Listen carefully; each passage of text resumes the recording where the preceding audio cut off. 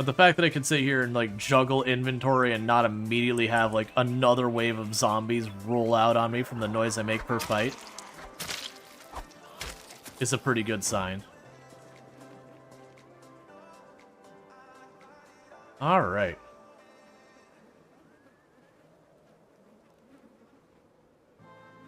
Let's see. Also, he's on Twitch. Like 95% of viewers on YouTube. Yeah, that happens.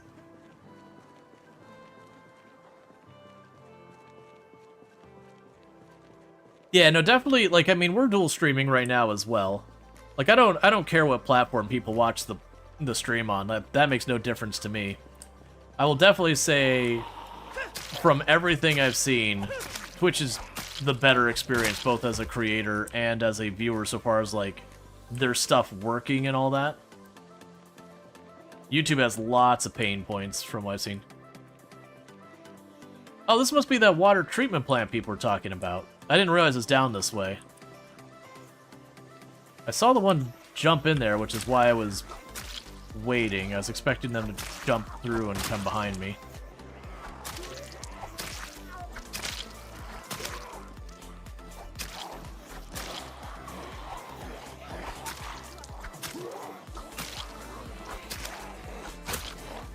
Imagine a water treatment plant we would find potentially tools and all that.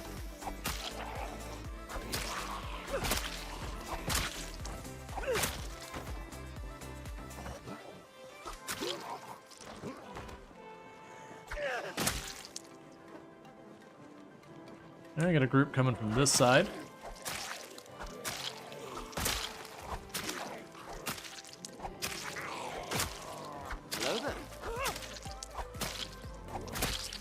Hey, Casmore, how's it going?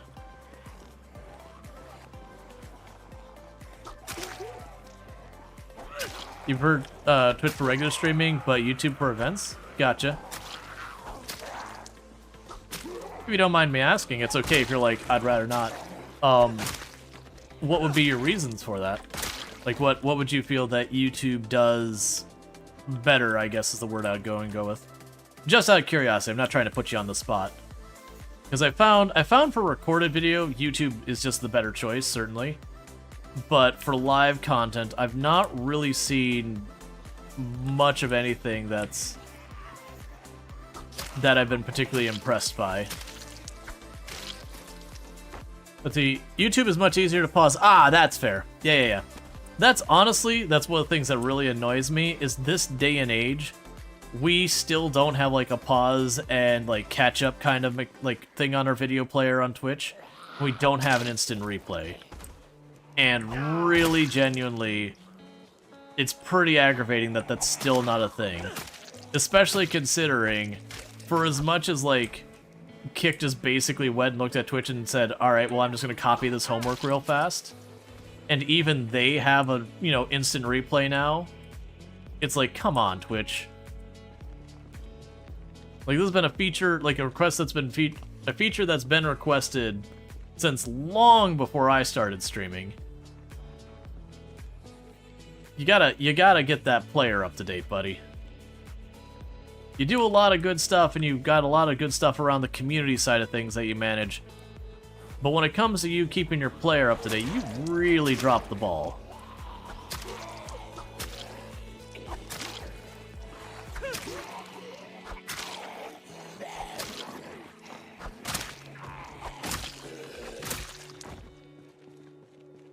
But check real fast, make sure no one has keys.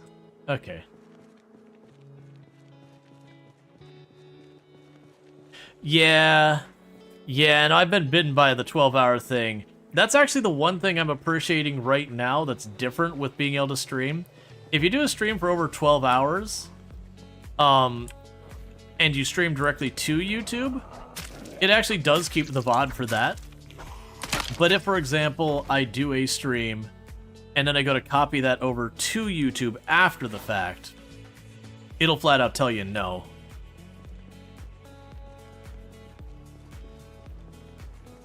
I've been bitten by that one a lot. There's a new way to split up? Yeah, I've had a couple ways. Oh, when you mean split up, do you mean when you're switching categories or anything like that? That's the one pain point I would also like to see. Oh, hey, zombie. I would also like to see improvement on YouTube side is like being able to set a bunch of the defaults for when you're switching stuff and being able to sit there and just like very easily be like, hey, I'm on the same stream. Don't make me hit end, change the category, change the title, change the description, change the this, change the that, and then have to start up a new one. Like, let me just go in there and have like a command I can just drop in there saying like, hey, I'm switching category. And it just, you know, chops the video and makes a new, like, starts a new one. Like, I'll obviously still need to update the title and the category and all that. But, like, right now, there's an extra, like, 4 or 5 steps you have to do that you just don't have to do on the other platforms. And that's just because YouTube was designed with recorded content as its basis. So the idea of, like, doing stuff on the fly was not something it was originally designed to do. So it just has way, way, way too much metadata. Let's see, you learn that to rewatch part of the stream, I have to go into the VODs and choose the current latest one, then scroll to where I want to watch. It's very inconvenient. Yeah, no, that, like, when it comes to the investments that Twitch, I feel like, could do to actually get a lot of good stuff out there, is it's a lot of those kind of things would definitely go a long way. Just being like, hey, we have instant replay now. You can hit a button, and, you know, the last minute, 30 seconds, whatever, it'll just go back to that point and replay it forward. Being able to do a rewind and catch up. So, like, say, for example, you're watching the stream and you go, oh, man, I gotta run downstairs and take care of this thing. Like, you know, my laundry's out, I gotta go pull it out. That's gonna take me 10, 15 minutes to, like, get that all sorted. And that kind of thing. That you could do that. Twitch has an instant replay button. It's called the clip button. Yeah, and until very recently, whether you said yes or no to the clip, it made a freaking clip. You would literally sit there and hit the clip button and cancel out of it, and I would have to clean out the clip afterwards. That was only changed this past year that it wouldn't do that anymore. What they need is they need like an actual instant replay button. Like, don't make me hit this button, it takes me to a separate tab to then go through and wait for all to refresh. It needs to be as elegant as a replay button on TV, where you hit the button, and it just kind of goes back a minute, and it plays forward. But like the rewind and catch-up thing, where I can pause the stream, and I can say, alright, just take me back to now, or I can say, okay, start playing at like 1 1/4 or 1.5 speed, to, you know, let me see everything, but catch me up. Yeah, I liked them to bring back moments. Sabota is a bit of a fringe. You like them. I liked the moments thing. I thought that was a cool thing as well. Like, there's still, like, people still have moments on the channel.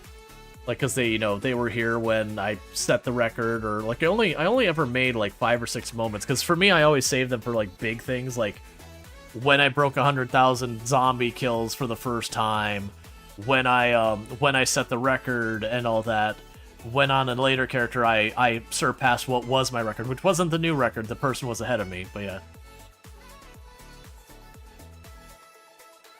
There isn't a replay button? Yeah, no, there's certain things I'll have like an instant replay and that kind of thing. But you get the idea that people do use as exactly as stated. I was going to check that because we think weight's bugged on the internal test build. It's got to be bugged. That right now it is the thing that people will use the clip button as an instant replay. And it's not a big deal now, but it was a thing that after stream, I would have like literally dozens of clips, and they were all like just random chunks of conversation where someone had missed a comment and they hit the clip to do an instant replay and closed it. And like I said, for whatever reason, the default behavior that Twitch had for that was make the clip. Just if you open and you cancel, make the clip. And it was not a good decision on my personal opinion.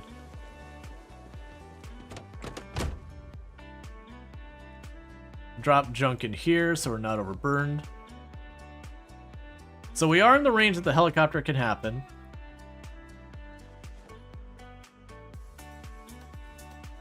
I'm gonna drop all the stuff. Oh, we did find a worn out picture of Kate.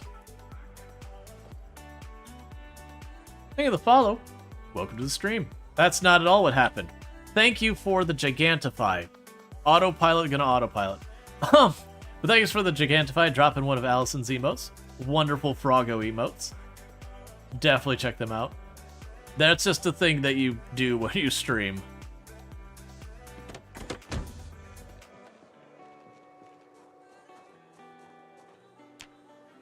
The other thing that Twitch does really well is discoverability. That's to me one of the things that gets me more than anything else on Twitch and stuff like that. I'm like, okay, like, don't get me wrong, if you just hit go live and that's it, yeah, your discoverability on Twitch will actually kind of suck. But if you actually are putting any type of effort into it, there is discoverability on Twitch. You just have to be cognizant of what those are and how you can best benefit from them. The primary ways you get found on Twitch are first with people you network. So that's raids, recommended section, all of that stuff. And that does mean the lion's share of that's going to depend on the categories you stream in. Because most likely, I am going to potentially pop into raid whatever on channels playing similar games that I'm playing. Because one, that's my interest. And then two, you know, when I go to take my audience somewhere else, if I'm playing one game, I'm going to try to avoid the thing where it's like, hey, here you are watching Product Zomboid, you know, let's go watch Hello Kitty. Nothing wrong with Hello Kitty. It's just a very whiplash situation. Or just the same, like if I'm playing Stardew Valley, and I turn around and go, hey, well, I know we've been chilling here watching Stardew Valley, I'm going to go take us over to go see some Call of Duty, or, you know, Dead by Daylight. Those are perfectly fine games or whatever. But very, very, very different experiences. The overlap in audience in those is not big.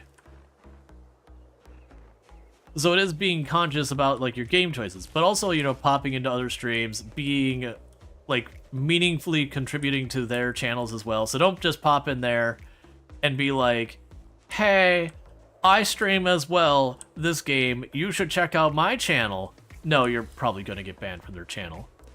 But, you know, when, like, they're sitting there playing Product Zomboid, and you've got someone who's, like, new to Product Zomboid, and someone pops in and goes, hey, you know, content creator, I'm wondering, can you lasso a horse? And they're like, I don't know, I'm new to the game. And then you can, like, you know, sit there and turn around and be like, hey, well, no, there's no horses in the game, or whatever. You can, like, you know, help out their community and all that.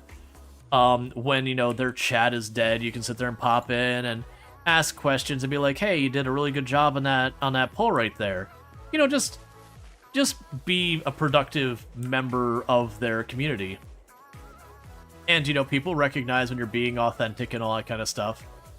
And all of that. And then, you know, what ends up happening later is you might raid them, they might raid you, that kind of thing. But there's networking. And people be like, oh, well, I'm bad at it. It's like, it's a skill. Like any other muscle, you gotta practice it, you gotta flex it. Eventually it gets better. It may not be something that, like, you may have difficulty at it, that's certainly fair. But it is part of how this whole thing works. That you need to basically get as many touch points as you can for people to find your channel. Because you're always losing viewers from, like, if you stay in the same game and people get bored of that game and their interests change, they're going to go find a different game to watch. If you change games, you're going to have some people who wanted the game you were playing. They're going to go away. So it's kind of one of those, if you change anything, you're going to lose some viewers. If you don't change anything, you're going to lose some viewers. There is no not losing viewers.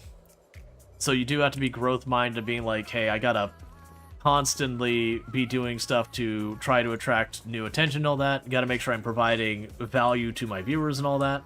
You know, whatever that might be, and all that. Now, the second way you have discoverability on Twitch is the games page, and the recommended section, which, again, circling back, comes down to the games category you choose. It is just an important thing. That if you're playing some niche game that no one's looking for on the platform, no one's going to be searching, and therefore not finding your channel through the games page. You're also unlikely to have very many people you can network with that are playing similar enough games that they're going to want to raid back and forth with you. Because, again, the whole thing of, you know, I have people interested in game X, and then you hop them over to game Y when you go to raid out. And that can be fine. But, like, you know, that is a conscious decision to be like, there's a very good chance I'll raid over with all my people playing this game, they'll go to that other channel, and then they'll bail because it's not the game they were looking for. And again, it's something worth doing, like, helicopter day, cool. Where did I park my car? Alright, so let's try and get to the helicopter, or try to get to where we've been dealing with our helicopter, because the helicopter can arrive between 9 a.m. and 7 p.m. for its arrival time. So I don't want to do the helicopter here, where we keep clearing. There is an area up around the corner where I've been doing all of the helicopters. And so I want to take it over there. But yeah, as far as like people being used to be surprised at the overlap, we're talking quantity. So like the Call of Duty and Hello Kitty overlap. Yes, there's going to be people who are into both games. Sure.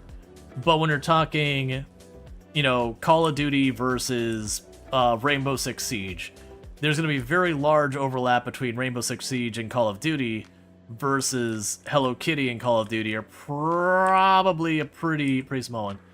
Oh, Project Zomboid? Stardew versus Project Zomboid? Yeah, there's a decent number. I've done both games on the channel. I've absolutely played lots of Stardew Valley on the channel in the past, as well as Project Zomboid. I'd actually say a bigger one with overlap is Project Zomboid and RimWorld. Project Zomboid and RimWorld has a very big overlap. Let's see, last year, the RimWorld community I watched nearly doubled people in chats starting to stream. The community chat gave them a leg up because they were good quality chat members. Exactly. Oh yeah, another stuff, if I see people who've been around the channel for a while and I find out they're content creators, a lot of times I'll be like, hey, this person's streaming whatever it is they're streaming. It's like, you know, if you're looking for that, go check them out. Like, I absolutely have no problem shouting people out. It's just, you know, you should be an active member of the community and all that first. Or again, like, you are someone who is in the same circles. Like, basically that you have some connection. Because like yesterday we had someone who popped as like, my friends to play, you know, started playing Fortnite. You should check them out. And they got banned instantly. Which is the appropriate thing to do there. Because that was first time chatter. My friend is playing Fortnite. You should check them out. Maybe you'll like them. Uh-huh. No, I'm good. Also, hopefully your friend finds out about this and tells you to stop it. Because you're just gonna annoy people. A friend, aka their other account. Yeah. I mean, regardless, if it is actually their friend or a separate account or whatever, you know, that there's certainly one's worse than the other kind of thing. But still, like, the number of people you're gonna have who are watching a stream in a totally different game, who have no idea who you are, and you just pop in and be like, check out this other stream. The number of people who are gonna actually click that link or follow that name is just a hair above absolutely zero. Now, it's different if, again, you know, someone pops in, I know they're a content creator, I'm like, hey, that's, you know, that's Omega Lols, the Third's chat. You should check them out. They're amazing. Like, I, as a creator, plugging them, you're gonna more likely have people be willing to go, you know what? I'll check that out. What's new with the update? Plumbing and digging clay. Give me 2 seconds. I'm gonna just take 2 seconds to eat a little bit of food here real fast. I'm just gonna go put up my clip reel and I'll be right back because I'm smelling this and it smells delicious and I'm hungry and I'm gonna eat it. All right, so I'll be back in a moment.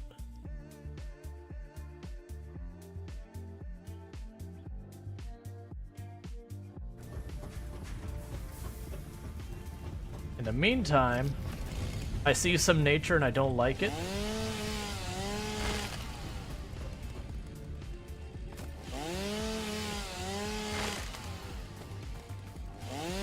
Look at nature's hubris being all over the place here.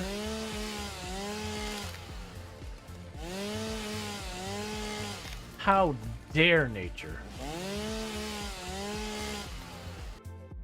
So prisoner, begin converting them. So let's see. They're a tough child. And they want to be in the mines. Alright.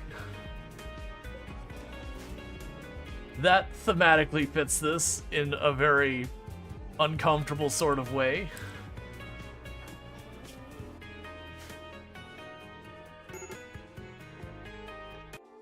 Arrived. Welcome, Cookie. Hello, sentient cookie. Ooh woo. I think that's the first time I've ever heard Tomb like say ooh ooh that I can think of. It's probably happened before, but like that I mean. I don't just spontaneously say it. Yeah, she doesn't just walk around and go, I like it, ew ew. Oh no, ew. She's like, ew, get it away. I don't want it. Yeah. I feel dirty. Stop it. What? Get more involved. I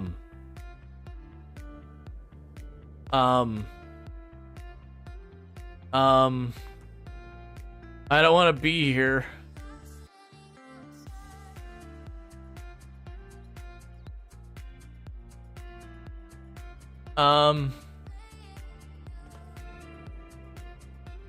I missed.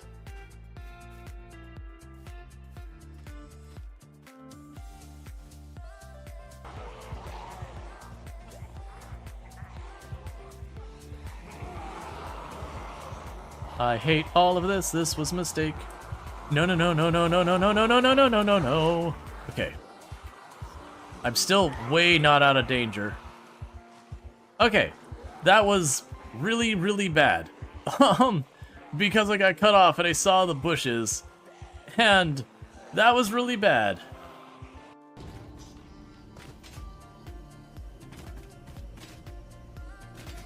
Oh, ho, ho, ho, ho, ho, ho, ho, ho, ho. Okay, hang on. Hang on. Little too ambitious with that jump. Oh, ho, ho, ho, ho. Okay, and I am back. A minor. All right. Make sure the microphone actually unmuted. Oh, let's see. If the subject comes up, you'll talk about streamers you like to watch, and why I like them. It's bad to randomly hijack the chat with low effort advertise, though. Yeah. Well, it's also you gotta be cognizant of like what's going on in chat as well. Like if it's something that oh yeah, no, I didn't finish eating it, but I wasn't gonna sit here and pause the game and go on a clip reel for like 10 minutes. It was just like we were on an ad break. I'm like, hey, if we're on an ad break, I don't want people to miss content anyways, especially in a game like Product Zomboid where one whiffed swing can be the end of the run. And we've certainly had more than once where the ad break happened and I took a death during the ad break. It's very feels bad, man. So it is a good time for me to be like, yep. Let's just pause and make that happen. But yeah, it's one thing if, say, for example, we're playing, I don't know. I'm just gonna make up a name of a game. It's probably not a real, Dusty Road. We're playing some game called Dusty Road. And, it's getting to, towards the end of the stream. We're like, man, I don't know anyone who's, who makes good content playing Dusty Road. Does anyone know someone who makes good content who plays Dusty Road? And so I was like, oh yeah, here's Tom McDusty Pants. He mains Dusty Road. He's really cool. You'd probably like him. That's an entirely appropriate conversation there. But it's another thing, when I'm sitting there saying, oh yeah, I have chill content, and you might have someone who, you're like, oh yeah, here's a bunch of other creators who have chill content.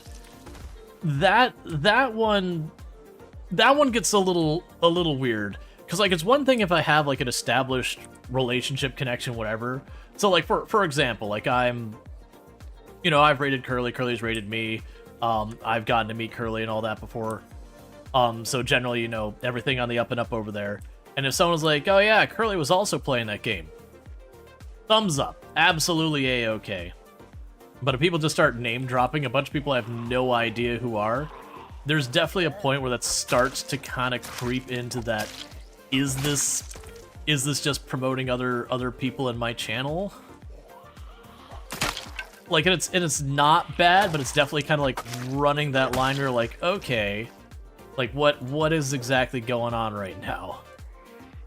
Because it could be people just self-promoting on the sly. It could be completely genuine, and so it can get weird. So it's one of those ones that's a little tricky to navigate sometimes. Remember them? Well, that's the thing. If context-wise it makes sense, usually it'll be like, hey, you know, it's cool that you like their content, but like, you know, maybe tone down the promoting. But again, as the other side of it, you know, like, again, How to Be Quiet, Queed is really fantastic, Curly is really fantastic, Allison Adventures is really fantastic, Ultrasource is fantastic, Drongo's present. No, I'm teasing. Drongo's also really good. You know, these are people that sounds like, oh yeah, Drongo's doing that. I'm A-okay with that. They're all good in my book. Like, I would expect if any of them popped in and did a self-promotion in the channel, it would be like, it either one be something that, like, you know, they would wait for me to be like, hey, you know, what are you doing on your stream this week? Like, they'd be very respectful, which is one of the reasons I'm very comfortable with that kind of thing.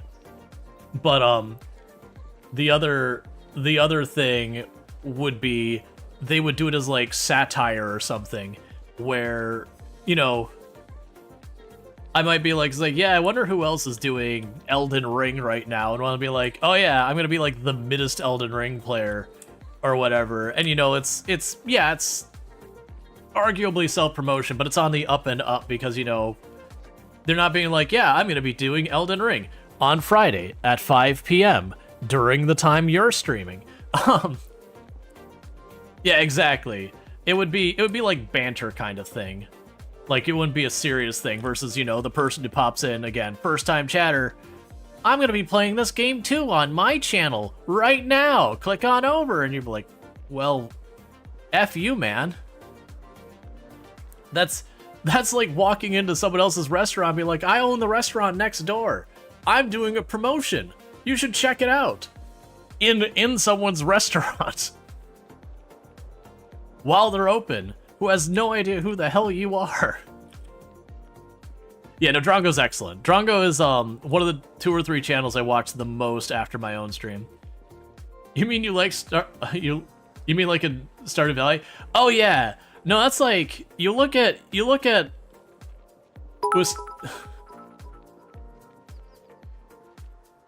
I'm thankful it's that one and not the mayo face one. The mayo-faced emote is such a great and utterly cursed emote. I have very love-hate of that emote, which is perfect. That means it's executed flawlessly. But yeah. So thank you so much for the Gigantified outlet. Was tempted. Hey, you know, it's okay, but yeah, Drongo's like mayo face emote is, it's a thing. I was gonna say it's a thing of beauty, but I don't think that's the correct adjective. But yeah, no, that's for those who haven't seen, like, played through Stardew Valley, there's the 2 business owners in town. There's Pierre, who runs like the little local family-owned store, and then there's Morris, who runs the Maurice, or as we always change the channel, Maurice, who runs the Jojamart, which is like your vaguely Walmart equivalent. And thank you for the Gigantify sentient cookie. And so there is an argument about which of them is worse, because like Maurice represents your big box store bullying out like the little businesses, doing some really shady underhanded things. And while yes, all of that is actually factually true, definitely the one that stands out for me as like the biggest just kind of jerk move that you can't like really hand wave away is him walking into Pierre's and then giving coupons to Pierre's customers while Pierre is in business to go to his store. And you're like, oh, hell no. No. Like, there's a lot of implied things that, you know, oh, there is this safety issue caused by Jojamart. But a lot of that you can't really pin down as like, okay, maybe they were doing things on the up and up and things just went wrong. There's like a lot of wiggle room. And then, you know, the big box store versus the little place. There is some fuzziness there in the way it's presented on, like, how good or bad wise. Because I would definitely argue Pierre is also a terrible person in Stardew Valley. Like, he is shown price gouging his own customers. He's shown, like, really doing some pretty awful things. So, all in all, if you actually look at what happens in the game, Pierre, independent of anything Jojimar, is really kind of a dick to his own customers and everything, and his own family a lot of times, too. So he's, like, Pierre is not an excellent person. But then, of course, you also have Jojimar, which, again, does have that one scene where he's handing out coupons, which there's no really forgiving that. It's like, yeah, that's just effed up, man. That's just really not okay. Whereas a lot of the other things they do that's awful, it's a lot more implied.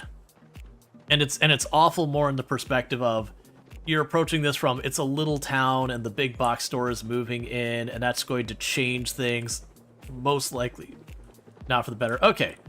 So, it's 12:24.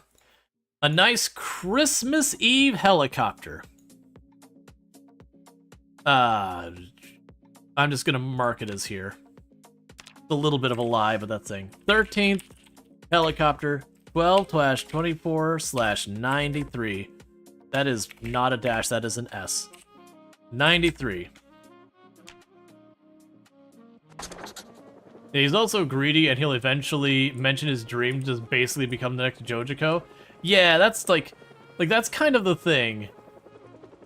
So people who advertise their own stream uninvited pull a Maurice. Exactly. It's basically that exact kind of behavior, where, you know, because like I don't approach content creation as in we're all competition to each other. There is a tiny wrinkle of truth there, but in practice, it's a very all ships rise together kind of thing. If you're collaborating and working with other people and networking with other people and raiding other people, what you're going to do is develop a shared viewership over time, and that benefits you both. So like when one person's gone, you end up getting a bunch of their viewers and vice versa. If I'm playing a game that you're really not into, like I decide I'm breaking out some Hello Kitty and you're just really into Project Zomboid, like I will have networked with other Project Zomboid streamers and you'll go check them out while I'm doing that, versus, you know, falling out of those circles, then, you know, you're effectively become a viewer loss type thing. And it is just a thing that people will move around. And again, if they're moving around in, you know, circles that people know you, there's a good chance they'll still end up coming back. And so there's like a lot of benefit to it. But there are people out there who see everyone as a very, very, very, like, absolutely can't do things to help anyone else because that's gonna hurt me.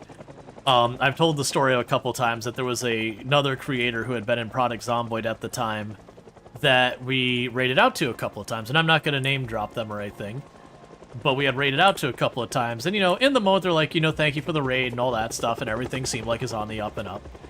And I was just lurking his stream one day, and he was getting ready to wind down for the night, and so I was like, oh, hey, this other person who was kind of another person who had been raiding them, sort of a mutual friend, was like, oh, hey, you know, if you're winding down, you could go raid this other person. You know, that'd be a thing. And the guy made the comment that he doesn't raid because why would he give his viewers away?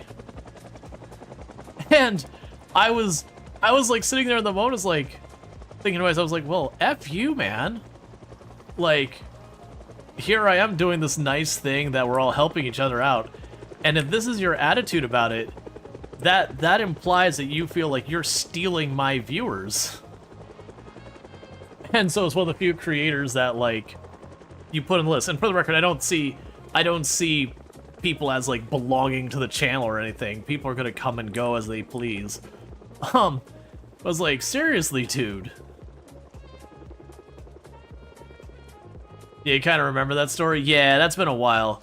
There's also a lot of people on the platform. It's still like a vocal minority, but there's a lot of people who don't like you using emotes from other people's channel because they see it as self-promoting or whatever. Which, again, it's like, what? What do you expect them to do with your emotes? Now, there is a thing where if someone does one of those things where like they go into another person's chat and they just drop in a line like a bunch of their different emotes, like first time chatter, and they just drop their library of emotes, yeah, obviously they're self-promoting. That's different. Like if they're just like showing the catalog of the emotes. But like if you pop in there and it's a panic moment and someone uses someone else's panic emote, that's what it's for. I hope people use my emotes in other places because you're spending money to get availability for them. Please use them.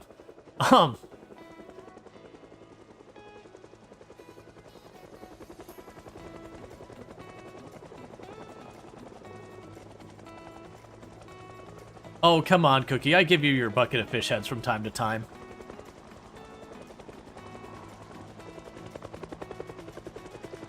But yeah, there's just people that's the way they approach it, that they see streaming as like a zero-sum game where like every viewer someone else gets. Why is there a helicopter following you? It's just an event in Project Zomboid. So normally in Project Zomboid, on your normal settings between days around like 6 to 8, give or take, you have what's called the helicopter event that shows up. And you'll have a lot of misinformation about how it works.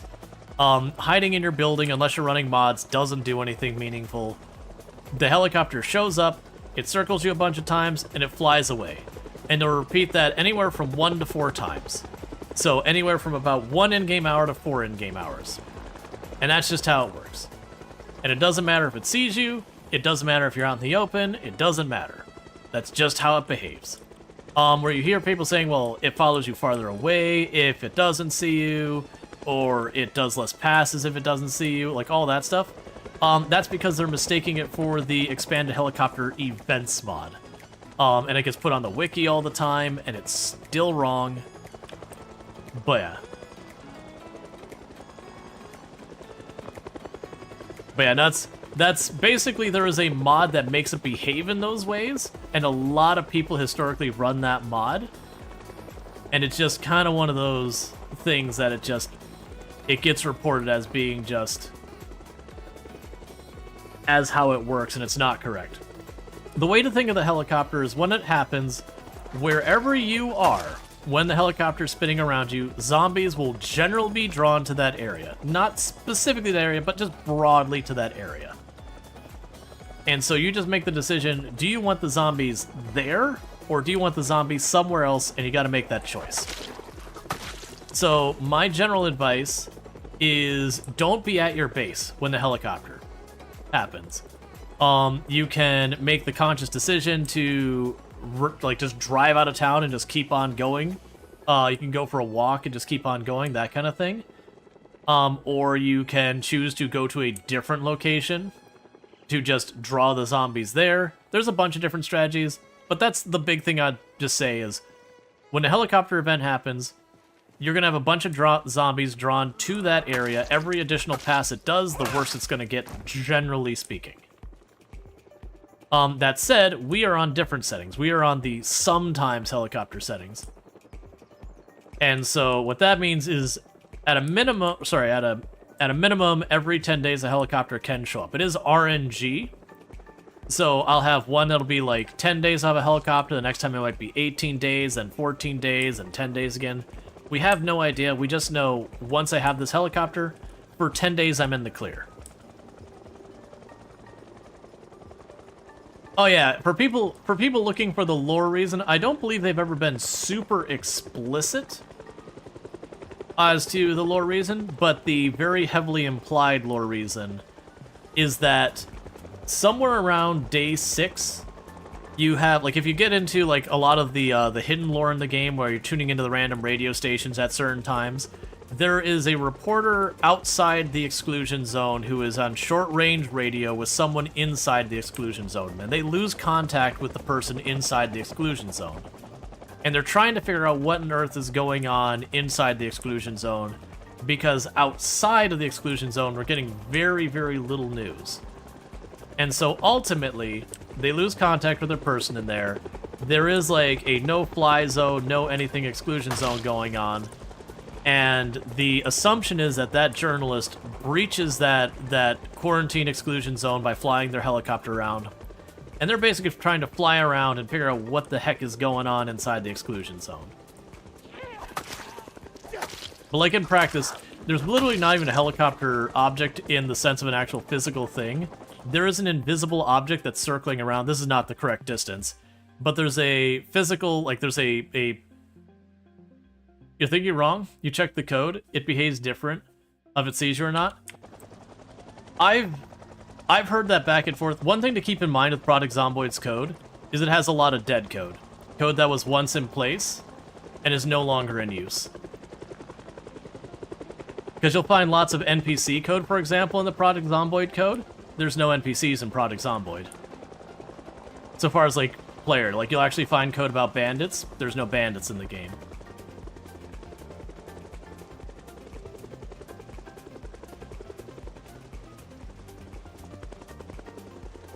Yet, this is true. But yeah, no, I've done tons and tons and tons and tons and tons of stuff. Keep in mind what you're probably seeing from the searching to hovering, Adaki, is the way the helicopter works behind the scenes is this. When you have the helicopter event, we hit like whatever time it shows up. So I'm standing here. The helicopter will fly in from a distance, and then it will circle. So what you're probably seeing as searching and hovering is you're probably seeing this is the searching where it goes towards the player, and then hovering is when it circles. So I don't think it's necessarily that spotted the player, as in like actually line of sight spotted the player. I think it's just literally the code saying, have you gotten in range of the player? Yes. Okay, circle the player now. Because the helicopter does have the two behaviors of flying in, circling, and then flying out. Were there bandits in Product Zomboid at some point in the past? I think there was a setting for like really, really, really early on. I think there was a setting for NPCs, but like they were not any, like they were like super duper early version kind of things, nothing there. I don't remember if they were ever turned on. It's actually checking player visible.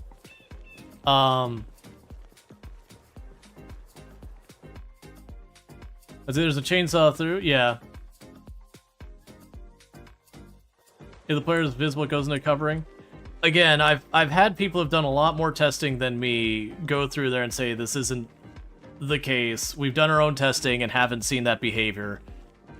That generally speaking, I've seen no visible difference. And that's with me like fast forwarding on like debug and just letting the helicopter event happen again and again on often.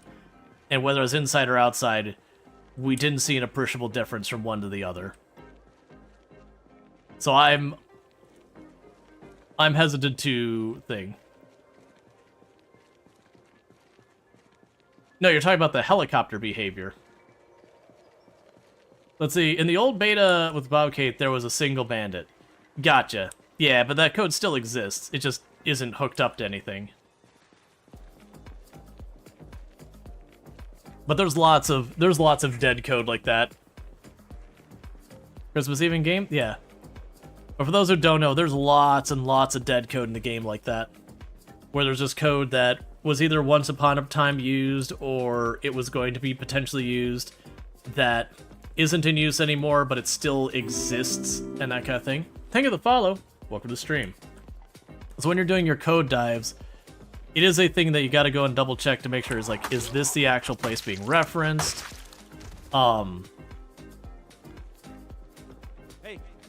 You know, is it still there? That variable they're using in their condition, where's it set? Is it set, you know, to actually have that outcome? There's lots of stuff like that. Like lots and lots of stuff like that. Because honestly, there's a lot of mods that literally all the mod does, it just goes to some of that code, and it just basically points at it. Like, there's lots of stuff where it's like, this helicopter behavior, okay, like it's disconnected, let's just reattach the connection between it. To do something for Christmas? I don't really think we have much of a position of something we could do interesting for Christmas.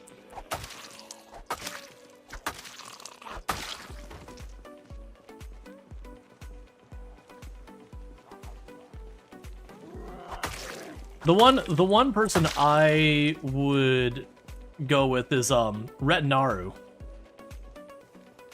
That would be a question to ask Retinaru, because Retinaru would have tested something like that to nauseam. That's kind of one of the big things that Retinaru does, is takes various stuff that people report back and forth, and tests to figure out what's actually going on.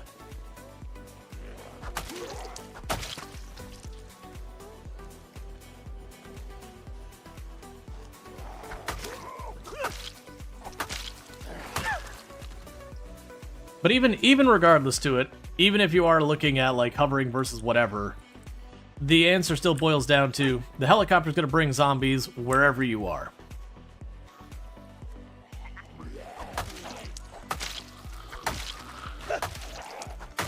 So this is kind of one of those things.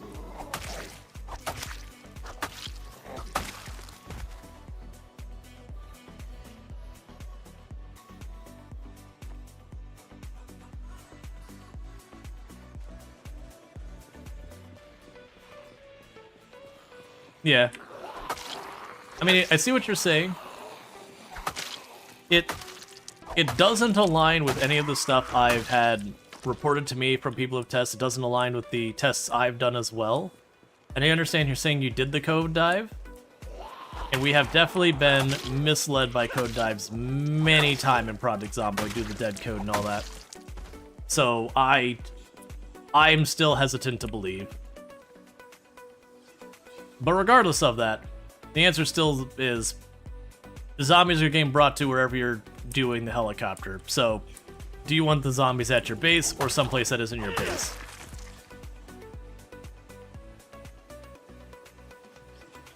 Let's see, yeah, when you were deaf and you were behind walls and stuff in the apartment, for distance in Muldrow, so that probably helped with not noticing the Zeds being pulled. Yeah. Let's see, wait, you just saw this is logged? Right, but you gotta look and see, like, with the searching and hovering pattern, is it different? Like, any of that stuff. Does it stay in the debug? Right, but the question is, does it actually affect the behavior? That's ultimately what matters. It doesn't even matter, like, does a variable get flipped? Does it actually affect the behavior? Because we've gone through a couple of times of different things that I've had people push back on me saying this or that. Well, no, but it's Adaki, it is the same question though. My comment, if you recall from the very beginning, is that it doesn't matter if you are in or outside. It doesn't matter if the helicopter sees you or it doesn't. The helicopter just circles you for 1 to 4 times. Because the rumors are that the helicopter will fly over, do one pass, and go away, and all that. And that's simply incorrect. So what you're arguing is that my comment had nothing to do with does the code have more junk in there. My comment is, does it behave differently based on its ability to observe the player? Which my postulating here is that no, it does not behave differently.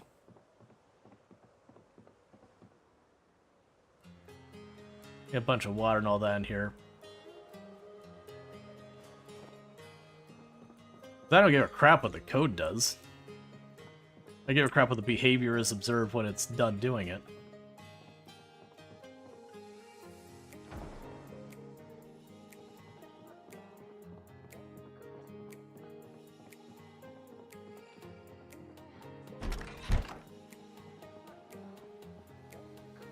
Yeah, that's those things I'll take to Retinaru or something like that and be like, hey, let me verify, because this is the thing I've heard for the longest time. You feel like houses should be brighter at night with the curtain not pulled down? Yeah. Hey, Ultrasaurus, can I get a shout out for Ultrasaurus? Absolutely fantastic content creator. Someone I definitely recommend checking out. Very good times there. Also been playing games like Project Zomboid. Been doing some Civilization 7, all that good stuff. You came with the Crete raid? Yeah, it's a good raid to come in with. But yeah, so that's the whole thing. But again, check out Ultrasource, friend of the channel, absolutely fantastic time. 100% recommend. One of the channels I tend to hang out with the most after stream and all that. So definitely a good place to go. Also plays stuff like Farm Sim, Product Zomboid, been doing some Civ 7. Does a lot of the same games you see here. So if you like your content here, you'll probably like it there too. The search to pull more zombies and radius out. I get what you're saying, Ada. I'm basically going to say we're going to move on from this thing because we're just talking in circles right now, where I'm saying, you're telling me the code says one thing. Fair enough. I have not observed that behavior, and the others I know who have tested have not observed that behavior. That's where we're at. And we're just going back and forth being, I see it in the code, and I'm like, but I haven't seen that behavior. It's something I can't really test on stream in any type of timely manner. But yeah. And those going into debug sessions during stream really derail the stream, so I try to not do that.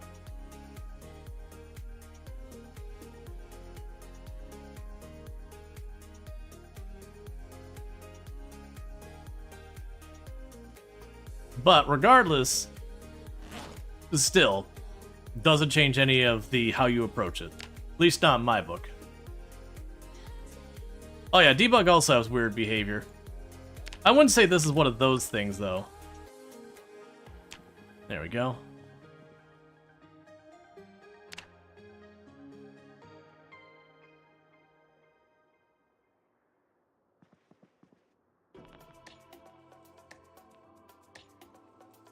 Okay, so you toss you in here.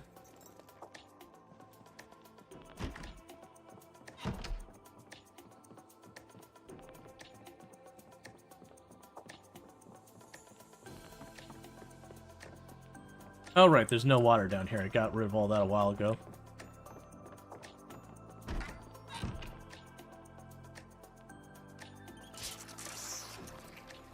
No problem, Ultra. Alright, so let's see how messy things are, because that was the helicopter that we've been waiting on. We can grab the axe to use as a weapon. I don't really need to keep a spare of that anymore.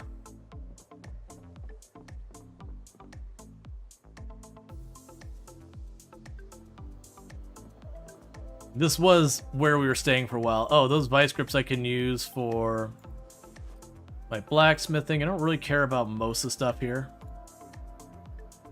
We'll grab those tongs because we broke a couple of those blacksmithing. I got water I don't need.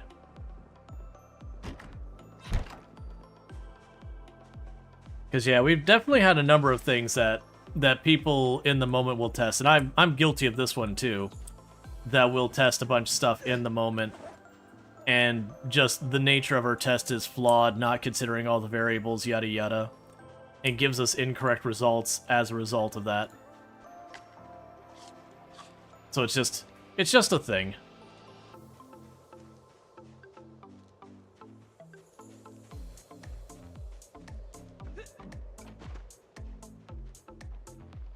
So you keep trying to think if there's an easy way for me to quickly test it. Because I can't remember if a debug, I think you can just hit a button and spawn a helicopter. But then we gotta wait for the helicopter event to play itself out.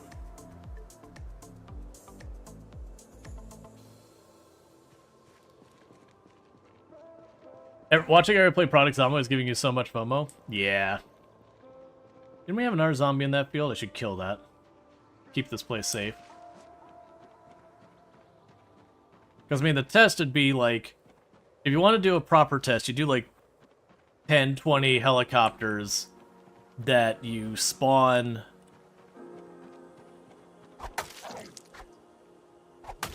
Like, that you spawn, like, while you're standing indoors and all that. And just see how they behave, like, show the actual object. And then do one of those ones where you just stand down the area and do the whole thing.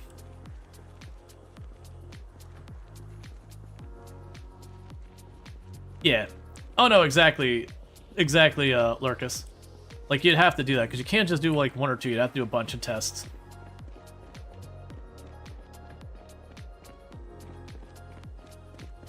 Someone can make a video? Yeah, no, that's the exact kind of thing Retinaru usually does.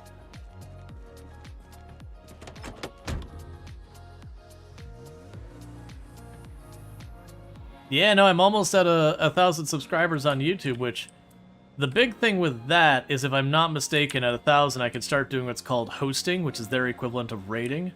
I gotta look at how you even do that. But you get the idea. Which I gotta figure out when that happens, how I'm gonna even navigate that. Because that'll kind of change the flow for when I end stream. That was weird that we suddenly started walking super slow.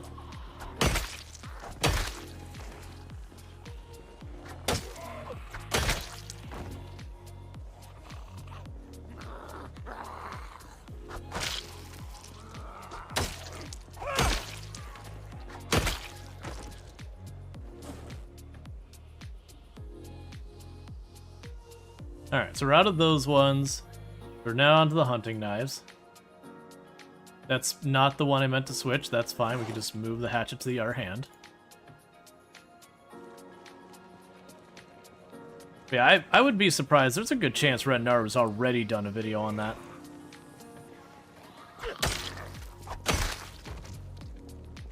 Yeah, people like Retinaru, Lamprey, those would be people I tend to like believe as sources for those kind of things. Because I know they will test extensively.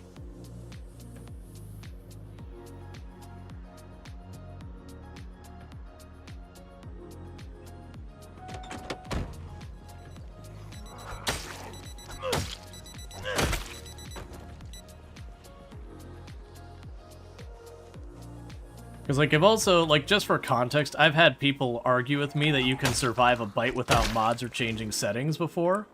Like, very passionately. And I've had people claim that they did a code dive and all, which, that in that case, are just blatantly lying. Because in the code, you can actually see there's a boolean that's like, you know, bitten, you know, is bitten kind of thing. That's not the exact variable name. But it just, being bitten is treated as infected. That may have changed, it's been a long time. But that went back and forth a lot, and it had multiple people do that. And I'm not saying they're going, hey, you're lying or whatever, but it is one of those things that like I have to kind of go and look it up. And I know I keep accidentally drawing this topic back, and that's on me.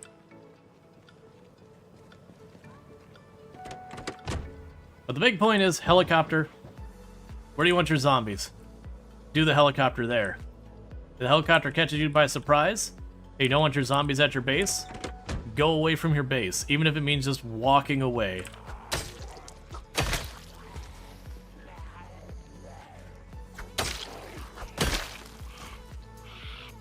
Oh yeah, no, I got you.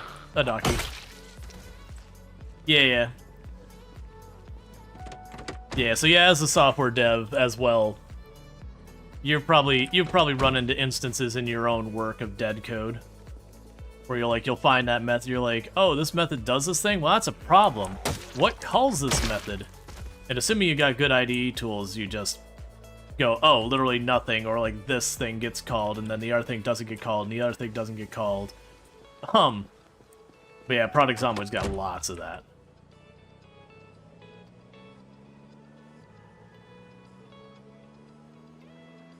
Let me see if my bot died. Because my bot should be responding to that. You doing over there? You doing okay over there, bot? You seem to be doing okay over there. Yeah, that's one of those things. And for the record, if like Retinaru came back, it was like, oh yeah, that's totally a thing. I'll be like, well, I've been given bad information. Huh. I don't know why that didn't fire. I could hit the button manually. Ah, interesting. So I hit the button manually and it still didn't do anything. Well, let me go ahead and kill Firebot. Firebot's having a moment.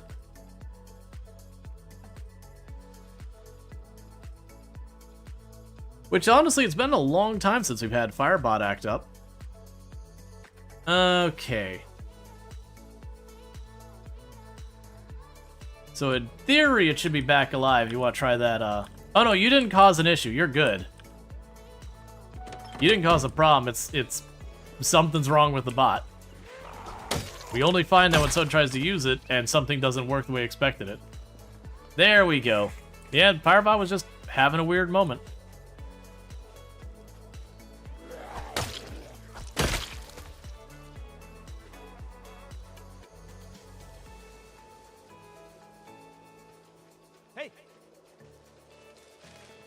Okay.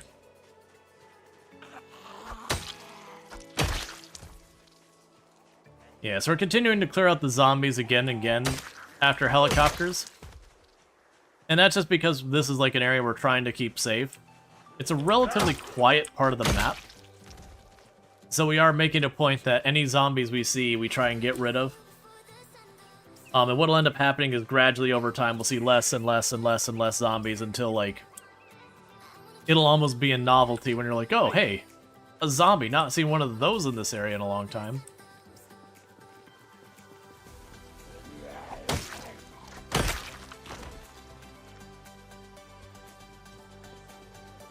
I saw another one up here.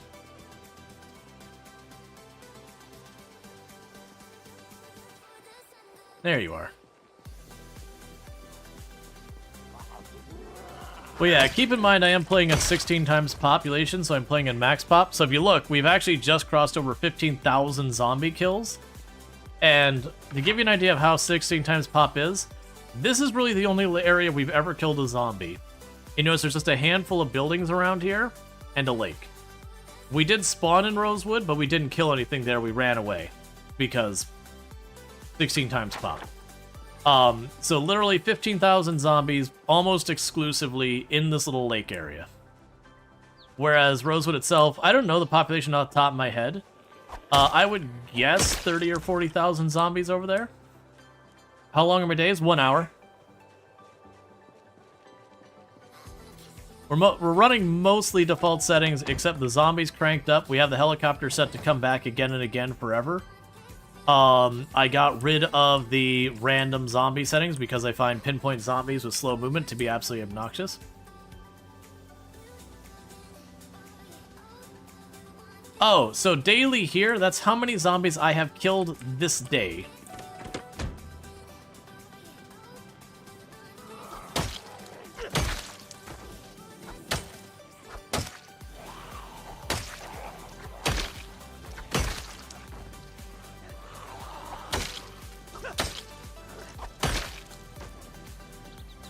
Oh, yeah. Yeah, no, Anna's doing some debugging with the helicopter.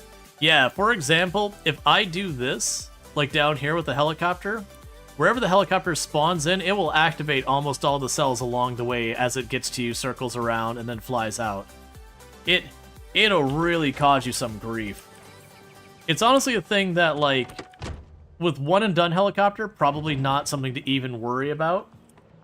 But, when you're dealing with multiple helicopters, it will gradually, over time, just get really, really nasty because you'll just have more and more cells getting activated, and once they're activated, you just have to start worrying about stuff like migration and all these other things. So yeah, the helicopter will gradually really screw up the distribution of, distribution of the zombies.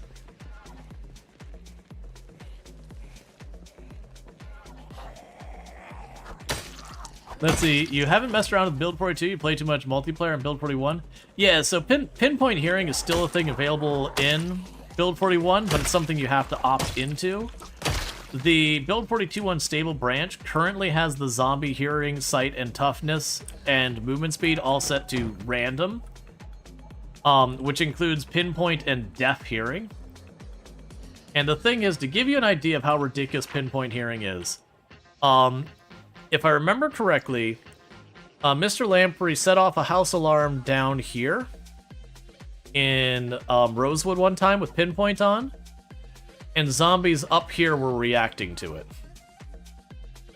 So, like, for context, that would be, like, the range those zombies were hearing that alarm. Like, it is It is wild how long a range it is.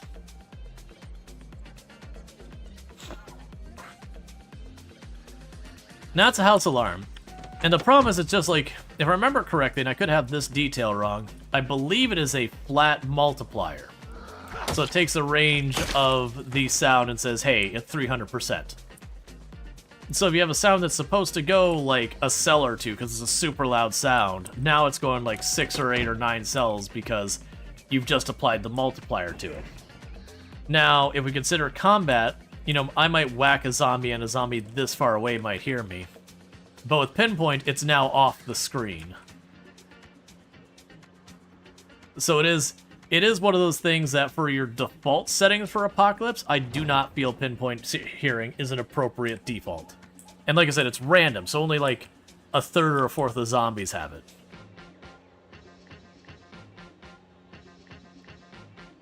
And yeah, I also do agree, deaf in a lot of ways is way scarier.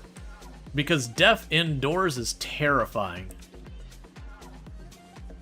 Because you'll be just minding your own business, and just this zombie is just chilling around the corner, not moving despite all the noise you've made. Let me check. It feels like one of those tires is low. The car's pulling a little on me. Where did you go? I saw you right here. There you are.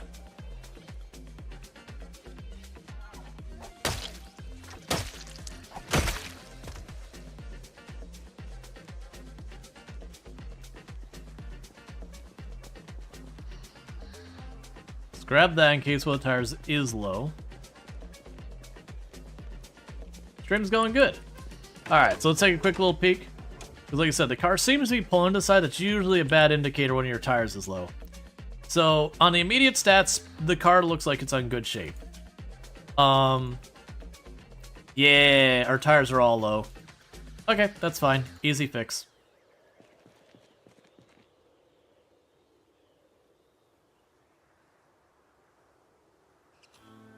That's a big old note for you. That's fair. I have had a number of times on the channel where people are like, oh man, that looks so fun, the 16 times pop thing you're doing. I gotta check that out one time. And it'll be like a week or two later, and it'll be like F16 times pop. I don't know how you do this. You are a masochist. Why would you ever do this to yourself? Can you install chainsaws in the car with barbed wire? No. The cars have no armor or weapons you can attach to them. Not without mods, at least. You can just do cars. Generally speaking, Project Zomboid doesn't get into like Mad Maxy kind of things. It also doesn't go and give you options like set all sorts of like traps and explosives and spike pits or anything like that. That would be a sick mod. Yep, it already exists for Build 41. There's a whole bunch of them. A lot of them get real janky, though. There's some good ones out there, though. But, it's just generally speaking, the intention is for you as the player to directly kind of approach and fight the zombies one-on-one. Let's see, they had a blog that they wanted to add it from a few years ago. Yeah, no, so I believe they added that they wanted you to be able to armor your car. I don't believe they wanted to be able to, like, put blades and all sorts of stuff on there. I could be wrong about that. I do remember they did talk about armoring your car just to make it last a bit longer. That said, with the armoring of your car, if I remember that blog post, I want to say they were talking about having it would have, like, a severe impact on your car's, like, ability to drive, horsepower, all that kind of stuff, because, you know, it's big and heavy. Do we have a release date for 42.3? No idea. The devs don't give us that information.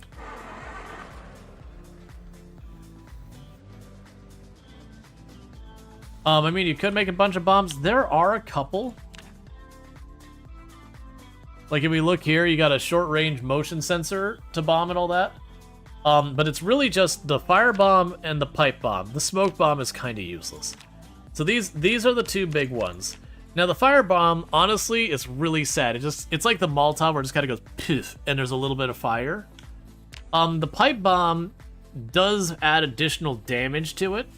The fire is the big thing from the pipe bomb as well. But generally speaking, they're both pretty terrible.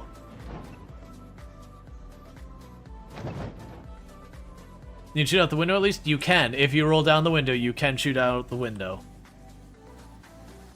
I actually have no idea how good the shooting out the window works in build 42 with the rework of shooting. I haven't tested that at all.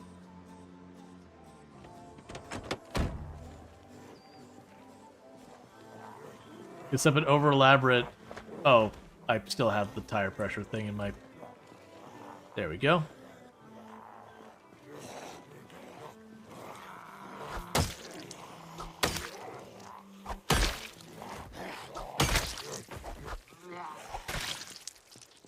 That's a little dicey there. Yeah, they fixed the where you're able to hit way too far, but it's also kind of made it so that the crawlers are dicey again too. You could try it when you rolled engineer, but they didn't live long enough. Let's see. Oh, you just mauled by a moose in the long dark, but you got the last laugh. You killed it with a couple more arrows after you bandaged yourself up. Yeah. But yeah, no, it's just one of the things. Those are the only real traps we have in the game. And for that matter, explosives. The only thing not listed there is the Molotov. So when you look at, you have the Molotov, its throwing mechanic is real janky right now. That is on their list of things that they're going to be reworking at some point to give us more throwable stuff. Because they talked about wanting the idea that you could like throw a rock against a wall to draw the zombies away, that kind of thing. Which is cool, but that's never going to work if they don't get rid of pinpoint as a default. Because it'll just be, you'll throw the rock, they'll turn towards it, you'll take 2 steps, and then the zombie will turn right back to you.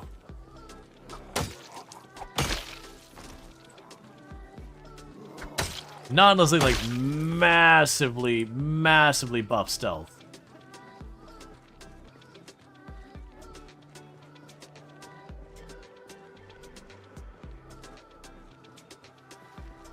Grenades? There's a possibility. Like, the pipe bomb, if I recall correctly, does work like the Molotov. But it's just one of those things that most of the time, it's just a good way to kill your own character. And then it starts fires. And then, at that point, you might as well just done the fire and skip the whole spending absolutely forever to make the pipe bomb.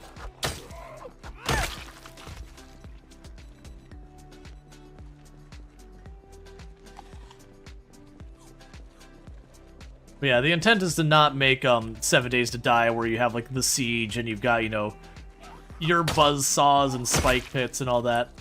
That's an excellent game for that kind of thing. Let's see, no, you mean his car's like 80% everything, but still sometimes fail to start. Happens to your cars too. You don't get why? Oh yeah, it's an RNG thing. Your car always has some % chance of failing to start.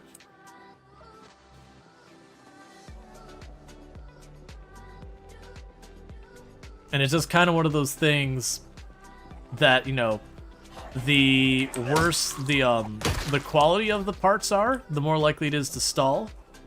And then the worse the condition the parts are, you also have risk of stalling. So there's a good chance, I bet you if I look at the engine on that car, it's probably like a 60% quality or something like that. So it's just basically a crap engine. It's just a crap engine in good state of repair. How safe is it to hop back and forth on Build 41 and Build 42 single-player saves? Different saves are probably fine.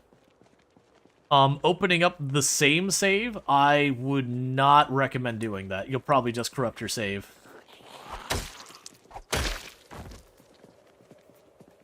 But like if you have like, this is my Build 41 save, and you only load that in Build 41, and this is my Build 42 save, you can do that and that'll probably be relatively okay. I would still back up my saves to be careful, because you never know when you're gonna accidentally load the wrong save in the wrong version.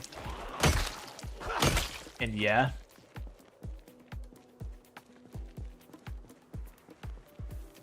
You were mentioning that it wipes out your multiplayer stuff? Yeah, so Build 42 does not have multiplayer like servers. You can apparently split screen, but I've heard it's got a lot of weirdness. Like for example, the crafting menus on split screen. My understanding is one of the players gets the new crafting menu and the other one gets the old crafting menu. Or something like that. I don't remember the exact thing. I remember that was one that came across the table. But yeah, so it's like, it's really not meant to work. When build 42 comes out, will you lose your build 41 saves? Not typically. Usually what will happen is they'll have like a save migration kind of thing. But usually that's just making sure it works. It doesn't update your world to align with build 42. So like, stuff like where the stones are that you can mine to get flint and clay will probably not get added to your world. Generally speaking, when you go from one major version to another, you're better off starting a new save. Thank you for the follow. Welcome to the stream. Because it very well could be, especially if it's a save you've had for a long time and you've seen most of the map, you're going to have a lot of issues. But that said, you can just keep playing on build 41 till that character dies, and then flip over to build 42. They usually keep all the previous versions available as well. All right, let's keep killing the zombies just out in the open in the water treatment facility. 8 months and you haven't left Riverside. All right. So yeah, most likely, and again, this is a very there be demons kind of thing. Most likely, if build 42 were to drop, you'd be able to load up that save, and it would have like a little thing that appears on the bottom of the screen. It says like migrating save or whatever. It'll probably take you a good couple minutes, and then most likely you'll be able to load the save. Now, that said, zombies might reload into your world that you've already killed. You might have buggy areas on your map. Like, there's lots of room for problems. Your character would be, like, weird in the sense that you would have, like, some really high stats for whatever the appropriate stuff you have leveled, but then all the build 42 stuff you'd have no stats in because they didn't exist before build 42. You'd probably have a pretty whacked up experience.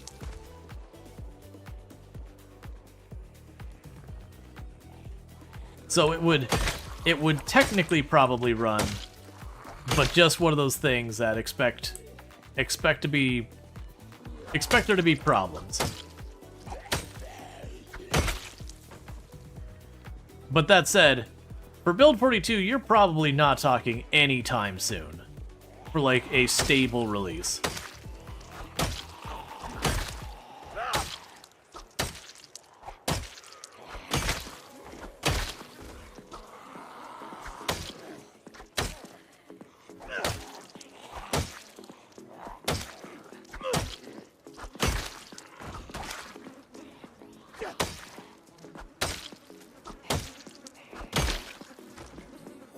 Keep pulling, let's back off. Alright, you get yourself some good sleep, Steve. Thank you again for hanging out and lurking and all that. Yeah, no, you're probably talking build 42 being on a stable branch. I would be surprised if we're not talking next year. Or later.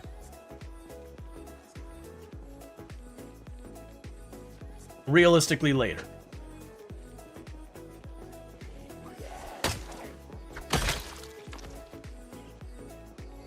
I need to back off so I can rest. Considering it's only 4 and we've already killed 100 zombies today.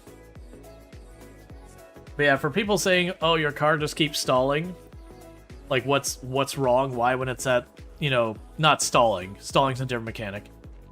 Your car keeps not starting despite being at a high state of repair. We can check out real fast why that is. I bet you we can find something. So if we look at it, we'll start with the engine. That's the most likely cause. Yeah, so engine quality is 41. That's a crap quality engine.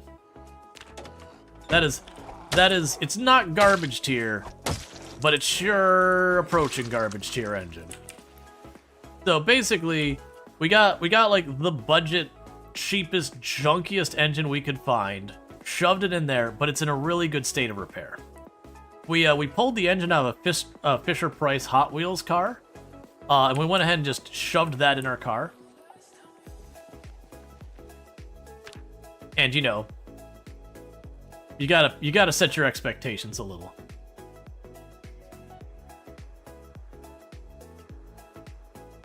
LS 4.3? I don't know what you mean there. Let's see. Is there a way to build a fireproof area room to a house to house a generator? You don't want to spend a couple of days clearing a part of a map just to come back and find the base burned down?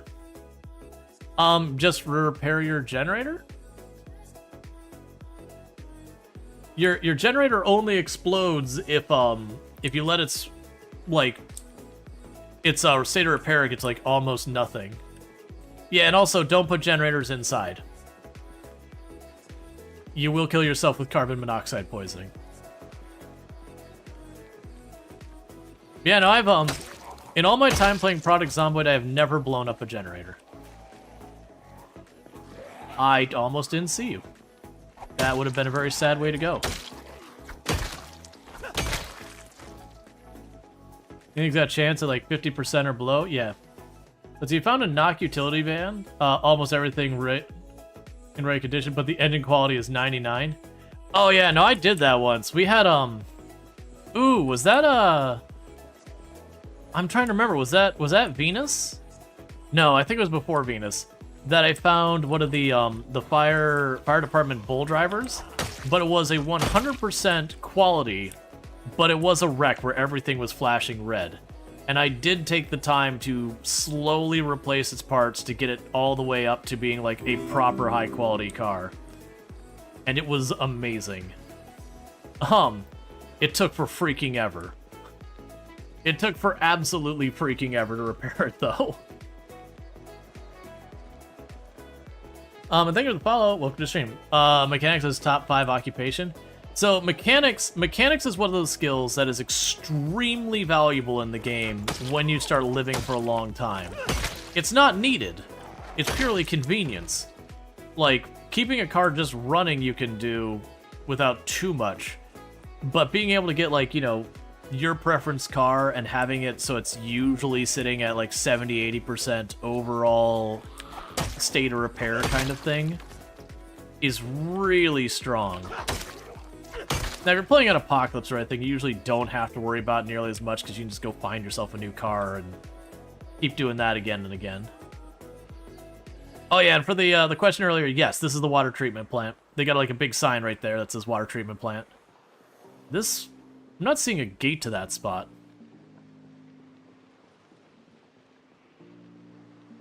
Is there no way in there? Because I think that, yeah, that's the kind of fence you can't climb over. Yeah, no, place looks amazing. I'm willing to bet the building down here probably has tools. There's a lot of mechanics and electronics in a real-world water treatment plant that you would need to be able to service and repair on site. So I would be surprised if we don't find stuff. I'm genuinely curious if that's fully enclosed. Because I'm seeing no gate, they're not trying to go anywhere, so there's not a gap in there.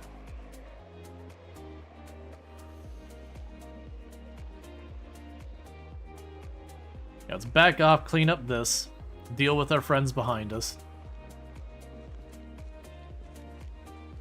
Oh yeah, no, we could definitely get in there. I think you might also be able to use a welder and cut through that. I'm pretty sure you can cut through that with the welder.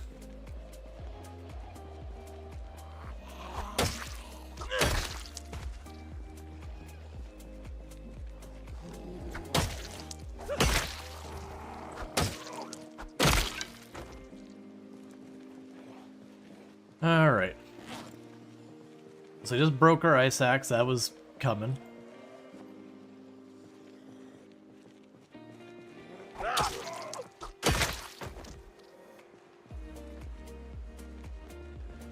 So what I'd like to do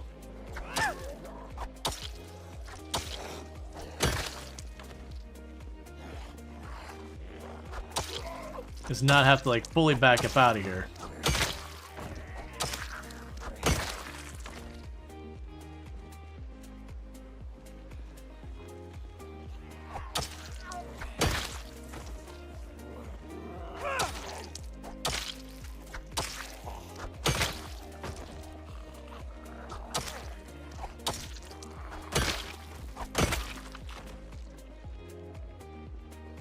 Alright, so let's back up and rest again.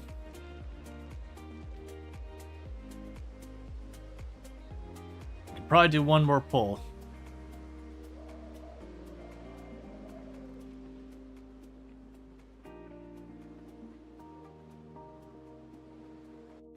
Let's see, it's worth, it'd be worth retesting the chopper properly to get Retinar to do it. From what you can tell, the searching state only happens when you are indoors or in the forest. Range where the zombies are pulled is nearly the same, 500 to whatever, but the range they are pulled around you is a little different, 500 to 100. Gotcha. I mean, to me, that's basically the same thing, but yeah. The point, so... To clarify what the rumors are, is the rumors are, one, that if you stay indoors, it will only ever do one pass, which is blatantly false. The other rumors we have is that the number of passes will be reduced, which is kind of the same thing, and that the distance is significantly different, and all those kind of things. Those are the things that get stated most of the time, which is basically the thing I'm like, yeah, that's just not true.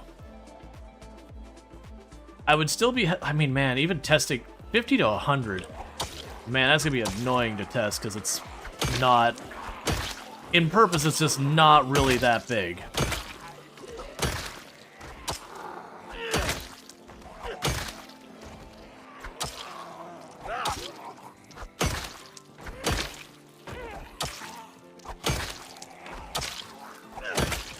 Okay, let's, see here, what? 1, 2, 3, 4, 5. That's about 12-ish tiles. Let's do a little measuring stick. Okay, so if we look down here, oh, that's not gonna work. We can use the building.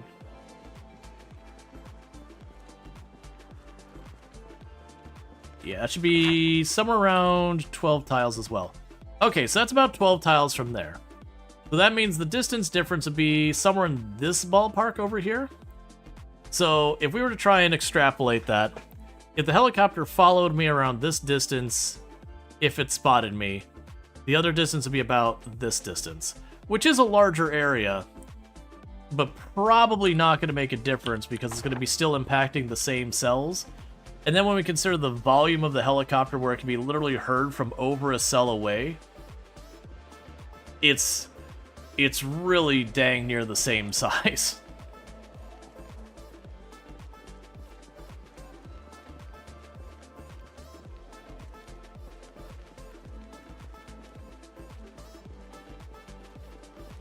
And it gets, let's see. And it gets even smaller in practice due to the zigzag flying over your location, which makes locations average out exactly your location. Yeah, so that's one of the things, like the thing where it flies in, circles you for a while, flies out, flies in, circles you for a while, flies out, flies in. You know, that's the passes.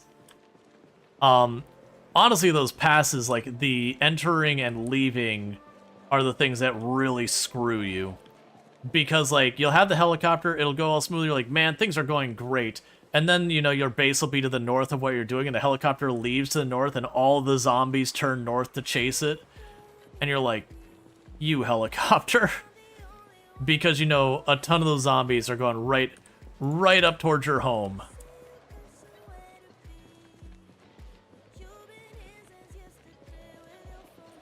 Is there anywhere you can see a list of the build 42.3 changes? No. So to be clear, the build 42.3 is the internal test build.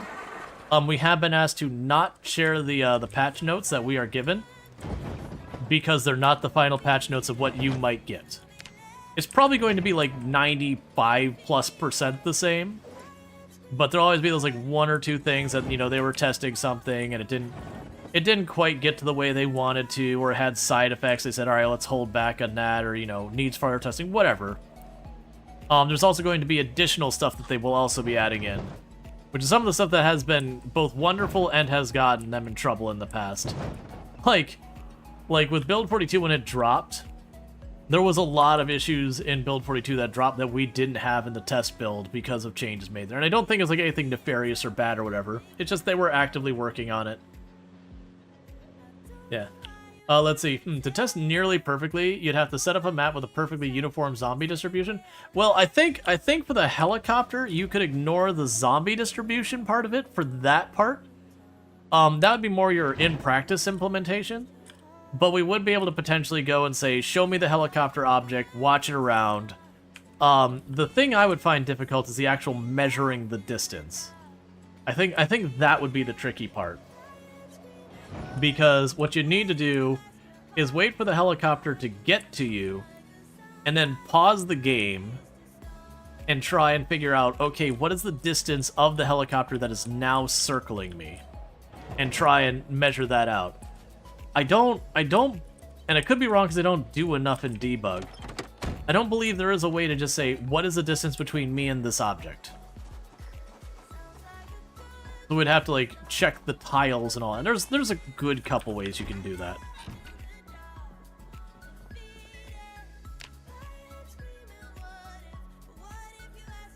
But you could do that, which you probably can't. Yeah, no, there's like the zombie impact. You could certainly, there's ways you could do that. Of course, your half sentences kills everything being read. Yeah, no, you're all good. Now I do see zombie distributions afterwards with maybe 1,000 times of each helicopter state. Oh yeah, no, I don't think you'd need to go, like, don't get me wrong, that'd be a very thorough test. Like, that would be an amazing test. I don't think you need to go for 1,000, but you definitely need like a dozen or two times of each, because that you would see the difference in the averages, even if you couldn't truly measure it. Let's see. You'd make a test map with the concentric rings of hedges and see how far it pulls. I mean, there's ways you could test it. You could make a ruler of sorts that you could have like one thick like wide buildings that you just kind of go out, and then you could just measure it that way.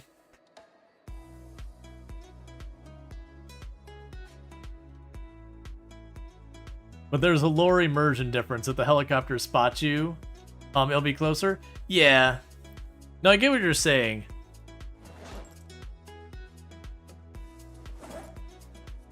But I guess the bigger point is, like, in all reality, where people are like, oh yeah, the helicopter will only pass you once if it doesn't see you. That's blatantly wrong. That's usually the one I hear the most, is that the helicopter will pass you less times if it doesn't see you. I hear that one the most. And then the second one you hear is the distance is different. Which the implication here is that the distance is different, but it's like round. I mean, it is from a multiplier standpoint, it's a big number, 50 to 100. That's literally double, but it's doubling what's effectively nothing.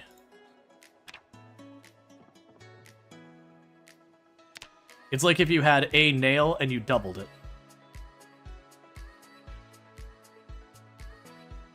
Yeah, so weight is bugged. That's what we got going on. Weight is currently bugged on the test build.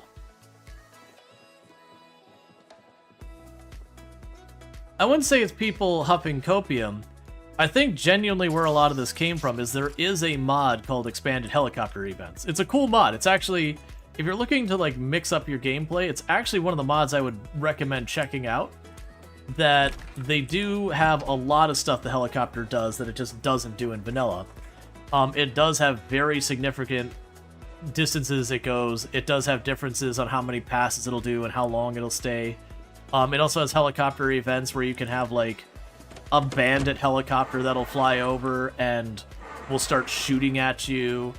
It has a police helicopter that early game will shoot at the zombies, but not you. Later in the game, it'll start shooting at you as well. There's a military helicopter, same deal. It's just the ratio differences.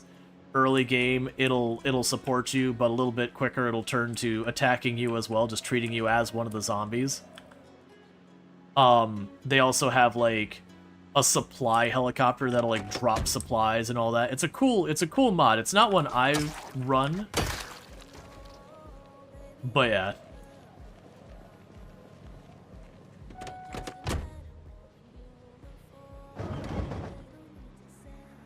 Let's see, you still remember the time the expanded helis dropped a supply crate in front of your fence gate? Really annoying to moving it out of the way. Yeah. Well, it's one of those mods that's got some janky stuff.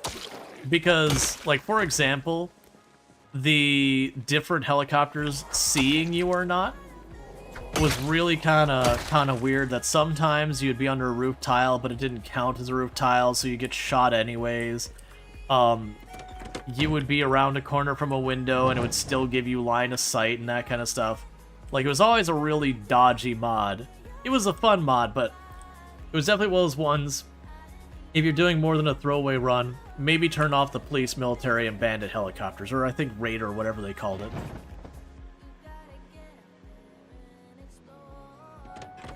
And that one had a helicopter called the News Helicopter, which is literally the helicopter we have normally.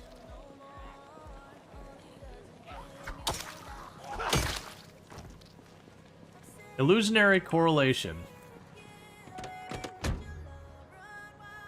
Yeah. Oh, we need to get gas soon.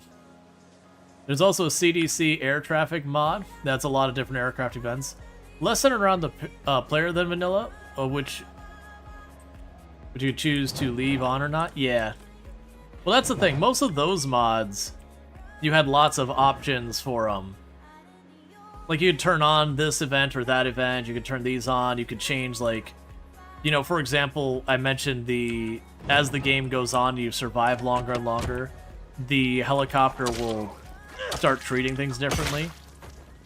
That early on, the police and the military will both shoot the zombies around the player, but very quickly the military will turn to shooting literally anything in the exclusion zone. They just kind of go on the assumption that you're just another infected person or whatever. Eventually the police also do the same, but they take longer to get to that point, which makes a certain amount of sense that when, you know, how many people are alive in the zone? Basically nobody, and they're just trying to deal with it. You'd hit that point where it's so many people, you're like, yeah, there's very little distinguishing difference. Now, in real life, I don't think that'd waste the time. Like, it wouldn't make sense for the police to just, after the entire area has fallen, to just zip on over and go on a shooting spree of the zombies. You'd be better served trying to handle, you know, handling the borders. You're trying to keep the exclusion zone locked on. Don't waste them just shooting at crap in the middle of the area. But that's why it's a mod, not like anything real. But there's a lot of cool mods like that. Alright, we are short on weapons, but I do think we're down to just a handful more rally groups inside the perimeter here.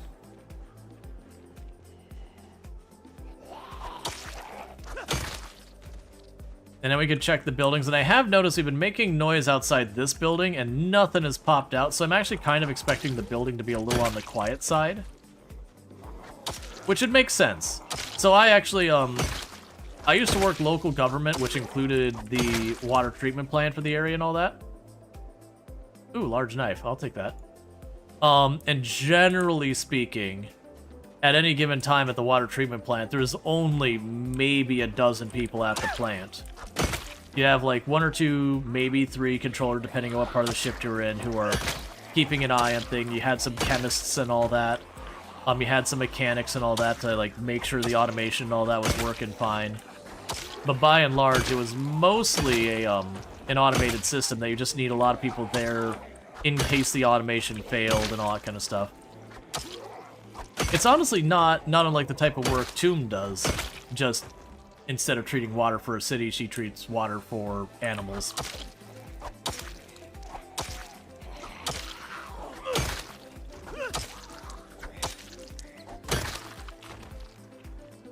Do you have a suggestion? Finding sand and clay. So clay right now, you just forage. Just forage, like roads, fields, vegetation, all of them will give you clay. If you're on build 42.2, when you find it, you find in like stacks of like 3, 4, and 5. For sand, you're gonna need to find a sack, and you're gonna need to find a shovel. And I don't have any to show you here, but you can look at the flooring to see if it's clay. And just pick it up.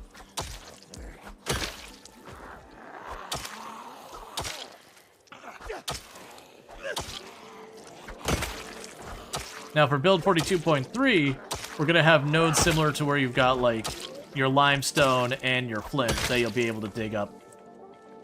But that's only when this comes out in the unstable branch, which it's got some issues they got to sort first. 1 second alarm. I don't want to get up just to sit back down. All right, I'm getting up, game. Did I accidentally put my whetstone in the car? How worn out are you, Hatchet? Is it worth me going back to deal with that? I mean, okay, so its sharpness isn't great, but it's not as bad as it looks. I actually put the whetstone away somewhere.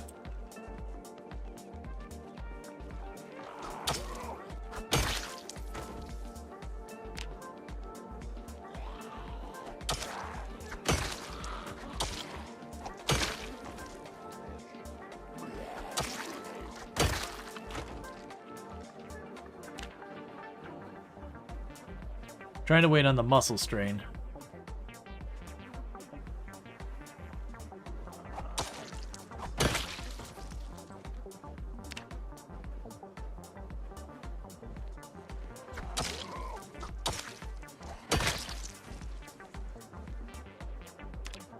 The only downside of these weapons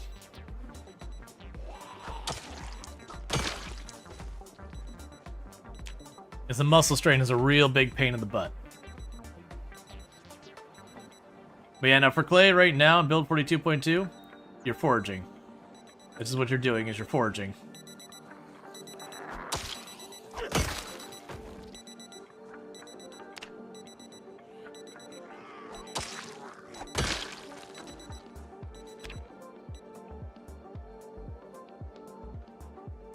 Okay, there we go.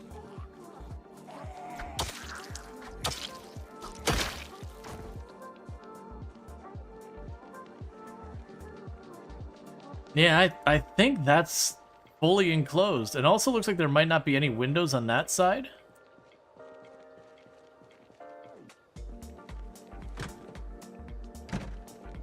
Yeah, I'll check that out in a minute. It's looking like that's going to probably be pretty dead in there. It's windows on all sides. We've already pulled zombies out of the building. This looks like it's all enclosed.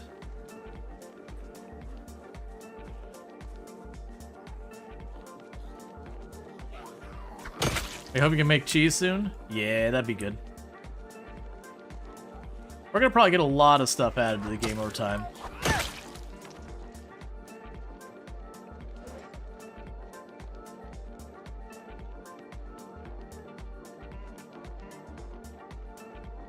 Yeah, I'm pretty sure there's literally no gate or anything to that thing. I think literally that's an enclosed space. It's a shame it's not a fence you can climb over, because there are a couple places on the map that exists where you have an enclosed space that doesn't have an entrance. Yep, water treatment plant. That doesn't have an entrance, that you can actually make a place that zombies cannot get into. Now, it sounds amazing, but there are negatives.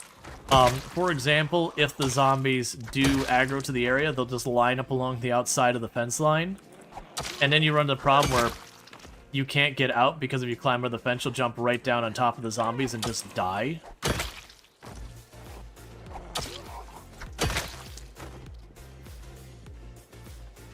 Alright.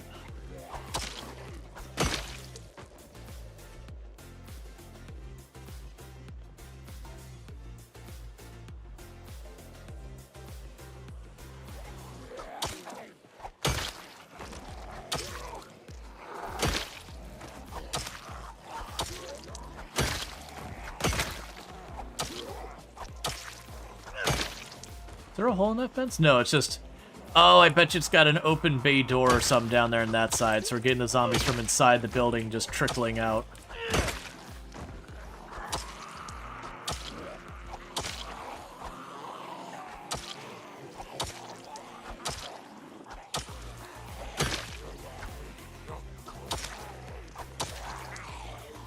I don't know if I can walk over those, so let's not push our luck too far. Yeah, so I bet you we're pulling zombies out of that building and there's like a bay door or something around that corner that's open or broken.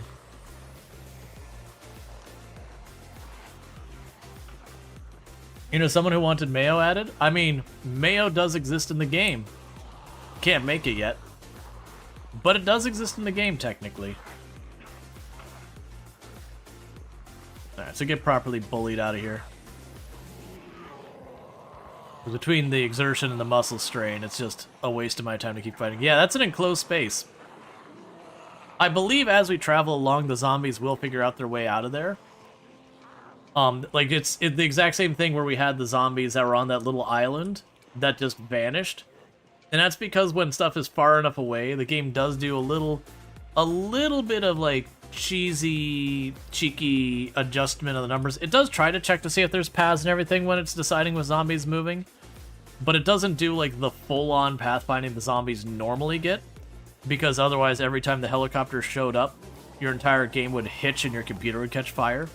I mean, realistically, the game would just crash. So it does a lot of cheeky hand-waving stuff, and that's not unusual for games to do. A lot of games do stuff where things that probably won't matter, they'll take shortcuts in the calculations just to make it more efficient. But that is one of the side effects, is sometimes zombies will figure out ways to pass through walls. But only when they're not nearby. And usually they won't, like, stop inside. Like, I believe it's if you put any boards or anything on the building, or, like, anything the player built, the zombies won't be able to pass through, kind of thing.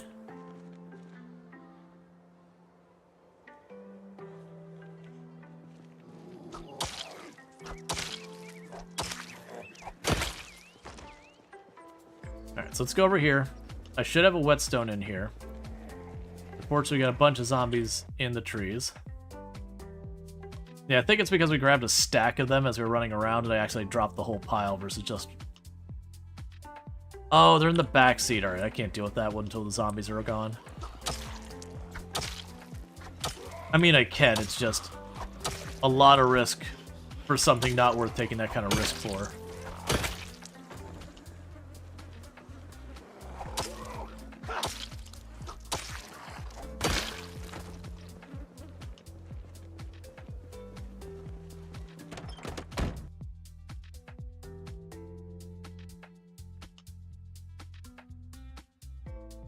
Where are you?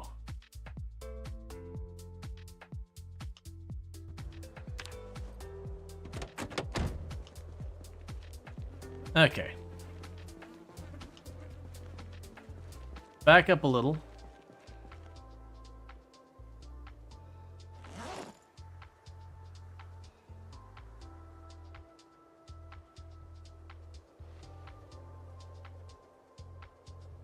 We're gonna sharpen our axe.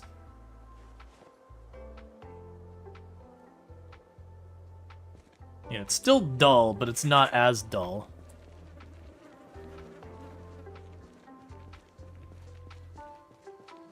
But yeah, so once we clear the water treatment plant, I've got one little teeny tiny shack over there, which I'm just gonna walk up the coast to deal with. I'm not expecting much there. And then once you've done that, we basically will have the lake all cleared. And then I gotta come up with the decision of how I want to approach the military secret base. Because that's gonna be a very long-term campaign. Ideally, it'd be nice to be able to get something like a trailer. So I can load up the trailer with a ton of weapons, like till it's like brimming with weapons first. And then after we do that, you know, roll in, fight the zombies, go until we're basically out of weapons.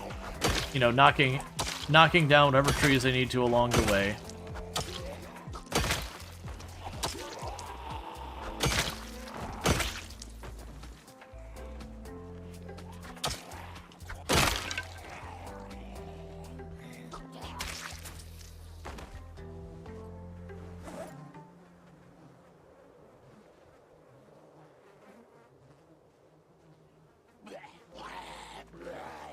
Okay.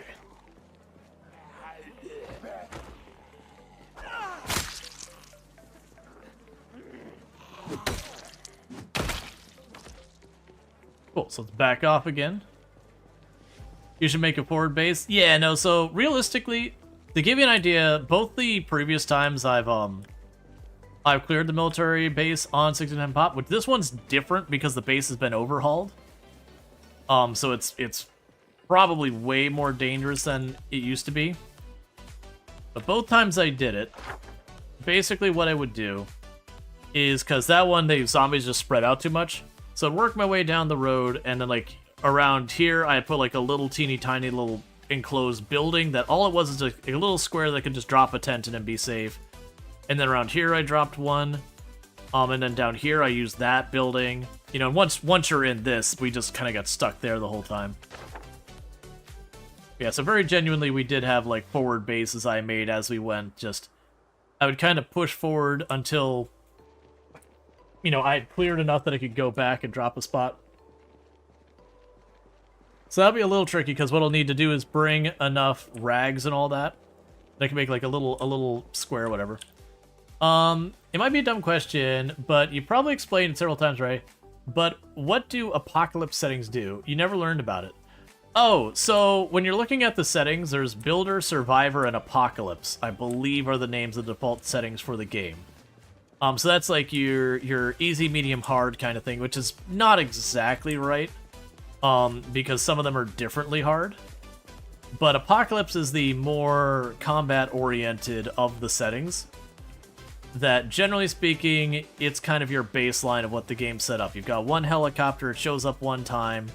The zombies aren't, like, super juiced or anything. Their population distributions, you know, what's kind of meant to be for the game.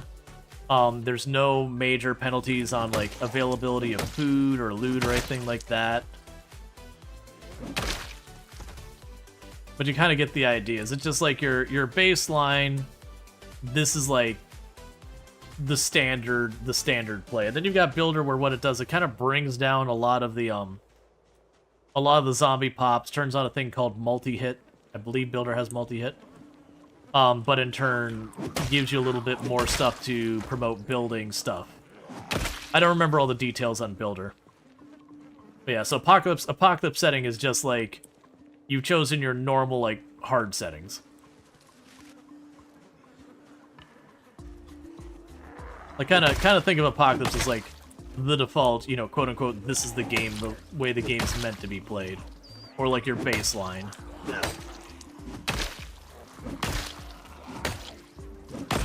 And there's nothing wrong with playing other settings, by the way. They exist for a reason.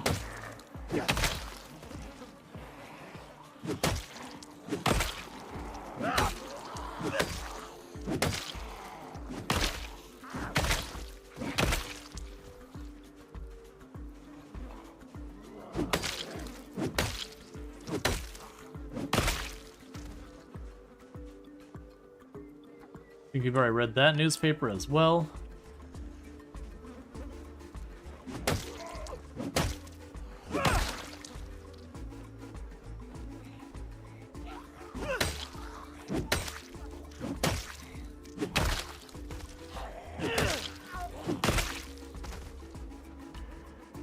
You know what you don't want? Fish in your water treatment plant. I saw those bubbles. You definitely don't want fish swimming in your water treatment plant water. That's an indicator of a lot of things not being the way they should be.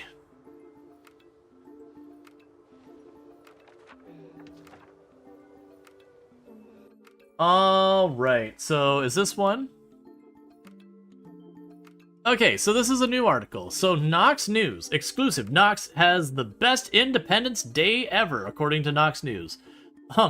The Knox area, despite disruptions and the ongoing telephone outage in Knox, yesterday saw thousands of residents hold family barbecues, parties, and fireworks to celebrate America's 217th birthday together.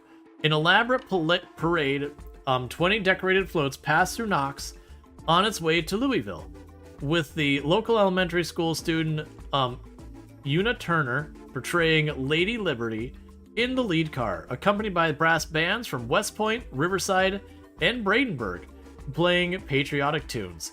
A special event was held. Let's see. Was held at the drag racing circuit near West Point with the famous driver Cruz Dylan. Among the onlookers, though the champion racer could not be persuaded to go for a drive himself, as he didn't want to make the other racers look bad.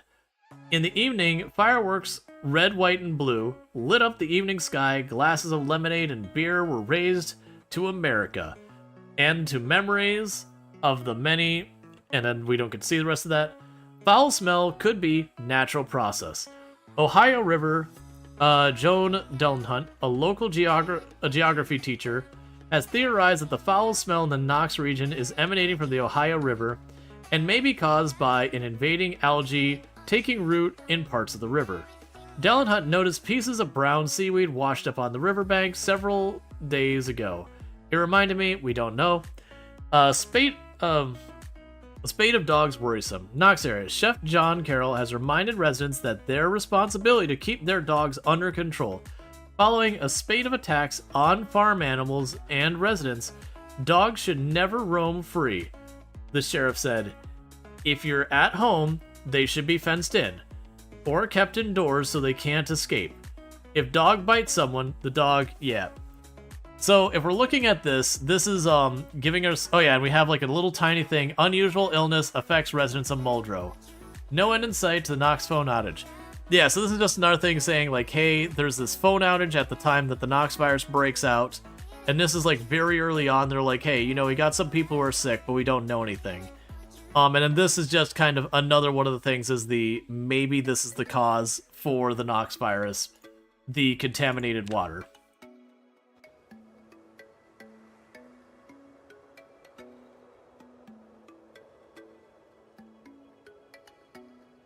Fish went up the water pipes. Fish flavored water. Everyone's favorite. I mean, people pay good money for fish. Getting it for free? Come on.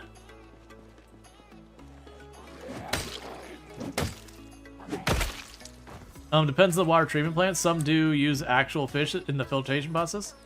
Gotcha. I haven't personally heard of or seen that. What would be the fish filtering, though?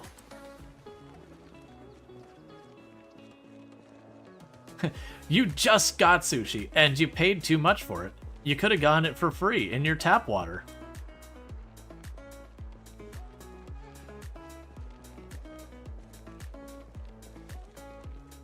Now, I know they use fish for stuff like aquaculture and all that, where you use the fish to provide water for growing stuff, but like actual water treatment for human consumption, I haven't heard, like, I would believe it. I'm just not sure what the fish would be doing filtration-wise. Maybe catfish, they'll eat anything. Well, normally when you work at the water treatment plants like this, they're doing stuff like sand filters, you know, like sand filters, charcoal filters, like those kind of things. Oh, there's a good handful. Tim would probably be able to tell you like what specific filters they would typically use for different parts of the process and everything. 42.3? Yes, this is the unstable internal test build, which is 42.3. I am one of the people that has access to the internal test build. We have been given permission to stream it. The only things we can't say is, one, I can't tell you when it's coming out because I don't know that. They don't just plan that in advance. They wait till it's in a good place. And then the other thing is I cannot share, like, patch notes. I can tell you individual things that they have changed and all that. Like, I'm not allowed to, like... Or, sorry, I don't have to, like, hide that, you know, this has been worked on or whatever. I just can't go, here's the patch notes. This has been fixed. That has been fixed. This has been adjusted. I can't go through all that because they're not the final patch notes. And it has created confusion in the past. But the two big things they've done with this, as far as like things that people be excited about, is they did go and you know, plumbing is supposed to be working now, and that you can dig for clay now. I have not had the opportunity to test either of those things quite yet.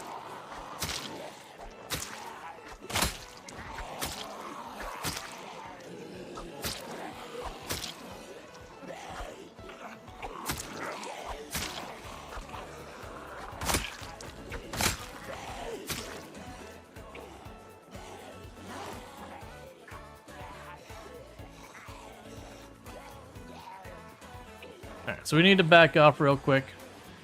We're getting way too exerted. Manual drinking is working. I believe they did mention adjustments to the auto drink and such. That there was some calculation that it was using a different calculation than other things, and that it should be using the same calculation now. So I assume that fixes the problem you're talking about. But I also don't know that for a fact.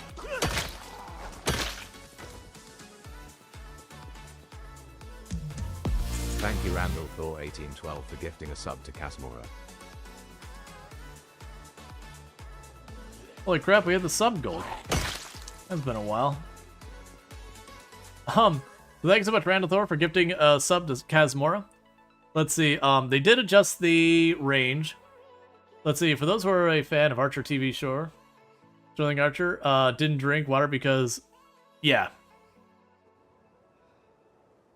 But the melee distance has been adjusted. Basically, they were saying there was a bug that made the melee distance really long, more than it was, because it was longer. The problem is it's really hard to gauge it right now. And the reason it's hard to gauge, if you watch when I'm attacking a zombie while moving, there's an animation bug right now in the test build. So we sternly look at the zombies and they fall over. It's just the way it is, man. But until that is, it really makes range hard to gauge. It was way too long. So it was actually longer in the test build of build 42.1. Yeah, so like that works fine. But if I walk at something, that's my swing. Let's get him.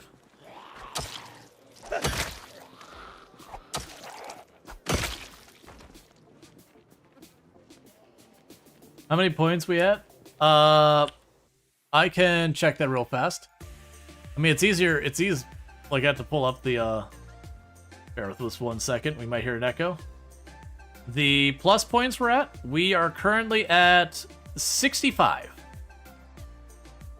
So 35 more plus points until we hit the 100 plus point goal we have for the month. I do like. There you go.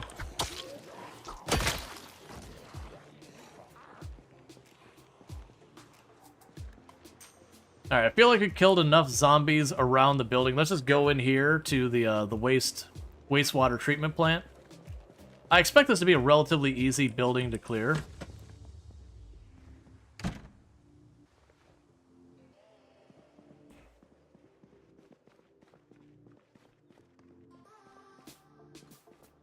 It's just a lot of big open rooms. Thank you, Moriarty, for subscribing for 36 months. My oh my, 36 months, that's almost a year. Hype train is go. Choo choo. And thank you, Moriarty, for the tier 1 sub. That's 3 years you've been subbed to the channel, which you're correct. 3 years is almost a year. But I really do appreciate that. It means a whole heck of a lot. So thank you so much for that. That's an incredibly long time to be supporting the channel. It does mean a whole heck of a lot that you continue to support it after all this time. So I do hope you've been enjoying the stream. I hope you enjoy your advertisement-free viewing, as well as I hope you enjoy the emotes. Now, I'm expecting to find... Oh, there is a door back here, which is weirdly open. I'll just be closing that. Hype train goes. Grab the bucket and the sponge.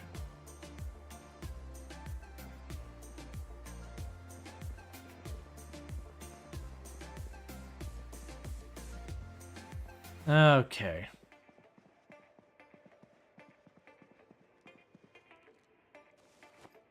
And the fact that there's garbage here probably means it's considered a raided, looted building, whatever you want to call it.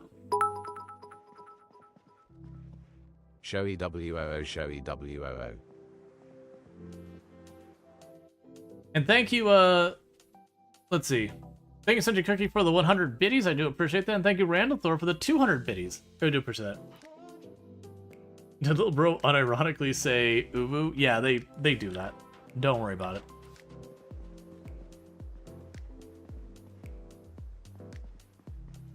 It's just a thing.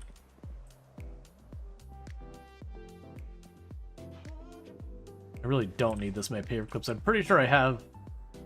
Yeah, it's just paperwork.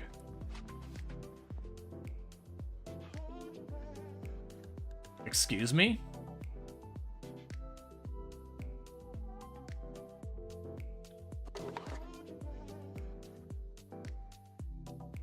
You can keep the rest of that, but...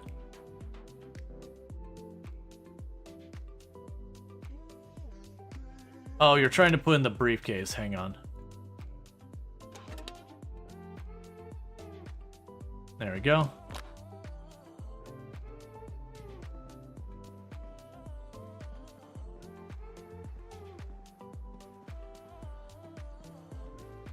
Got ourselves a free meat stick and everything. I'm gonna eat those real quick because we're actually pretty hungry. That did finally give me a sponge so we can start cleaning the blood off the walls of our resort. There's a dehydrated meat stick.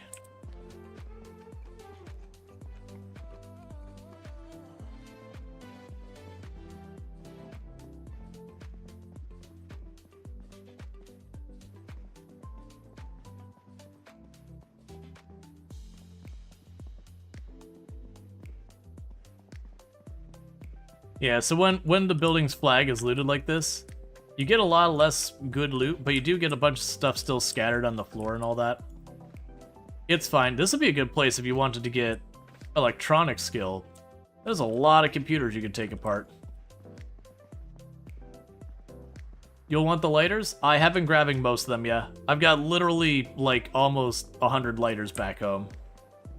So I'm not really sweating it right now.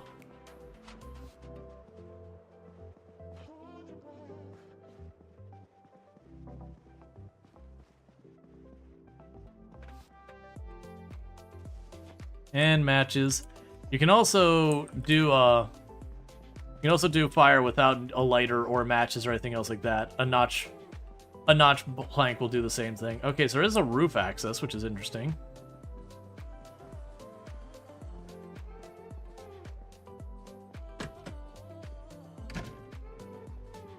Don't need the office key. The building was unlocked.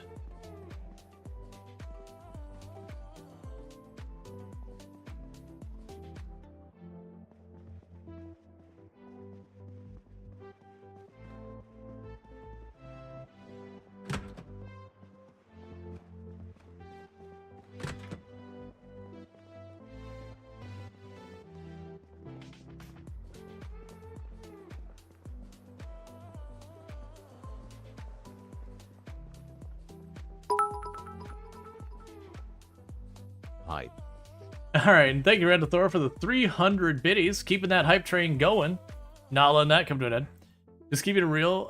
Whiteout did have a warning label. Yeah, and I was,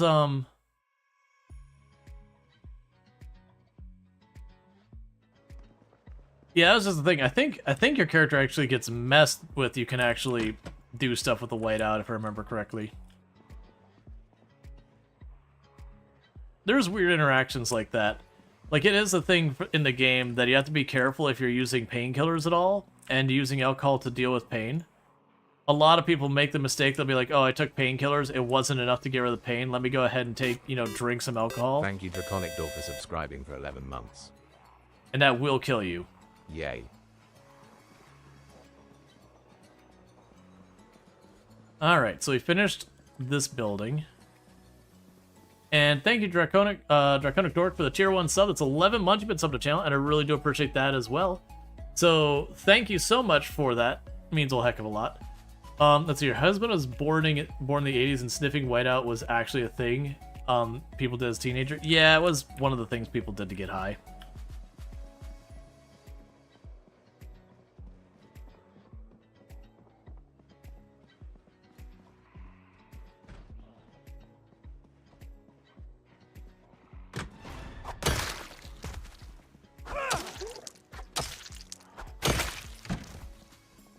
Sorry, we don't want any.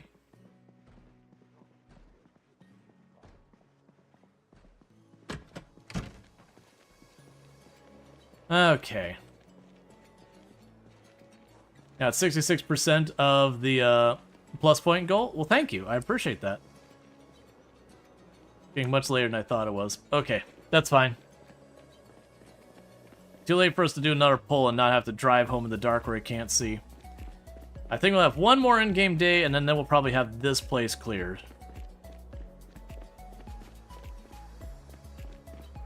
Yeah, because we're about to get sleepy anyway, so that's fine.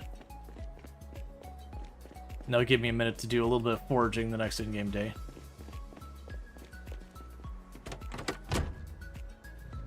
Were they trying to sell Girl Scouts cookies? Well, they need to say up front. Look, I wouldn't greet them at the door wielding an axe if they just let me know that they're going to be selling me Girl Scout cookies. You got the Thin Mints, you get the pass.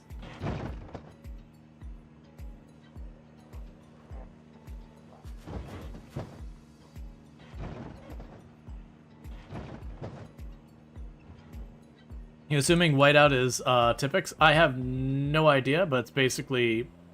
Yeah, okay, so people are saying same thing, different brands. Yeah. Basically where you'd have a letter, you'd have something you printed out, you didn't have it written right, so you'd put a little whiteout over it. So it would just make the spot white, you let it dry, and then you can write over top of it.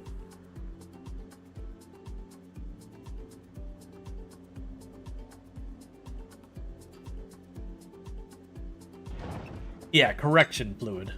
Yep. You still have Thin Mints in your freezer? I'm jealous. I don't. I ate them.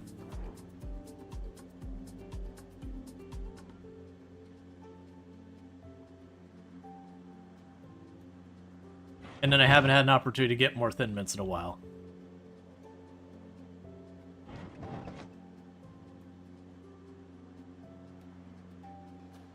You still have a couple good weapons in here. I think Tipex is what's called in Germany. Gotcha.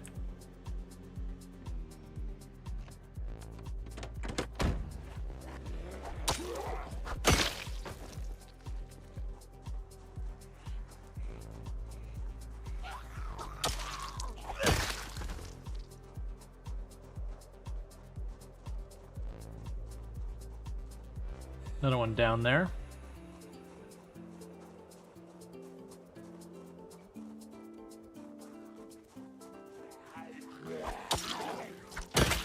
Now, one mechanic a lot of people won't notice normally is, for those who haven't noticed, if you check out when we wake up in the morning, look at the size of the cone we currently have for our vision. So like the cone is just, it's almost like a 45-degree angle cone. Maybe well, actually, sorry, not 45, like a 90-degree angle cone, just a little over.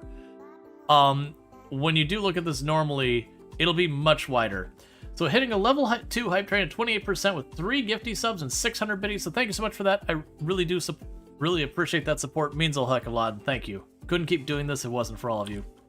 Yeah, so watch that. As you get tireder, your vision code does get to continue to get narrower and narrower.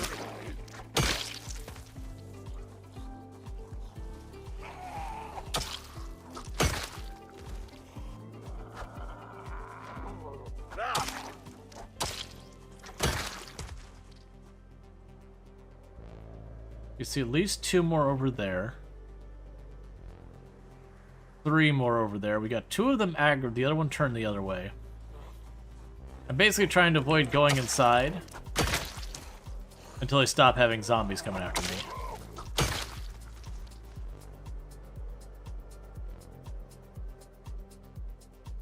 I think we're in the clear.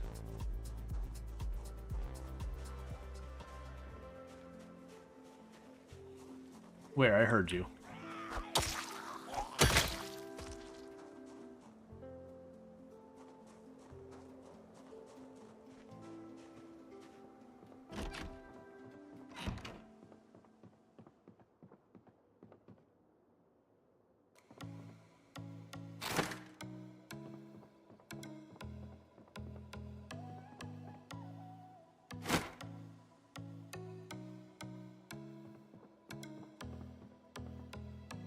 Okay, window is still intact. Cool. Tunnel vision from exhaustion? Yeah, exactly. So let's go ahead and fast forward.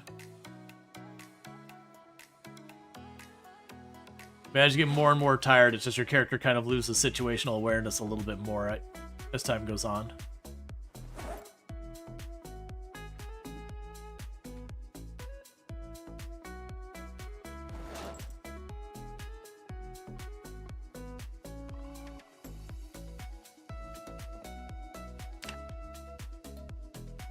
Cool, 156 kills.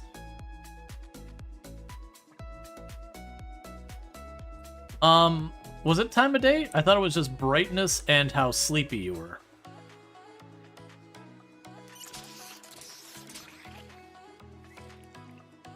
It'd be weird for it to be based on time of day itself. But yeah, so now if we do the comparison, if you remember, it was about a 90-degree angle, so about like that. You can see how much wider that is. But yeah, it's stuff like how tired you are, how bright it is. All of that goes and affects it. It's one of those things that gets really bad when you get to ridiculously tired at the night. It is very genuinely like a 15-degree cone. You can see almost nothing behind you.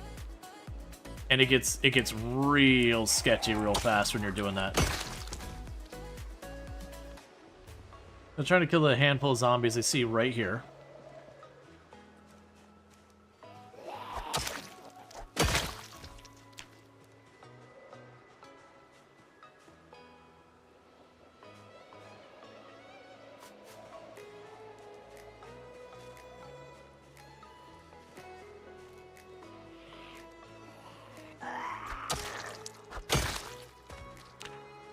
I'm seeing we can't snag something to snack on real fast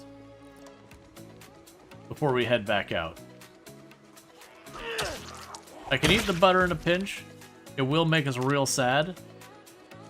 But apparently because we've been managing our weight for like 5 in-game months or something like that. We only been on this test build for I think like 2 streams now. But apparently our weight gain is bugged on this build. So one of my fears, though, is if I eat the butter, it might be one of those things that once I get high enough, we start gaining weight, but like the getting rid of weight might be what's broken. Because I'm at 0 calories. I burned all my calories.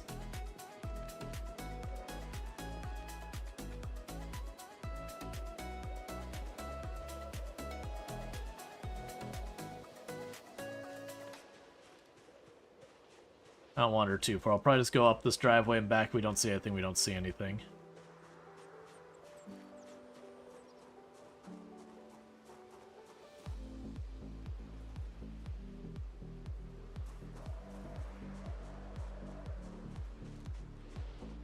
Alright, well, I'll take my chances with a stick of butter. Let's go ahead and do it. Bam. Stick of sadness. Ah, our calories are just... Yeah, I'll do that real fast. I'll take a quick 2-minute break, stretch, all that stuff. Yeah, so calories just broken. We're not gaining or losing calories. It's just not doing anything right now. Alright, be back in just a few. Thank you again for tuning in.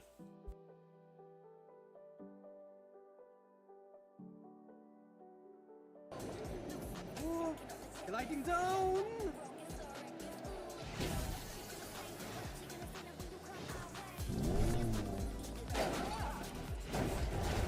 I need to not be holding the button if I do that. But yeah, so it is... Why did I go to the moon? I don't understand. Why? I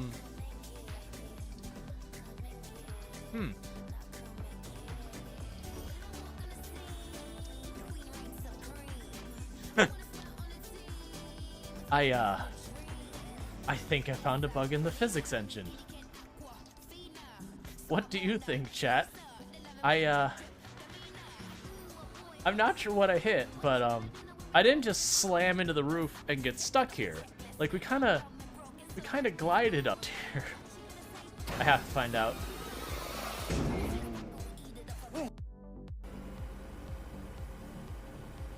Well, here comes the train. I don't think enough time to move, so back it up, back it up, back it up, back it up, back it up, back it up, back it up. It's fine. It's fine. Yeah, that's what you want.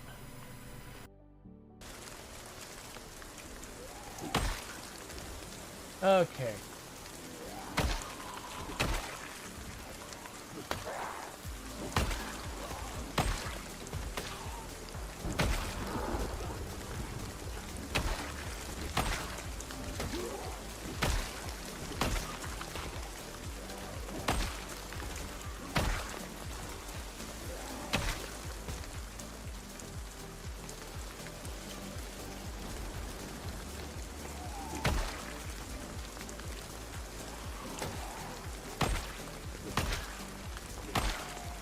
You saw that crazy move? The one where I advanced on him with the axe, like hit him with the axe and ran through him.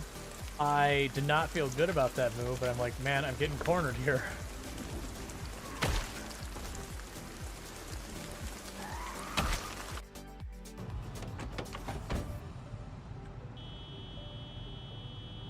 If at first you don't learn your lesson, honk the horn more.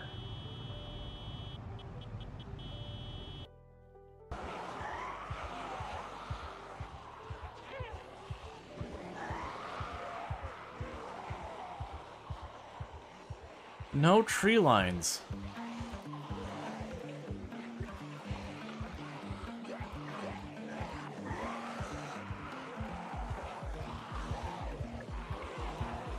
I'm getting boxed in real hard here.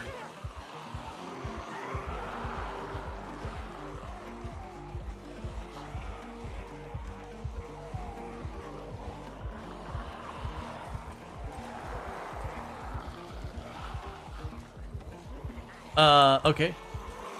Let me over. Okay, cool. I don't like jumping over fences because there's always an RNG chance we trip, but that was one of those ones. It was jump over or die. Oh, right, and we are back. Yeah, that was the character Kira we had. That was the previous one we did where I got to, like I said, it was like 11 or 12,000 whatever. That character, the number of close calls we had in that character was way not reasonable. Like, if a cat has 9 lives, we collected life 37 before we died. That was an intense clip. Oh man, that was one of like 6 or 7 clips from that one stream that the helicopter just kept getting worse and worse and worse because I was living just barely outside of Irvington, which in our settings has over 70,000 zombies. And with the new migration plus the helicopters and everything else, I had like just kind of carved out like a little pocket of not death in the sea of death. But the problem was every time a helicopter would show up, I would have to just really, really pull miracles out of my hat. And I kept on doing it, but eventually I had like just ran my luck out. Yeah, I think we had a redistribution happen here, which is just where the zombies within a cell try to redistribute themselves more evenly. So I think that's what happened here, is we had a bunch of zombies just kind of shifted around inside the cell. Because we're not seeing any big numbers that would imply they came from another cell. But we are seeing a bunch in different locations. You love runs like that? They're fun. They're stressful, but they are fun. Hey Alex, Emmy, how's it going?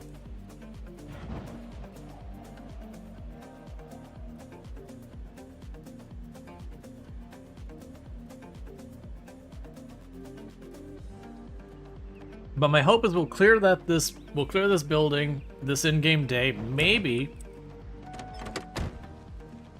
get the little shack on the water also sorted.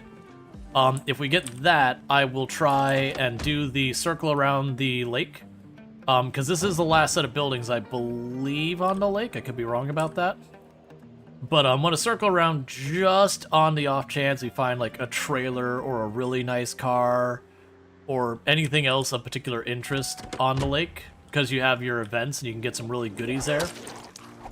Because everyone knows, anytime you skip that side road that you didn't properly check, that's where your sledgehammer is. It's on that side road. Just don't worry about it. Now, unless you look at it. If you look at it, then the sledgehammer disappears. I don't make the rules. It's just how it works.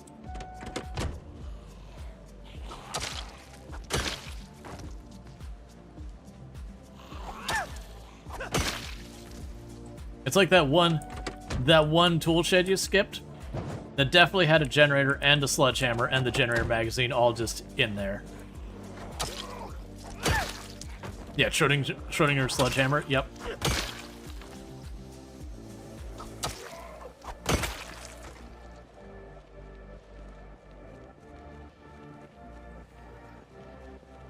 Also, Fireman Axe as well, yeah.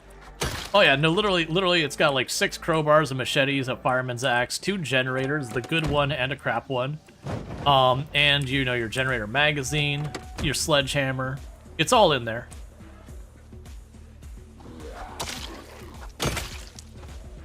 It's like in Path of Exile, where you get like those little junk boxes that no one ever opens. Everyone knows whichever junk box you didn't open, that's your Mirror of Calandra. That's where it is. It's in that little junk box.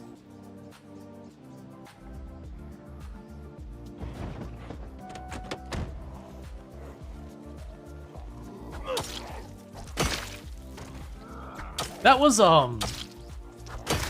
Octavian. That was one of the big moments. Like, he got his Mirror of Calandra finally after thousands and thousands of hours, and he was playing cooperative with someone else, and they had basically finished killing all but like the last enemy on the map. And the other guy's like, "Yeah, I'm just gonna go ahead and leave." And I was like, "Yeah, I'm gonna go find that enemy," which is normally not what you do in Path of Exile. When you're down to like 5-10 enemies, you just leave the map. But it was like the last enemy he killed dropped the Mirror of Calandra. Like the last enemy on the map, I mean.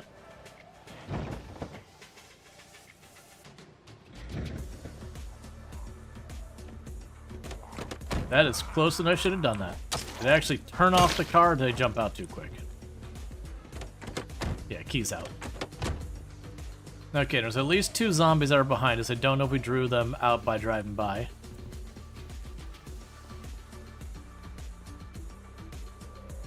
Doesn't look like it.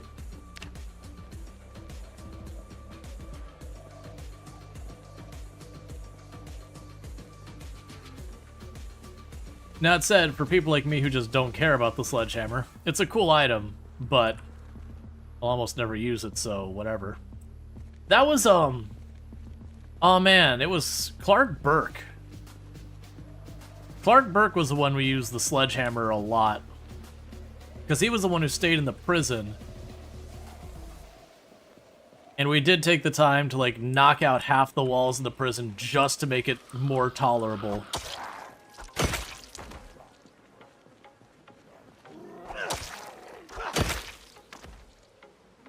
Let's see, in one of your long-run product Zomboid, you returned to the first place you cleared and got some, to get something to remember. One storage container didn't look in, had a crowbar and axe. Oh yeah, no, that happens all the time. That you'll go back, you'll have like the one thing you'll have skipped and there'll be something good in it. Like the number of times I've circled back after like clearing an area out and just find like, oh wait, I missed this one box. You went, oh, that box had that saw. You know, the saw I end up having to look for forever because it's on ridiculously rare loot. And it was just in that box in the first house. Oh man, we had a couple runs. We started with a generator magazine in the house I started on. Didn't know it because 16 times pop. Didn't get enough time to really check the house before I got bullied out. And then, you know, you circle back months and months later when you finally clear back to it, just like, yep, generator mag was right there in the house we started. I just looked at the wrong shelves. Alright, our bag's full, so let's not mess with that.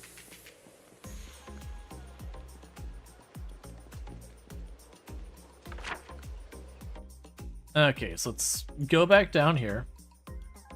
Yeah, so we did check. That building's been looted. That's been looted. So we got these 2 buildings there. And then there's nothing else the entire way around the bottom side of the lake. And then we had these 2 buildings on the islands, and I'm not bothering. I'd have to build a bridge across to those, and I'm just not bothering. And I got like the little hack. Yeah, so it's just these 3 here, and then we'll just go around the road there. Just, again, in the off chance that there's like a trailer or something else, like a goodie down there. I probably won't even bother towing all the vehicles off the road on the south end. How's Max doing? Okay, it's right about to break, but it's still sharp, so that's fine. These zombies will just be stuck in there.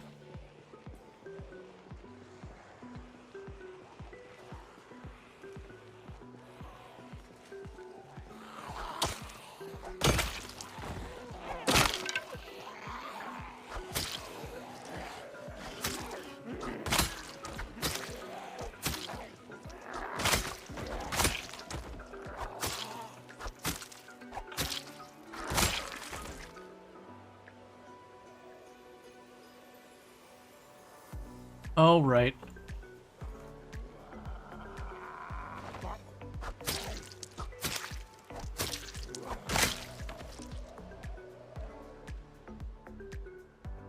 Let's see here.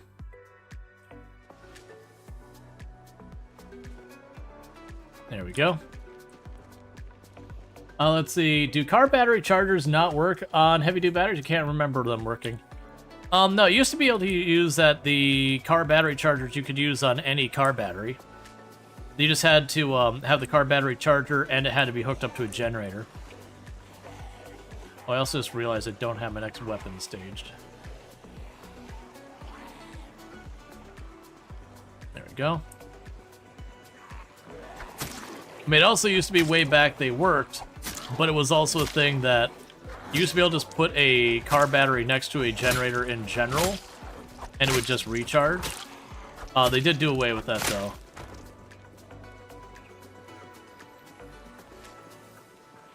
Let's see, it's on the tile, the generator is powering. Does the car battery need to be in your hands or something? It used to be you just put the car battery charger down, you would put the battery next to it, and then you'd right-click on, I think, the generator to hook up the battery. Are you one-shotting with a knife? I don't think I one-shot any there, but we do have fairly high level in knives and using a hunting knife. Once you start getting to like level 6 or 7 on short blade, you will start one-shotting with the hunting knife as well as some other knives. You won't do it reliably, but you will eventually get to the point when you're like at level 10 with the hunting knife, where you'll probably one-shot most of your hits, but you'll still get the occasional two-shot.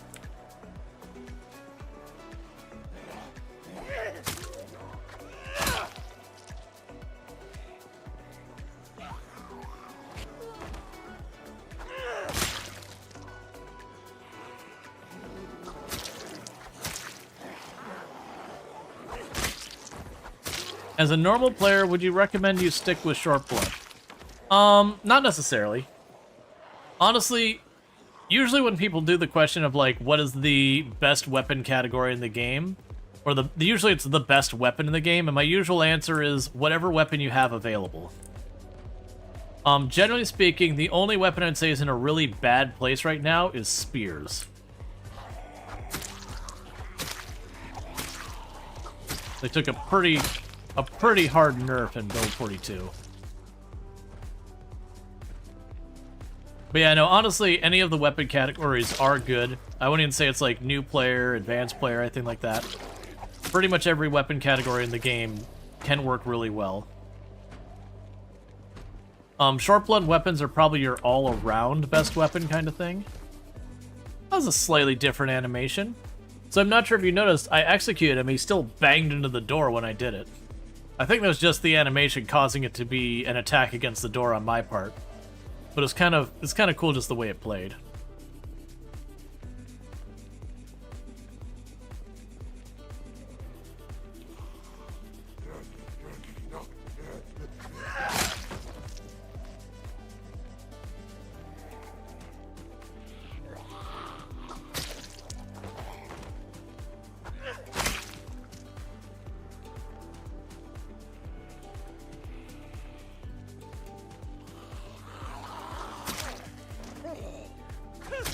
There is no cure.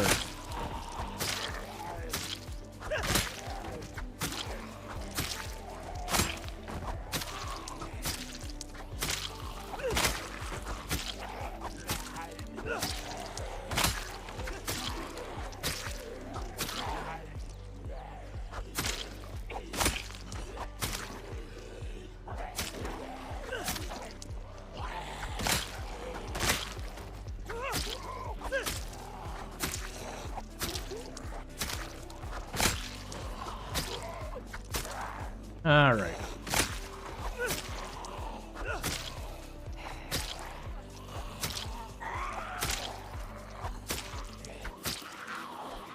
And I feel happy enough about this side. Now, once we visibly confirm that the coast is clear here from what I just pulled,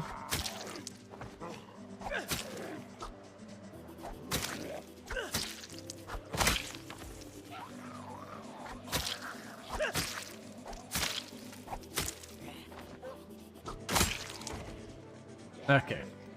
So once I've confirmed that, like once I get over here and rest, we'll go around the other side of the building, where I can fight that with a little less headache. And then we should be able to go inside the building, because then we'll have checked the bottom side, the left side, and the top and the right side. I'm curious where you're pathing that you... He's pathing like he knows there's a gap, so there must be a gap in the fence somewhere, or some other way they're getting in. 'Cause that's a long way to go around. And with the AI... Oh, did you break down the door? I can't quite tell, actually. Yeah, you broke down the door.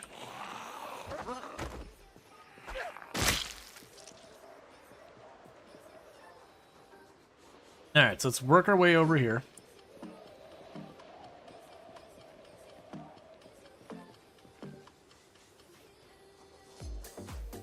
Let's see, as a new player, you had to turn off zombie respawn, or do you no longer instant die... Or do you no longer instant die of infection? You can only die from blood.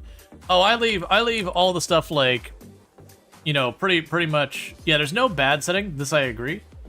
Generally speaking, I play on absurdly high populations. So for me, if I turn on zombie respawn, I will make no progress ever. Because very, very genuinely, on my map, we have about 2.5 million zombies. But that is turn the zombies up to the absolute max. That is not typical play. As far as like the infection, I do have it on default where every scratch, laceration, and bite can... Why no guns though? Because they're a very rare resource, and there's just so many zombies that even if I wanted to use guns full time, I will never have enough bullets to use guns even for a fraction of the time.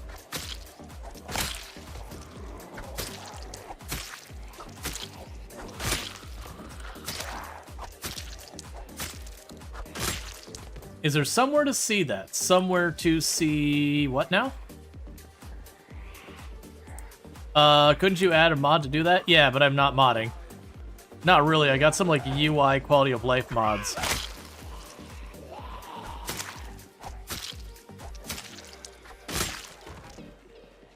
You play with ammo unabundant? Hey, that's a choice you make. Generally speaking, the game is balanced around guns being a fairly rare commodity. Yeah, you can change whatever. And, like, no judgment for anyone playing with the guns and all that. I will use guns. We actually have about half a point in aim. 1993? Ah, cool. Well, this is an alternative universe where things happen differently, and also it's a video game and not real life. Because if guns were literally everywhere, guns is all anyone would ever use. So it is a balanced decision to not have that many guns.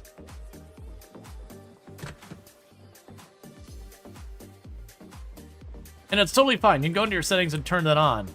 It's just... there is a deliberate decision they did to why there's not as many guns.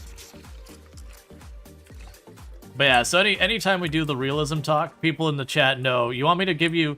You want me to give you the, you want the truly most realistic product Zomboid experience, so you can truly have the most realistic outcome for this. First of all, there's no zombies, because zombies aren't realistic. So, like, you already lost at the entrance. And then the next thing you need to do is, if there was, you would start the screen, and 999 out of every 1,000 times, you'd start the game, and it'd just show you as a zombie and said you are dead. Because you got the airborne variant of the virus and died immediately. I hate this.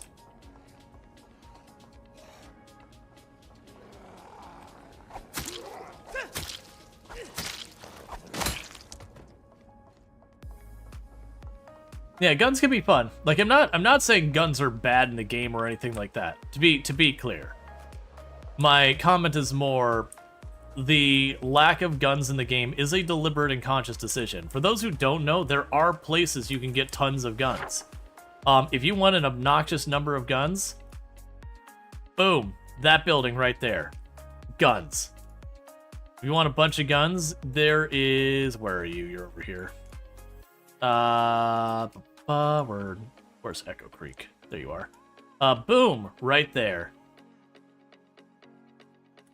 But yeah, no, they don't do the thing where Grandpa's got his arsenal that you can go in there.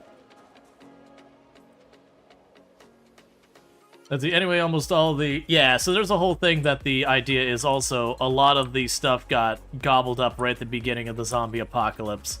So, like, a lot of your ammo got taken, spent, whatever, gas got drained. And you can argue about the realism behind it or not. But again, if we want to go for actual realism, after about 2, 3, 4 months, most of your gas stations, gas would be no good. Probably more like 6 months. But gasoline actually has a very, very short life. In real life, gasoline only lasts a good couple of months. And then it starts to turn. It separates out. And before anyone does the argument, because this always happens, we've looked it up a billion times. I literally used to service gas-powered motors and all that, and you want to know what my #1 service I did was? I got rid of bad gas out of vehicle stuff that would work. Because 99% of the time is people running stuff like weed whackers and chainsaws and stuff like that, never swapping the gas, and that stuff would go bad in just a couple of months, and then I'd have to, like, purge the fuel lines, clean out where this, clean out the spark plug chamber and all that stuff all the time. Like, I would say of the stuff I had to service, that was probably 80 to 90% of every service I did. And the stuff that wasn't that a lot of time was people not mixing their gas properly. That I had lots of those. Honestly, after that, there's a pretty good variance. But those are the big ones.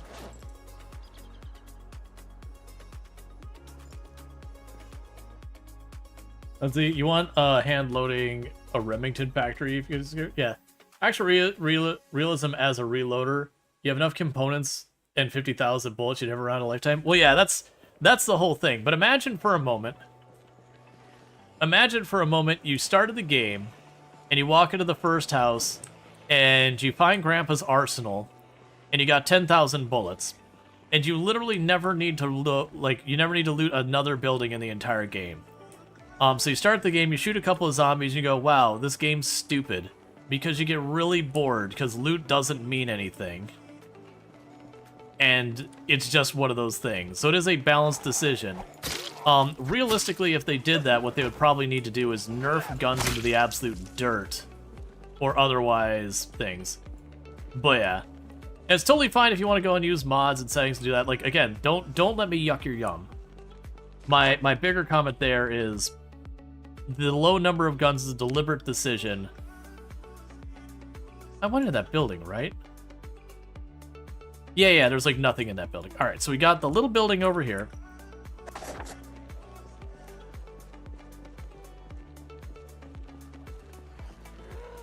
Yeah, like, genuinely in the game right now, for maximizing your kill count, guns are where it's at. Aren't they already nerfed? So if you actually do the comparison of the old shooting versus the new shooting, you actually come out with roughly the same number of kills between both methods, with the exception of the shotgun. The shotgun did take a nerf. But other than the shotgun, they actually do give you roughly the same number of kills. It's what happened is the old shooting, you would just straight up miss the target a lot. And then the new shooting, you hit more, but you don't hit as consistently good damage. Because effectively, your misses are now hits. They're just ineffective hits. But once you start getting to like 3, 4, 5 aim skill, you'll one-tap a lot of zombies with stuff like the 9mm and all that pretty consistently. Now, it's pretty rough to get up there without abusing, like, because now we can't abuse the shotgun like we used to. And that's certainly arguably a solid nerf, but...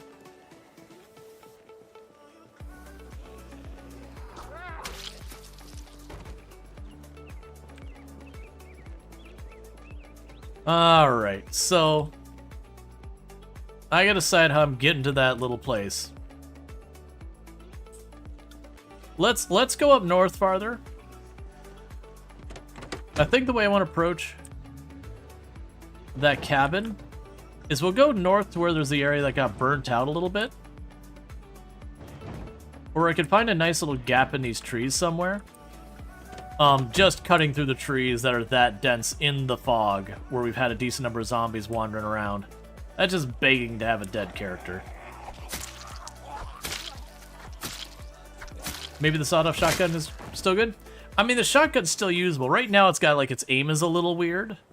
But the thing with the shotgun is they went from the cartoonishly wide spread that the shotgun used to have, because it was seriously like a 45 degree, like 35, 45 degree cone from wherever you pointed it, and it would hit everything in that cone, up to 4 targets. So you could just stand back and just pop shot after shot and hit everything in front of you just about. Again, up to 4 targets at the same time. And what they did is they really narrowed it down, which, for all you people addicted to realism, is way more realistic. But yeah, the shotgun... Alright, we definitely saw panic for a moment.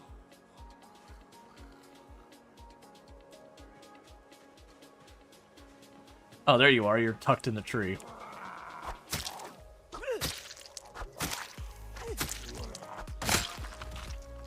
Yeah, no, the shotgun, sawed-off or otherwise, are both nerfed.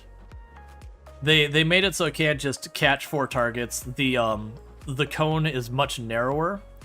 It's got more damage if you do properly hit a target, but it's just one of those things that AoE hitting a lot of crap was way more effective than just, you know, plug in 1 or 2 zombies real hard.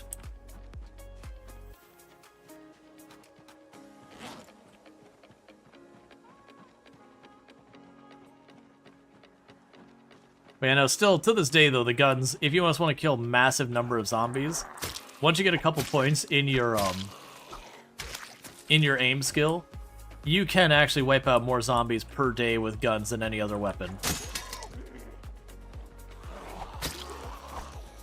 And the big reason for that is other weapons in the game, they burn your endurance and all that kind of stuff, so you get all worn out until you're not in a really good spot to fight anymore.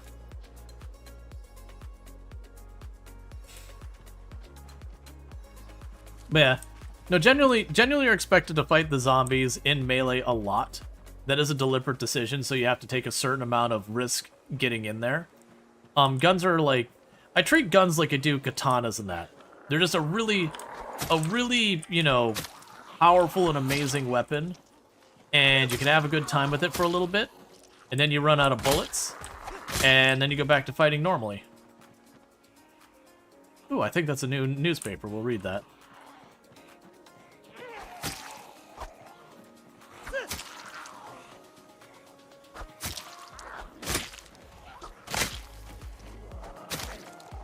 Because, for example, if they did give us, like, you know, every place you looted gave you, like, 2 to, like, 5, like, 200 bullets to, like, 2,000 bullets or whatever, with the rare one that's racking, like, 20,000 bullets, they would have to balance around it, which would more than likely mean taking the encumbrance of the gun and or bullets and just putting it to the moon, or making the damage on guns just, like, basically completely ineffective, or otherwise giving you some severe penalty, like, you'd shoot a gun a couple times and then your character, you know, wouldn't be able to hear. They'd have to do something to balance it out.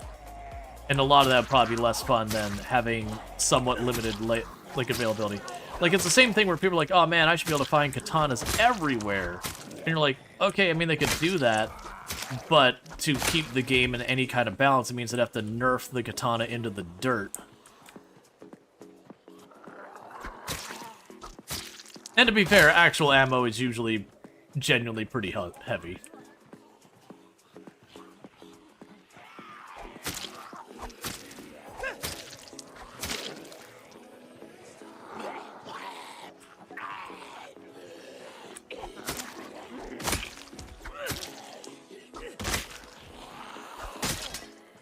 Think actual ammo is heavier in Product Zomboid? Probably. Of course, then we'd have a whole lot of people who'd scream up and down and be like, well, the bullets are so heavy. I did the measurements, and this type of ammo is not, in fact, this number of kilograms. And then you go, that's encumbrance, not kilograms. Try again.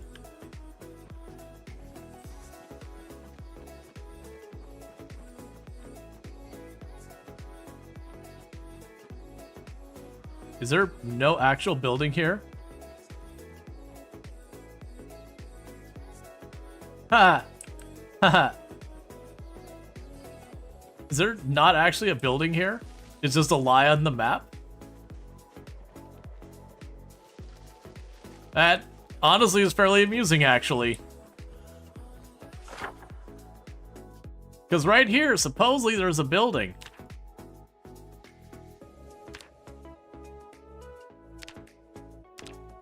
It's not real. Yep. There's just no building on the map there. Alright, that's...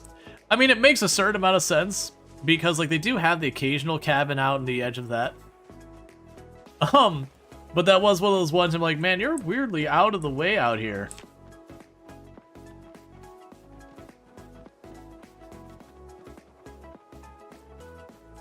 Ah, there we go. Some questionable berries. Perfect.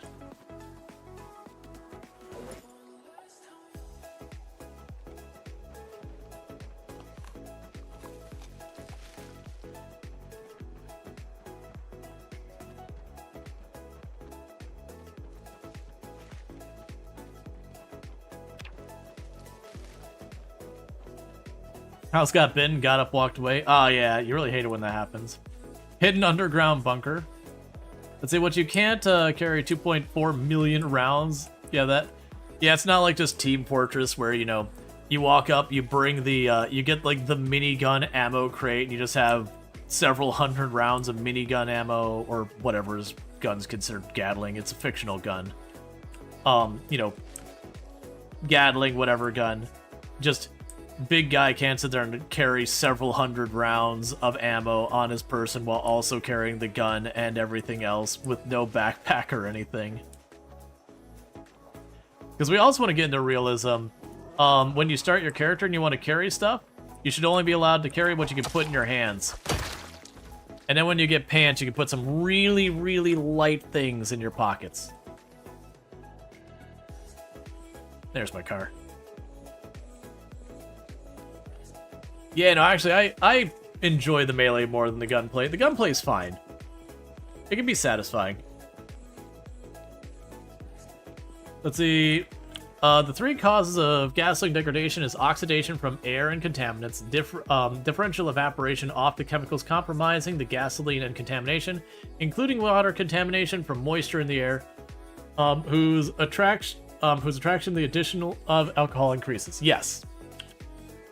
But yeah, no, in practice, it's somewhere in the area of, like, again, so for those who don't know when gasoline goes bad, generally speaking, the lower volume of gas you have, the faster it will relatively turn.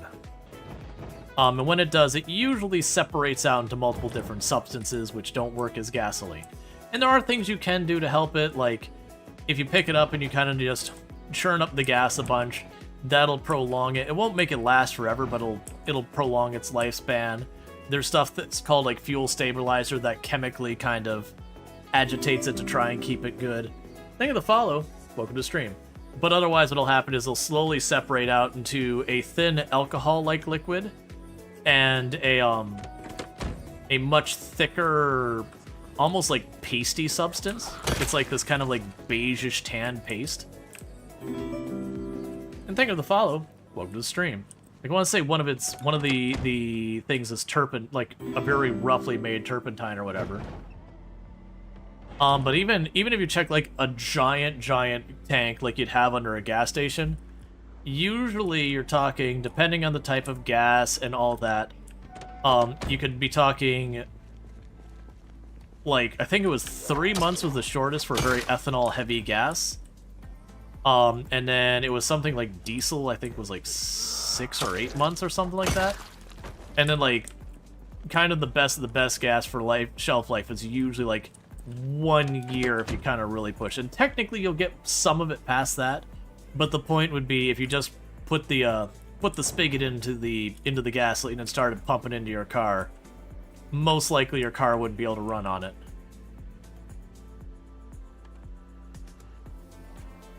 Like, there'd still be some good gasoline in there, but trying to get the good gasoline out of all of the other garbage would be not necessarily a lost cause if you had, you know, some proper equipment.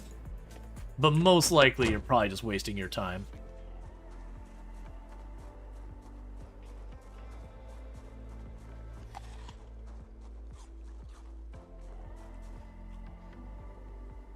Yeah, seeing them drive cars in The Walking Dead 6 years later, it's like, hold up. Yeah, they just all got biodiesel conversions.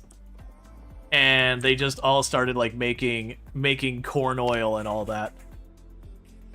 Let's see, synthetic gasoline free of substances react to each other. Stored container. Sealed from air and moisture. Should be able to last for absolutely ever. I mean, I couldn't answer that question. I don't know enough about synthetic gasoline. Genuinely, you got to keep in mind, most of those containers also don't last forever. Even like the really good hardened plastic containers, just, they do chemically react to various things that'll make the plastic dry rot and crack.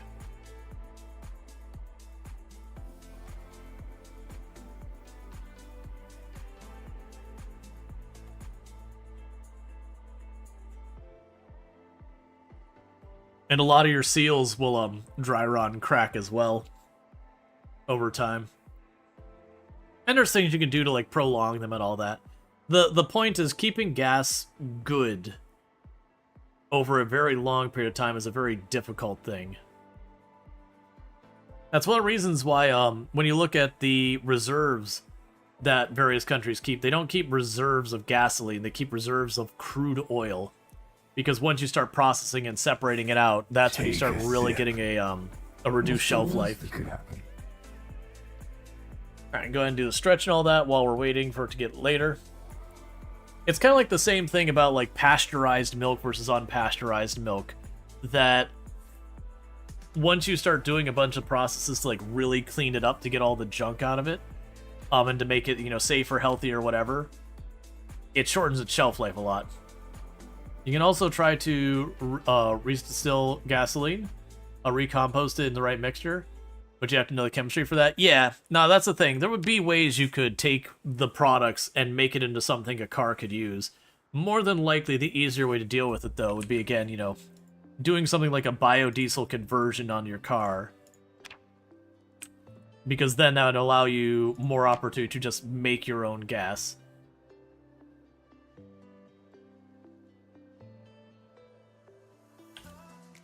Let's see, what you know is most gasoline would be bad from 3 to 6 months, and diesel would be bad 6 to 12 months.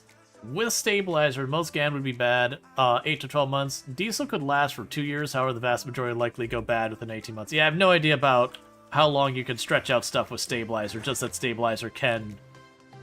If you use it before the gas starts properly going, you can prolong it.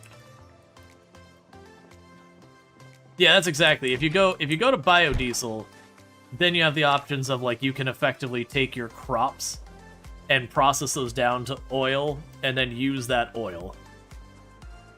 Like, there's more processes involved. You don't just, you know, take some corn, convert it into, like, press it into oil and then just shove it in your car. There's a bit more to it than that. But that is a effectively renewable gas as opposed to... You'd still need to figure out where you can pump more gas. Alright. Wifey. Okay, you sleep well. Never. Love. But yeah. Or you could switch over to other fuel sources. But yeah, just straight up gasoline doesn't have that long of a shelf life. Which they've talked about adding that into Product Zomboid, that, you know, one, your generators wouldn't last forever, and it also gasoline wouldn't last forever.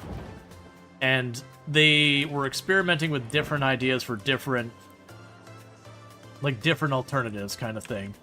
Whether we would get to make biodiesel or that's kind of up in the air.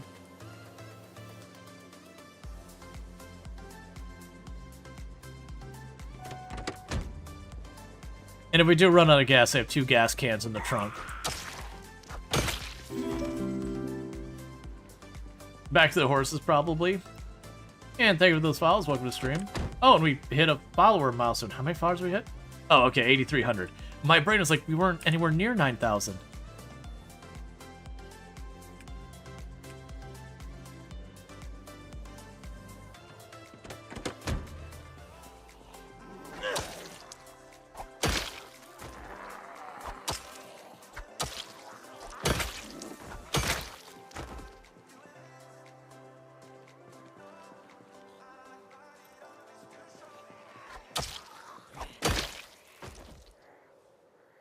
I think she has keys for both of the cars.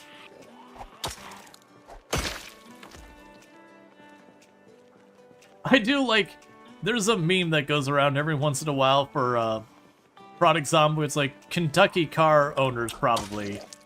And so it has like the person get into a collision and it shows them siphoning the gas out of the car and then just taking their keys, just going out into like the bushes and everything.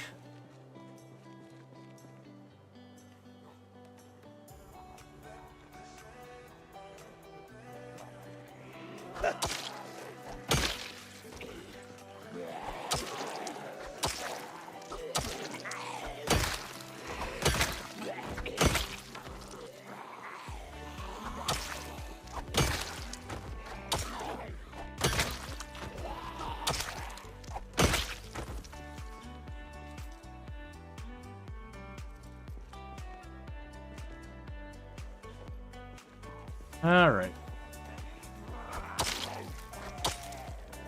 I'm actually surprised we're seeing this many zombies in this random spot of the dirt road. Okay. Got tissues in the trunk of that one.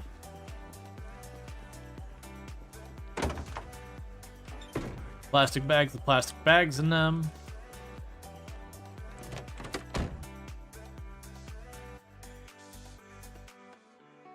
Matches in every seat.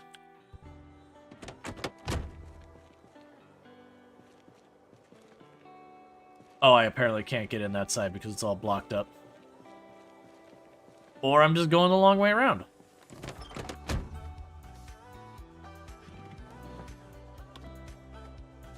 Oh, hell, you actually have gas in you.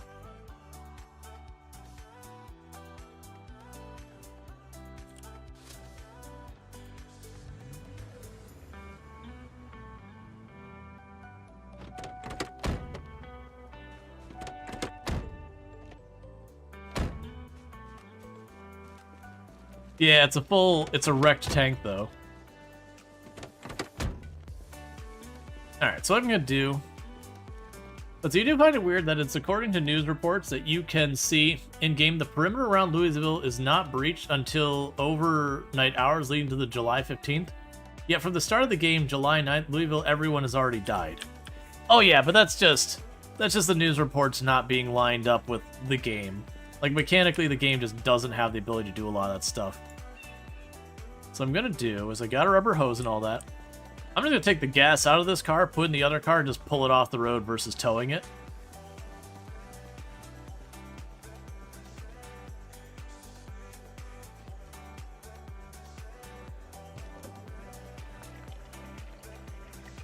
Yeah, now it's just one of those things that, like, realistically, unless you're, like, beelining, your chances of making it to Louisville before that point is very low.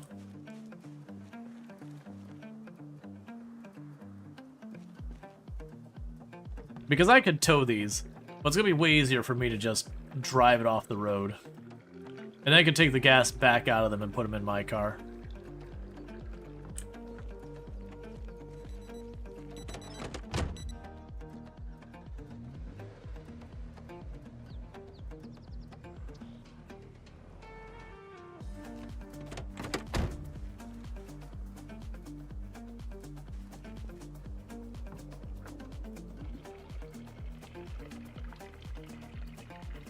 Hey, Matt Apocalypse, how's it going? Can we get a shout out for Matt Apocalypse, by the way? Another content creator on the platform. You can go ahead and drop this.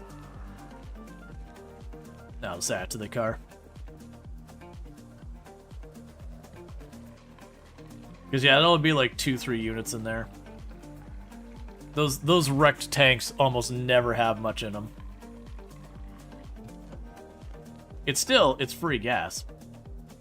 Okay, so Mad Apocalypse, another content creator.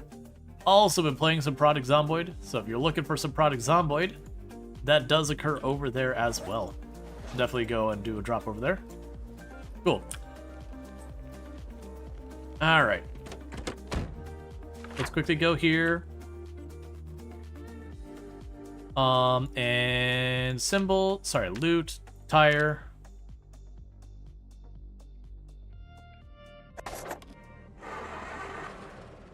Had to start a fresh run?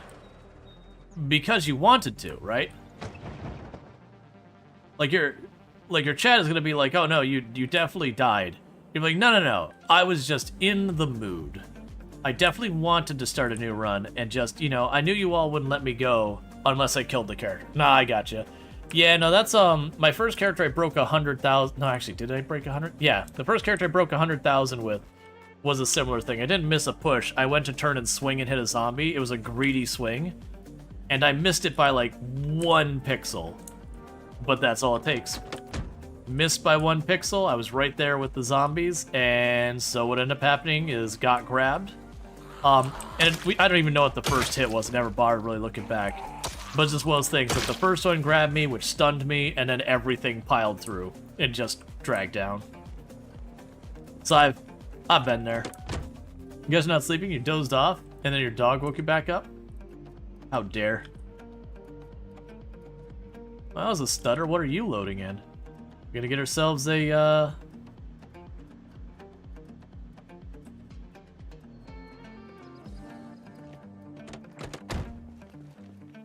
That's weird.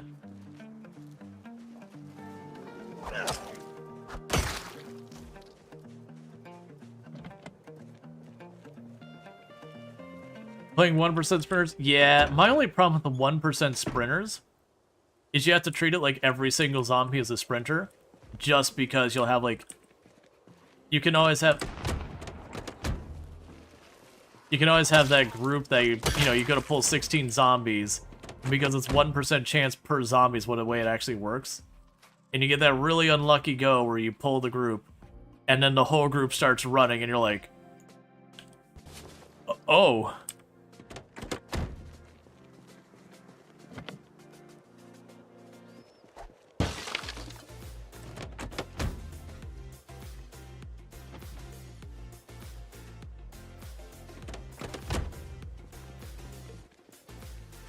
You play 0.1%, you've had groups like that? Yep. It's just, it rolls a dice in every zombie. Sometime, all those dice rolls get lost. Alright, so let's go ahead and tow these ones off the road.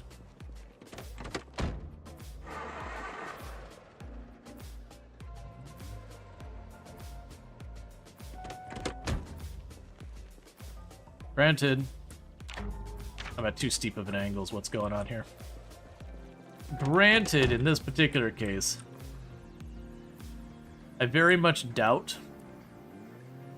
Oh, that's like a pothole. Interesting. I'm not sure if you saw when I touched that spot, the whole car kind of like dipped down really hard.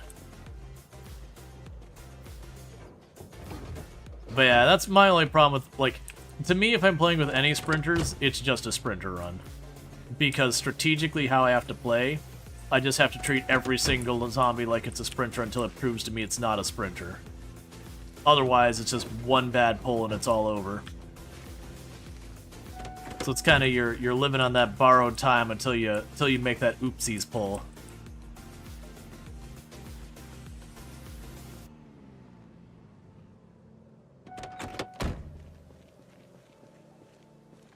And sprinters can be interesting. I find them one of those things that, to me, is a flavor I like in small dosage. That I'll do, like, a couple of days I'll do sprinters, and then that's it for, like, sprinters for, like, 6 months. Real-life months.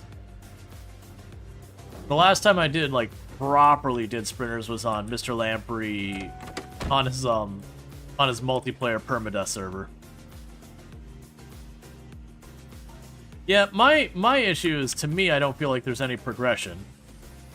Because, if I get to, like, level 10 in all my weapon skills, yeah, the odds I can make it out of a thing that I do a bad pull is much higher because I can one-tap. But I still have to pull them in 2s and 3s or run away.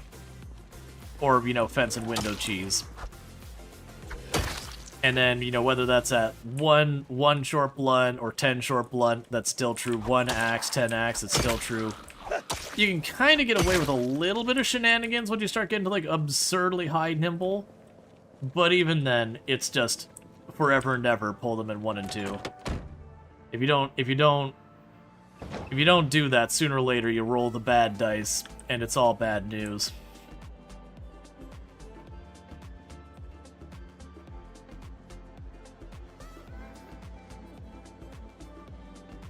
Alright. Kill the engine. Circle back and kill the stuff behind us real quick. But yeah, it can be fun. Like I would do stuff like that as a one-off, just like, hey, you know, I'm looking for a run I'm not committing a lot of time to do a couple of days of. Because I can certainly live plenty longer than that. It's just by then my patience of just doing 1 and 2 pulls starts to run out. Because as much as I slow things down and do my 0 to hero things, the progression in sprinters is much slower.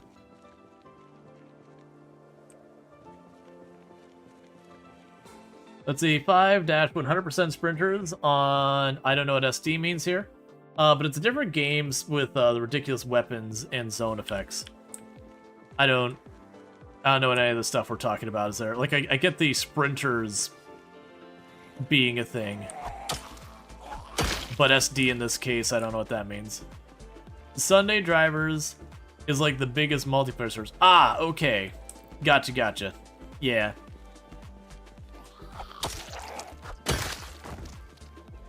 Yep, remember, if you use acronyms, I'm just going to end up having to ask you to explain what the acronym is. Might as well not use acronyms unless it's very obvious in context. Again, saying PC, I understand. We're definitely talking about Planet Zoo. It's a great game, by the way. Definitely recommend.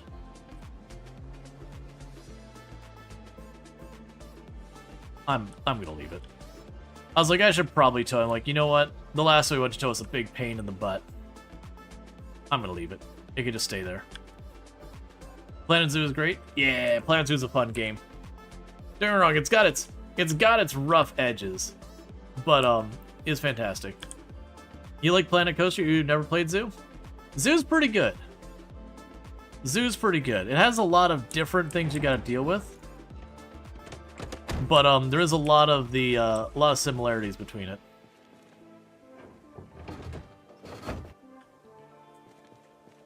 Check the trunk.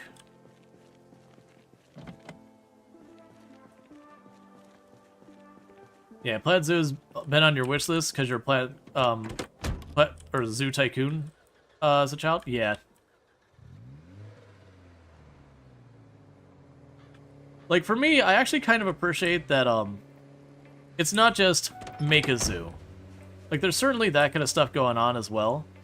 But one of the things they've added to Planet Zoo is there's with zoos you have different levels of accreditation that are kind of important. And it's basically that, you know, the animals aren't just being put in concrete boxes and treated horribly. And so one of those accreditation, which there's pros and cons to it, is the AZA. And it is one of those things that they do try and like bring in a lot of the good stuff that the AZA has, where it's like there's conservation, that you're like education for your people, conservation, animal welfare, and all that kind of stuff is part of it. And that like if you let the animal welfare get bad enough, I mean, one, they'll die, but also you'll have like protesters show up and it'll like really undermine people wanting to go to your zoo, because that's genuinely a thing. If your animals are treated like hot garbage, usually the attendance to your zoo is going to be really bad, and people are going to, you know, actively want to try and push back against your zoo. And that does happen. There have been many zoos over the years who kind of became outliers for their reputation of treating animals poorly. So understandably, people who are into animals, i.e. your primary customers going to zoo, get real upset about it.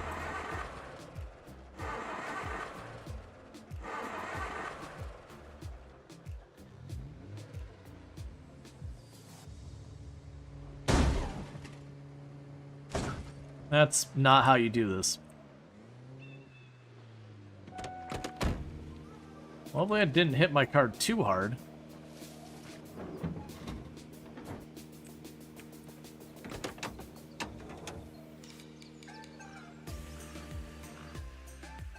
Not too bad. I don't think we appreciably hit it, like damaged any of it.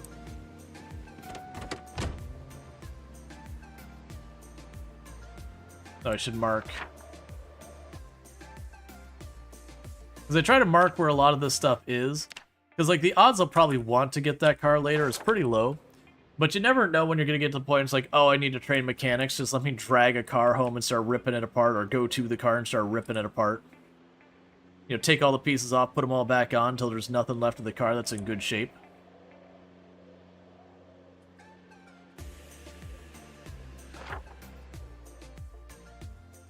It should mark that one is still blocking the road. Because back here, there's one blocking the road. Because I also like to do those marks, because then when I'm pulling around stuff, I know it's like, oh, right up ahead, there's a car I didn't have the chance to deal with. I need to go snag a propane tank from one of the many grills in the area. I haven't been doing that. So I can go and tear apart cars that are blocking the road. Alright, and with that, we have done the circuit. I never marked these two cars that we moved before.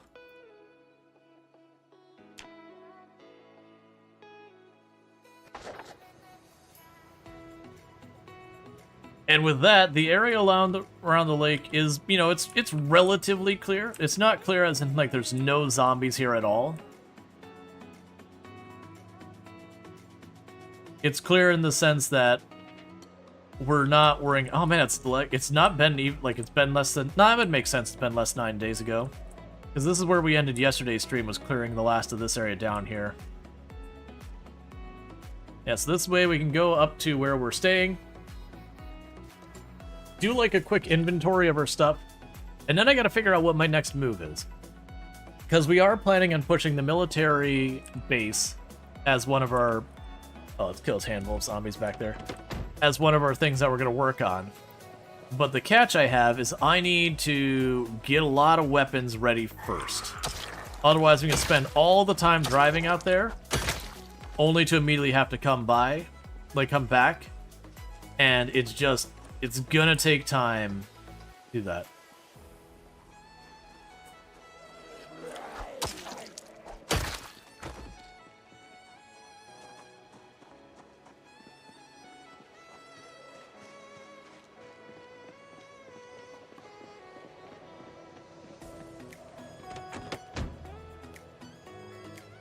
Alright, so what we'll probably do is we'll get back. Oh, hey, that's actually an okay number of them.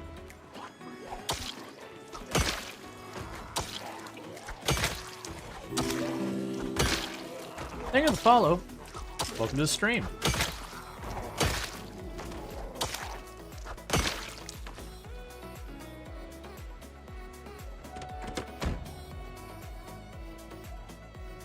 Yeah, it's just tidying up a bunch of these zombies here. Because I don't feel like going around and, like, honking the horn and doing all that again and again and again around the whole thing, trying to get the onesies, twosies. You're looking at that maybe way later in the run, but right now, if I see it, I'll kill it. That's good enough for me. Yeah, so I'll probably do is get back to base. I'll need to chop down some trees to keep the blacksmithing going, keep the fencing in the cows and all that. We'll have to check to see how the cows doing, make sure they're all good. And I gotta figure out how I'm actually approaching, like, on a practical level, how I'm actually approaching the military base.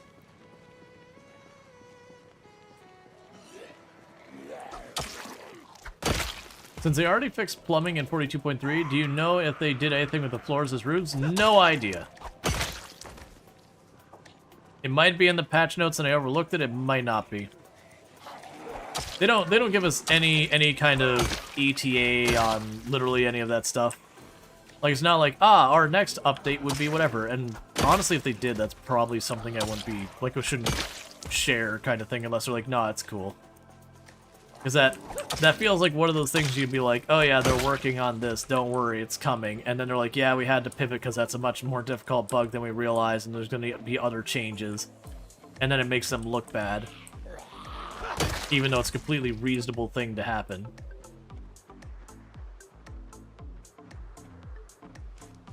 But yeah.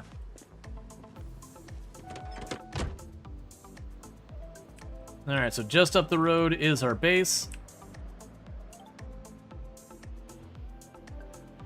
I'm not so worried about food. You work in software development, keenly aware. Yeah. Yeah, they don't give any of that information, which I think is the smart move. I've seen a couple different ways that different game products have handled, like, giving out information about what's being worked on. And I've seen some that are extremely verbose, like Coral Island, for example. They literally every single day come out and they'd be like, here were the things being worked on this day. And it'll usually be, like, vague things like, you know, worked on a, you know, blank, like it'll be, like, redacted feature, or that kind of stuff, or, you know, fixed an issue relating to reaching the savannah, or whatever. They do a pretty solid job.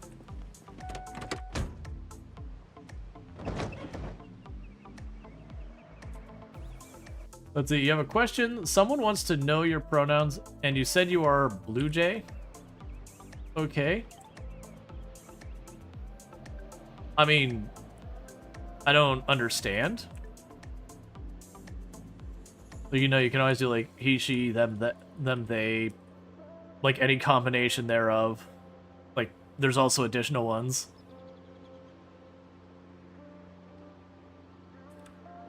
So, that's not really a question, you just stated that you did a thing. What's your keyboard? So I use a Dvorak keyboard. For those who don't know, QWERTY keyboard. Why would they want to know that about you? Oh, your pronouns? I mean, if they're going to talk to you, they probably want to make sure they're respecting your pronouns. That's a perfectly reasonable thing to do. It's also perfectly fine if you like, you know, I'd rather not say it. But generally speaking, people are going to want to be able to say, like, you know, him, her, she, you know, she, they, whatever. Like, I don't want to know, like, in context what they're supposed to refer to you. Granted, you can default to they. But yeah, no, that's considered respectful to ask. Yeah, no, that's just genuinely not wanting to misgender someone. Now, obviously, like, tone can matter, where if a person's like, you know, alright, man, what is your pronouns? Or whatever, you're like, alright. Obviously, this person's looking for someone to scream at or something. But that's the thing. But yeah, so to get back to the keyboard thing, so I use what's known as the Dvorak keyboard. For those who don't know, when it comes to the various keyboard layouts that have happened over the years, QWERTY has become kind of the standard industry keyboard. What a lot of people don't know is the history around the QWERTY keyboard. It is a very inefficient keyboard by design. And I don't mean like it was deliberately and maliciously designed to be bad. It was the QWERTY keyboard came into existence because of typewriters, mechanical typewriters. Thank you for the follow. Welcome to stream. And for those who don't know, the way typewriters work is you'd hit a key, there's a mechanical lever that goes down and then forward, and then there's a hammer. And so what ends up happening is you'd push the button and the hammer would hit. And it hit a little ribbon that's got ink on it and would bang it against the paper, which puts that little bit on the paper. Now the problem you run into is those hammers, because they do kind of come forward, they do cross each other's paths. And so the issue is the closer you have your letters together, the more likely they are to get snagged on each other. So when you're typing really fast, and you have a lot of letters that are common nearby each other, you just keep you keep getting your stuff snagged together, you keep getting these things, you gotta undo your jams, you gotta, like, get the arms apart, and it could damage the typewriter over time. Yep, there was a hammer for each and every letter, correct. Both the capitalization and the lowercase as well. So what they did is they came up with the QWERTY layout, where basically they took common letters and they generally tried to spread them out more to avoid those jams. And so for purposes of typewriting, that was more efficient. Because those jams, like, even if you went, like, half the speed typing, just preventing jams would make you faster, and it's not that bad. So that just got to be the standard. There was a bunch of competing different standards at the time, and I can't remember what brand. Was it the Edison? It doesn't matter. But basically, they had the typewriter that started using QWERTY, and they became, like, the big successful typewriter company that kind of became, like, the de facto, which kind of drove the other layouts out of the way. Now, they banned you from that chat? You don't need to give me a play-by-play about what's happening in other people's channels, Big Bud. But yeah, so it's just a thing that, like, they made it for a purpose, but it became kind of the standard that everyone learned to type with, and so when computers showed up, everyone already had those established typing skills from their typewriters, and so they just brought the layout forward. Even though, you know, I have a keyboard here, there's no hammers I have to worry about jamming. So what's ended up happening over the years is people said, you know what, we can change, you know, we can like make layouts that are actually better. You know, they put less strain on your hands, so you have less risk of like repetitive stress injury, that you can type faster, have less, you know, prone to errors and all that kind of stuff. And so there's Workman, there's Dvorak, there's Coleman, there's a whole bunch of them. What's the most efficient layout? That is a very complicated question that has a very complicated answer because you have to consider stuff like use case. So generally speaking, if I remember correctly, at the time, for a lot of programming languages, Dvorak was considered the best layout for programmers. Now, once you started talking about typing in English, then I want to say it was Workman, I want to say was one of the higher rated ones. And then you have, if you're talking like in German or in Spanish, then you'd have other layouts. So like even if you're like, you know, if you're working in accounting where you're doing lots of numbers and all that, you'd have different things for where your special characters are so that they're more efficient, like more available. So it's just one of those things. It's like, yeah, unfortunately, it's the whole thing. Dvorak is brutal in Linux command line because ls-l is entirely on your pinky. Yeah, no, that is the kind of things that do happen.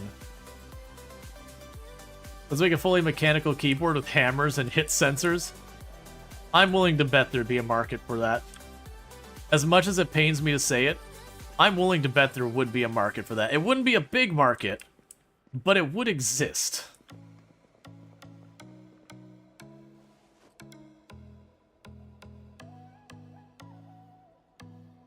Let's see what else we want to drop in here.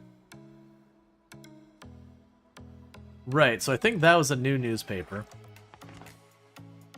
Knox News. Let's see. Rangers triumph at West Point. Local teacher wins national award. Brainberg disaster funds on the way, says Governor Frankenfurt. Let's see. Gotta drag that out so that doesn't cover. Frankenfurt Governor Cal Fairweather has reassured Brainberg's mayor that the long-promised federal funds to rebuilding the Brainberg are on their way. Despite the overwhelming early response following the tornado on April 18th, which saw ample aid provided to the residents in the aftermath, promised federal funds for the recovery for rebuilding have still not arrived, with buildings patched up with wood and major disasters still evident. Early warnings meant that residents were taking shelter when the tornado touched down in the northeastern part of town, but the high winds killed 3 residents, injured dozens. The F2 tornado destroyed cars, razed houses. Hundreds of people remain homeless, living in hotels and trailer parks, paid for by the state. The others living with relatives and or friends. Up to 40% of residents and 30% of businesses in the area are uninsured, meaning the cost to the taxpayer could exceed $50 million. Kentucky is often struck by tornadoes, but April whirlwind took authorities by surprise. Yeah, so this is, I'm willing to bet there's going to be an area in Bradenburg that's destroyed, and that's basically letting you know. A hunter injured by deer attack Riverside.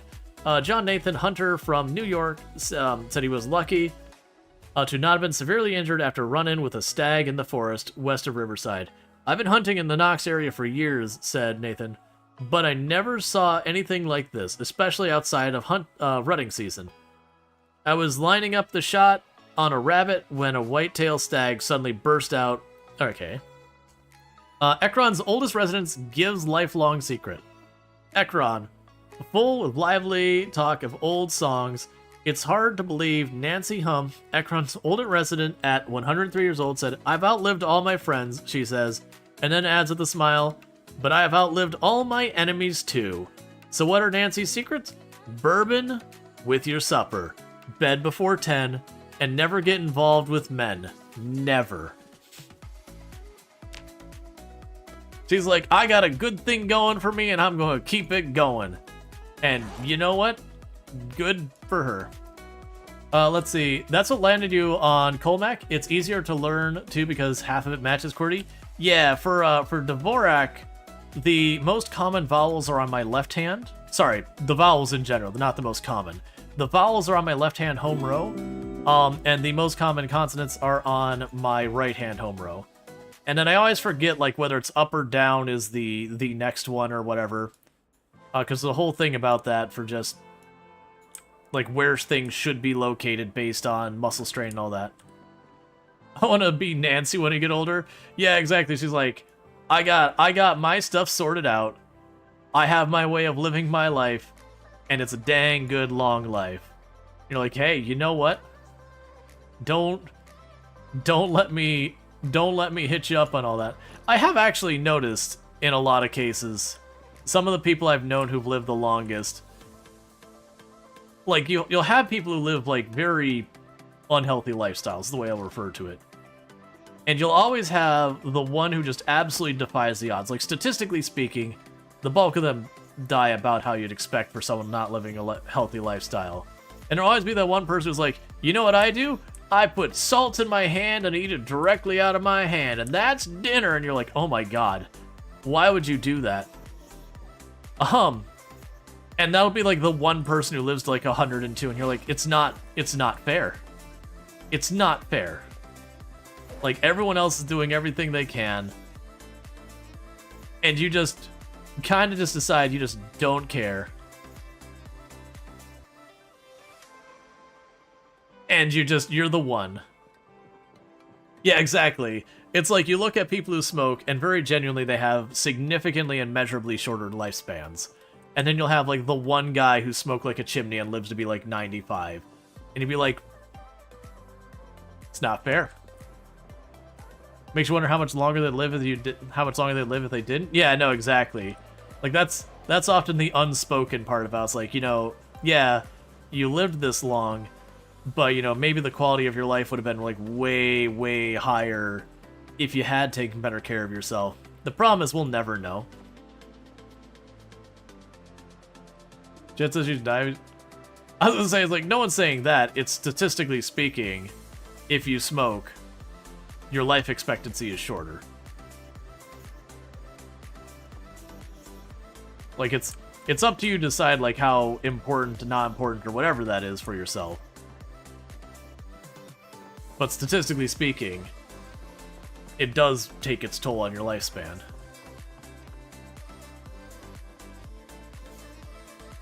Imagine 95, chimney smoking guy could have lived up to like 110. Yeah, they do that whole thing, and it's not a reliable measure.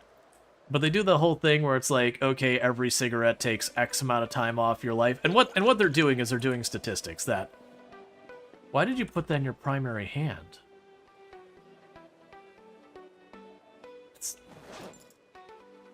Don't do that.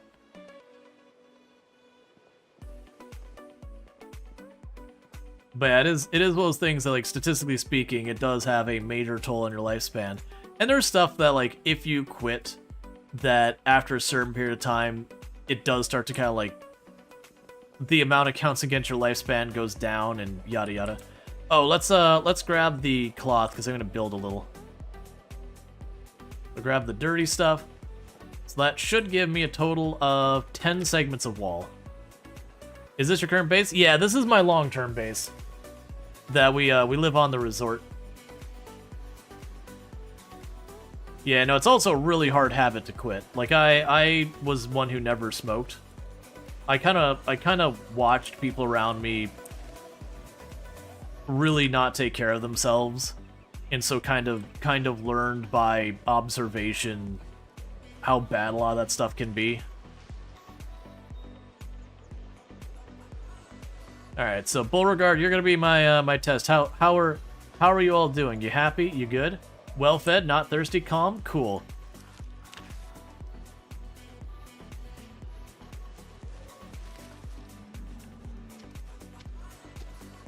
And then there's the other extreme too. Yesterday at work, we had a 22-year-old who had major cardiac surgery. She was a health nut and she collapsed one day at the gym. Yeah. Well, that's the thing about all this stuff. You're talking statistics with all these things. And so it is just one of those things that some people are going to get the lucky statistics and some people are going to get the bad statistics. And you'll have people hold that up as like, oh, see, you shouldn't worry about smoking because you could still die or whatever. It's like, well, yeah, but also, you know, the classic healthy people get cancer and that kind of thing. Yeah, no, and COVID, because of what it does to your bloodstream and everything, that did royally screw with a lot of people's stuff. Family history? Not necessarily. There's always that first one in the family.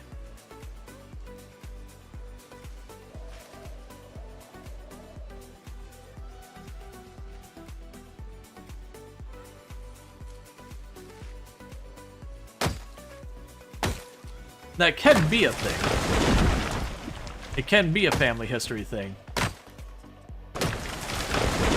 It just isn't necessarily a family thing. Alright, so there's 4 logs. Gonna do a little bit of base building here.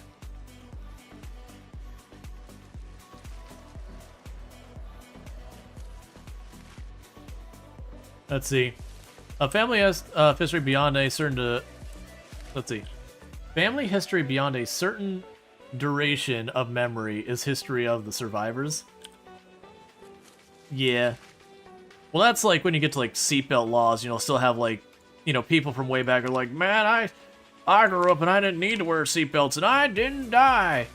It was fine without them. You're like, that's called survivor bias. we had a lot of people who didn't survive. You know why they're not here yelling about it? They didn't make it.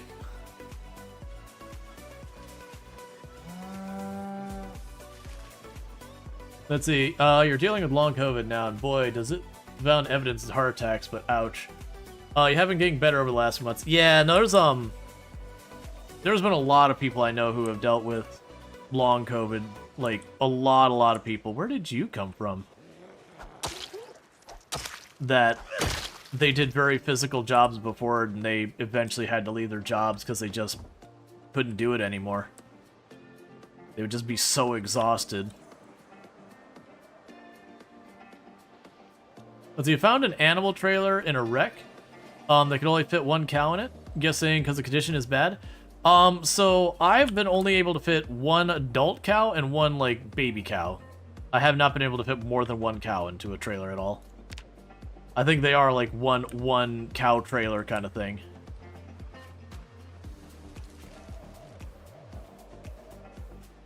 Yeah, and there's You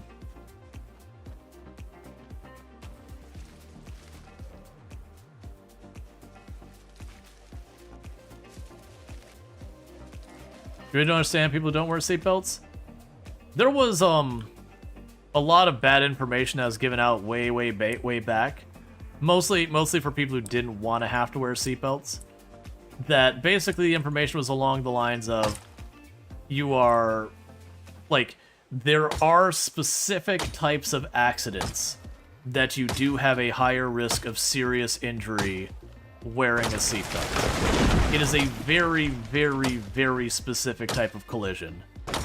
But when you look at the statistics behind it, you're like, what is the odds you have that specific type of collision is very low compared to, like, getting rear-ended and that kind of thing.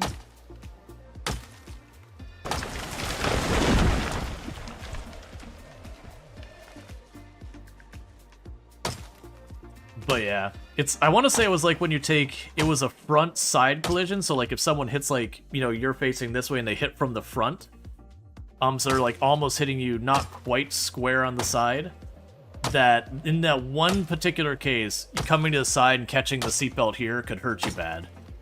But it's one of those things like, how often does that very specific scenario happen?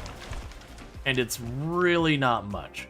But people use that justification like, no, actually, if you get hit in a specific way, you've got a higher risk of injury. And it's like, alright, I hear you. But of the collisions, that's like less than 1% of collisions.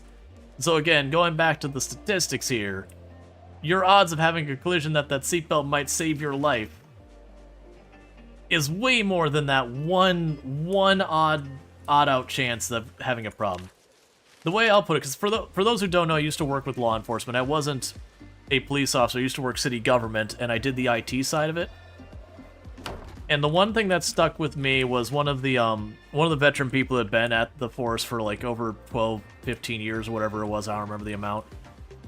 And the comment he gave about whether or not you should wear a seatbelt, he goes, in my career, I have pulled many bodies from cars. I have never removed a body from a seatbelt. Or he said corpse.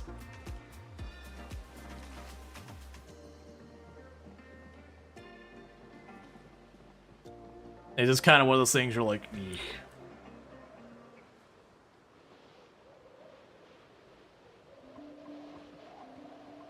So you had a person from a bad, survived a bad crash where he flew out the back of the car windshield and fell in the bond marine. Only reason he survived was because he didn't wear a seatbelt on. Yeah, and it's just those things are like this extreme statistical outlier.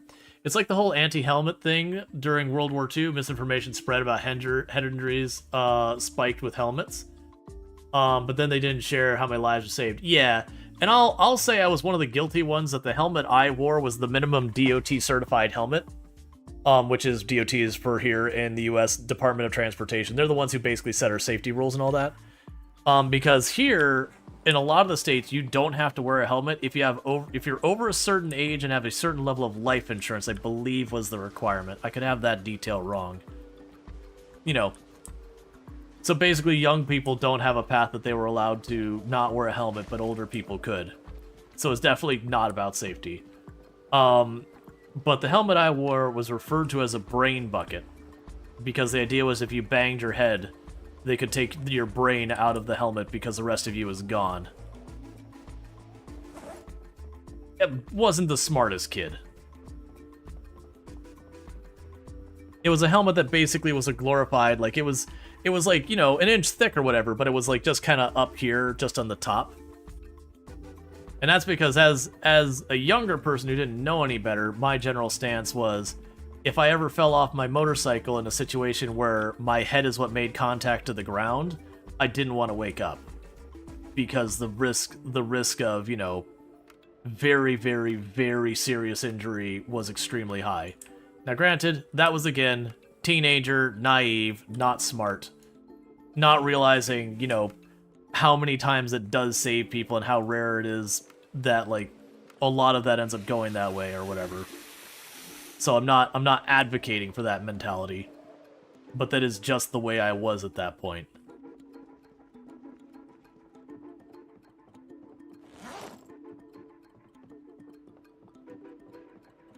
So, you know, don't listen to teenager me, because teenager me was not the smartest cookie. I definitely made some dumb decisions in my life.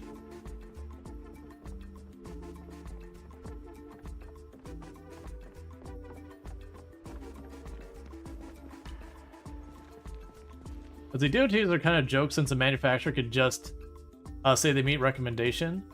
You want Snell if you can afford it. Well, yeah, no, it's basically the minimum bar for DOT is not much. Like, just being DOT certified is a pretty kind of nothing burger of a thing.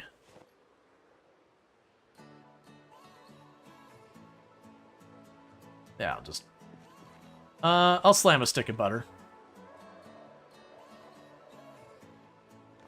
We'll slam a stick of butter, and then we'll get something.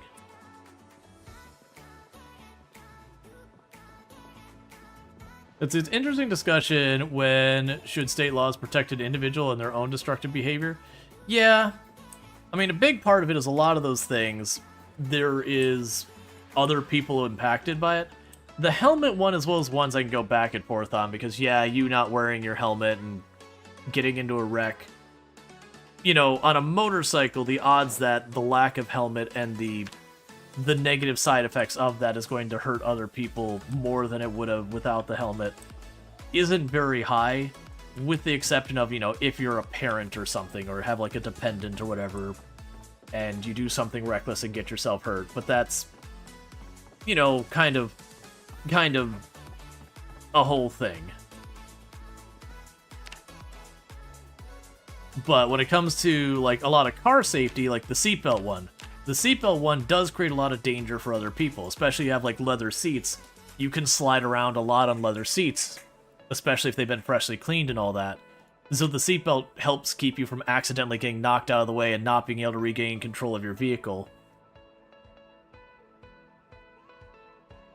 No helmet motorcycles are good for organ donors list at least. Yeah, you're not wrong. The helmet ones sounds like an advertisement for life insurance. Yep. To be fair, it's the same target demographic between those two things.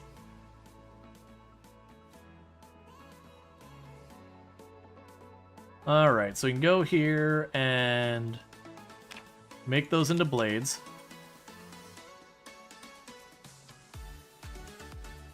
So we're getting our next batch of knives ready.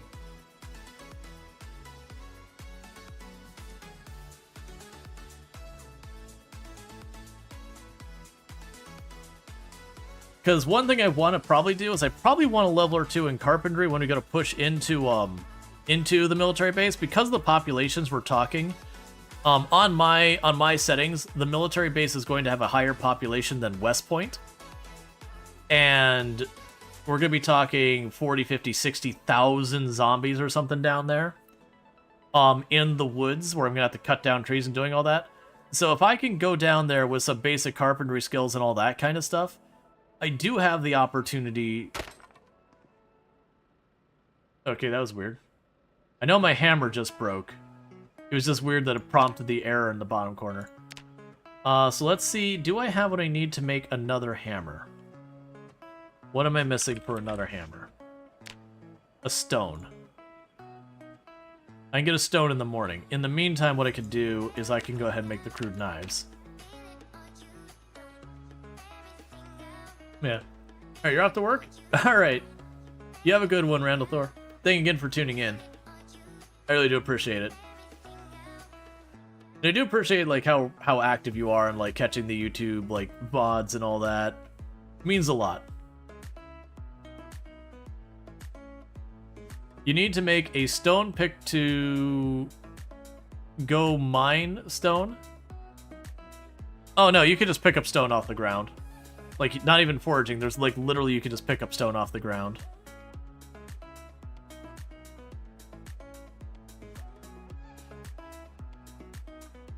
I know it's getting later than I should keep my character going, but I'm gonna go ahead and make all 10 knives real fast. We'll chuck in our bag.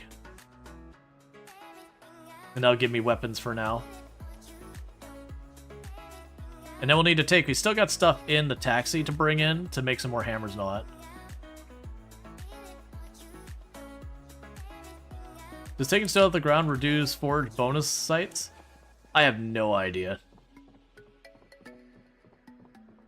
It honestly feels like some of those things you pick up off the ground, not that they respawn in those spots, but that those do change over time. I don't know if that's true or not at all, but it definitely feels that way. Also, I need to check on that generator in the morning. It's probably getting low on gas, maybe needs repairs.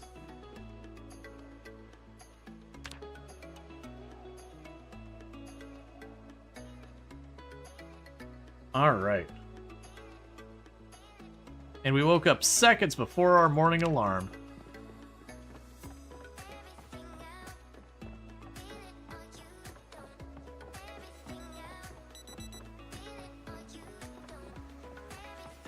Okay.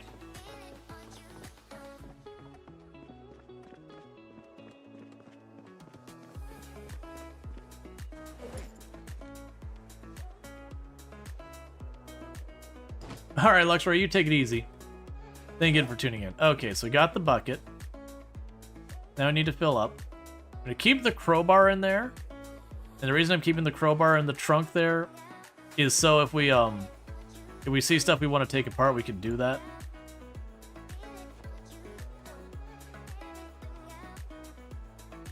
I forgot we had all this metal scrap and all that in here.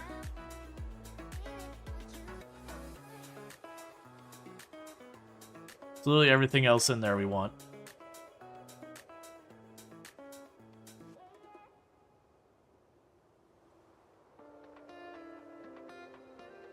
I'll just grab those now. Okay, so the rest of that can always stay in there because it's all tools we'll want.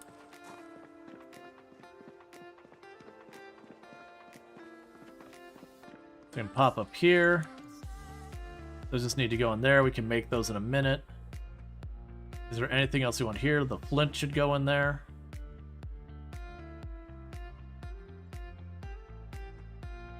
Not the rest, though.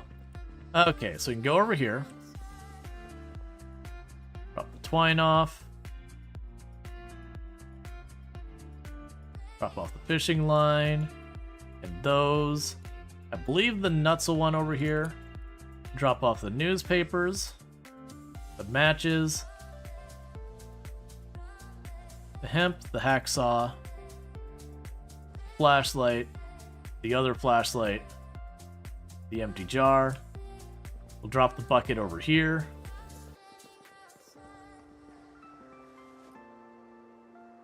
Probably drop off the electrical wire as well, and then all the rest of this goes in with the blacksmithy stuff. Cool. So let's run over here. We can drop all the stuff for the blacksmithy. And the question is, do I take the time in January to shove the plants in the ground that are supposed to have the best time for January?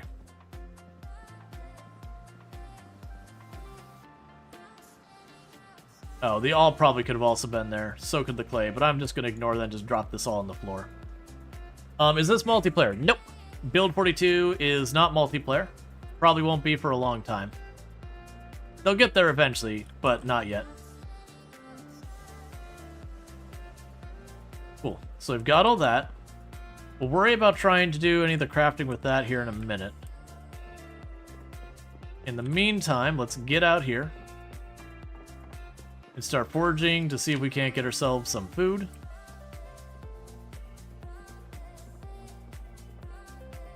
Apparently a container of caffeine pills right away. That's not really what I was looking for, but I won't complain.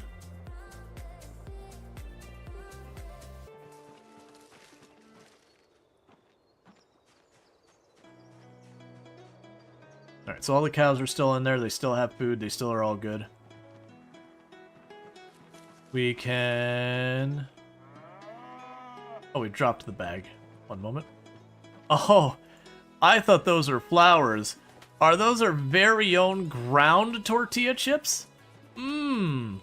Some nice 6-month-old ground tortilla chips. Ah, they are rotten. I mean, that's fair.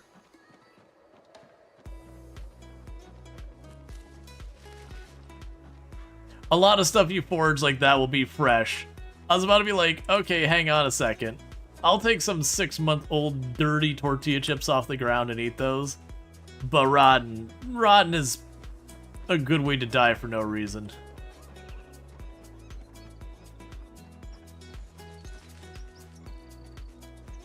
Alright, so let's do a little stroll here. See if we can't find ourselves some goodies to eat.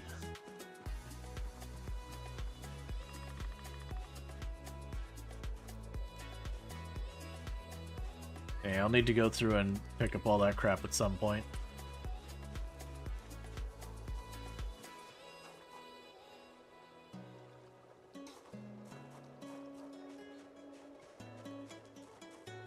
Oh, right, I do want to grab a singular stone. That should be nice and easy.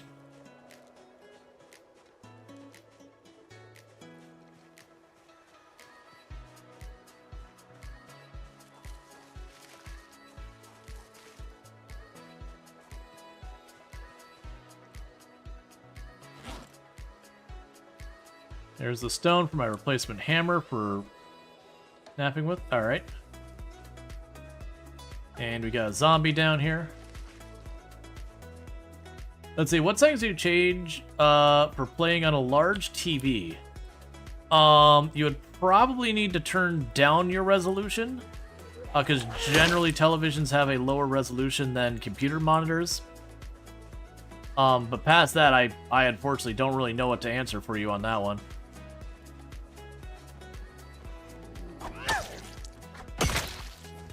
Hey, Penny Meowie. Let me go ahead and get you a shout out. Another fantastic content creator on the platform.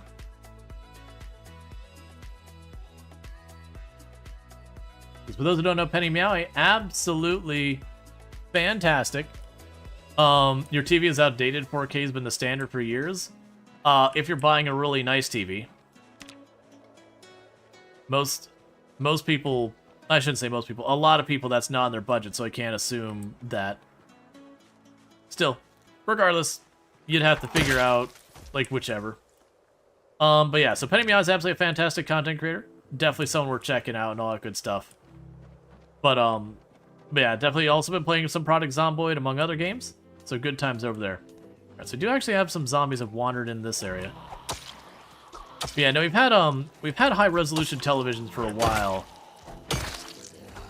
But I want to say a lot of people, it's still like 1920 by whatever. Yeah, that's what I was gonna say is, I would not say that 4K is like the normal TV. It's a standard that's existed on televisions for a long time, since like plasma screen first rolled out. But nah, the vast majority of people aren't spending several $1,000s on a television.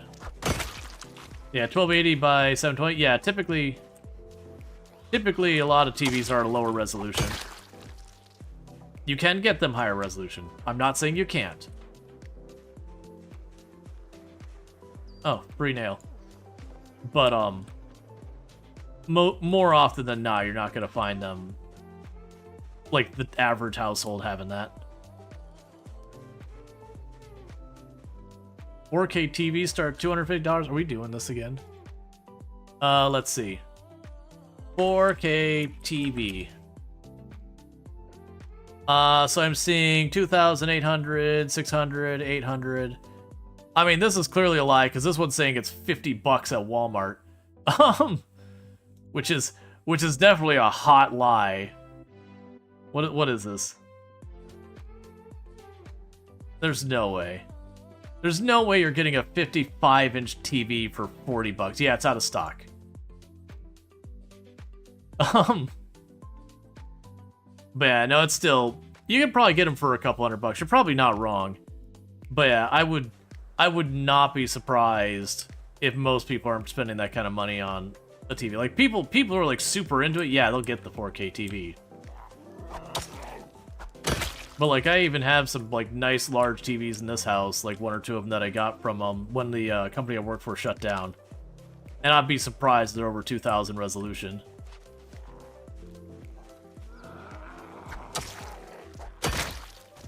Yeah, exactly. Stuff like a lot of the LED TVs, even the LCD TVs, the lifespan on them so long, you still got to consider what the standard was like 15, 20 years ago, because those TVs are still alive, a lot of them.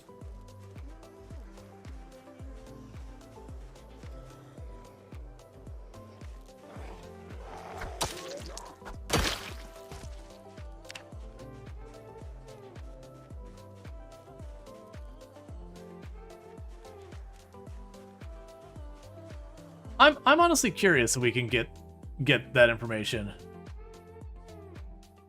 Most common TV resolutions. We got 2023 is the nearest one. That's not the right word, not resolutions. I mean, it is most common TV. Don't take away my words. The most common TV resolutions as of 2023 were 1920 by 1080. The next most common resolution is 1366 by 768. That's...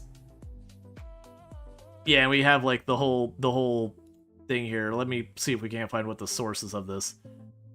Oh my god, there's so much there. That is... Okay, I want information. I'm not looking for that much information. Yeah, that's computers.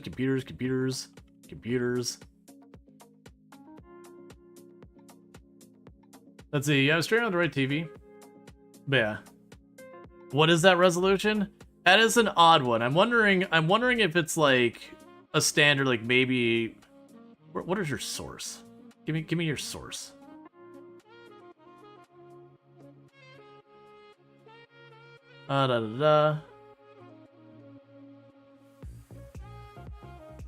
Yeah, there was a prediction that by 2023 we'd be at 2024 and 2028 by whatever.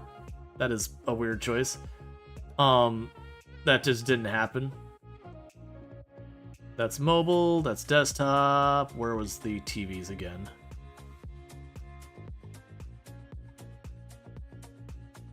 There's... Alright, I'm gonna stop digging. But yeah.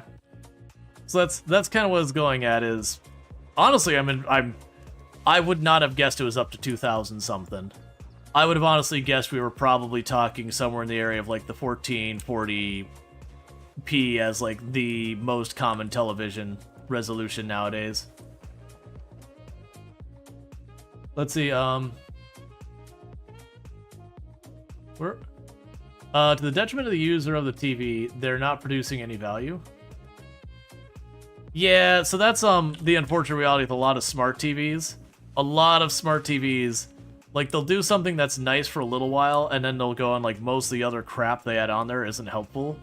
And they've been more and more kind of cannibalizing the features that people do like, because they can make more money by not having those. By, you know, making deals with other providers and yada yada yada.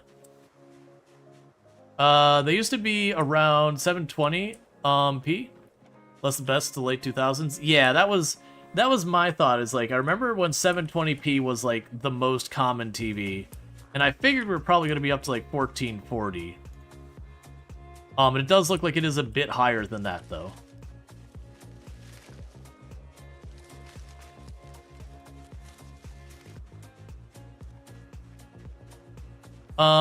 Is that thing survive? Yes. If you do exclamation mark mods, it will list the mod. I've got a couple of UI mods, but nothing that changes gameplay.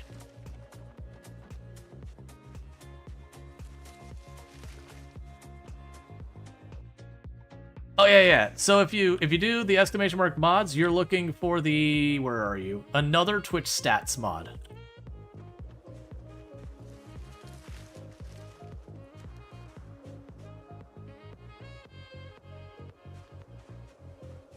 Because they know it's the streamers who want to use that.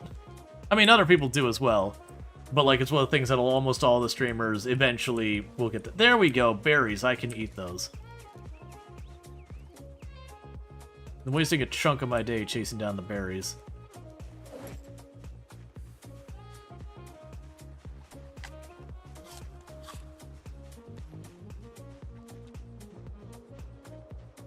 But I feel like what a lot of leads the TV resolution is, one, for people who use the television as a television, it's gonna be whatever the television gets broadcast to them as, and that's still very low resolution most of the time. Or if they're into console gaming, whatever. What are you doing? Look like you're chewing on something. Whatever their specific console supports, with, you know, like the proper frame rates and all that. I'll grab you. I imagine that's going to be some of the leading stuff there. They didn't get poisoned, so let's slam that other berry.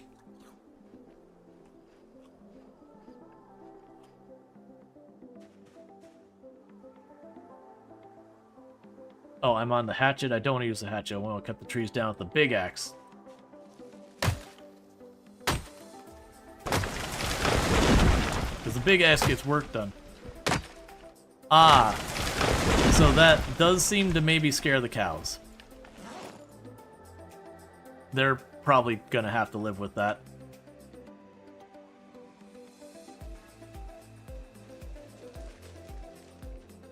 Especially since we got cows like these ones leaving the pen area.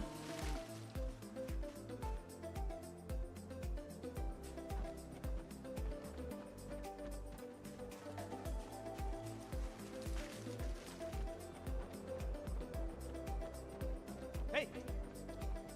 Okay.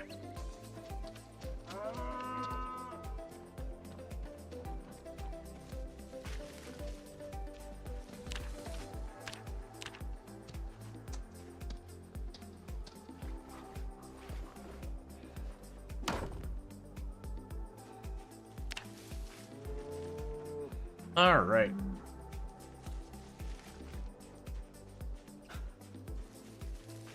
As you heard, Monster Hunter Wilds got its minimum requirements lowered after people complained about performance. Do you mean increased?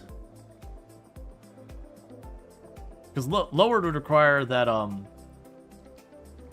imply that you need less hardware.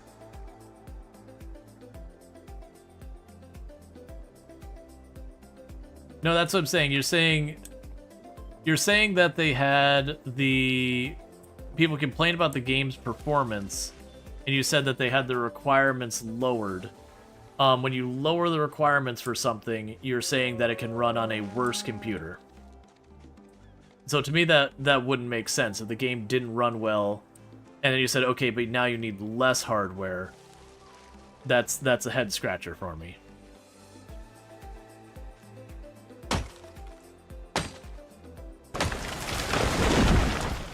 Yeah, no, you got that.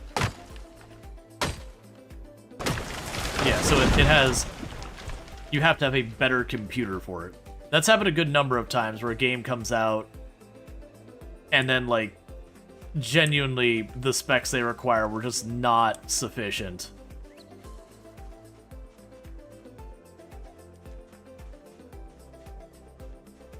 They optimized the game a bit more after people test the game. Oh, so they did some I'm sorry, I missed that part.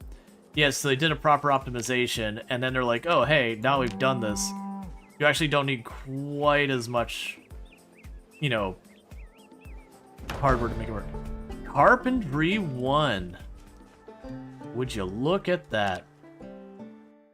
And that opens that I can now make floor. I think that's it. And the floor is something I probably will do, but not here.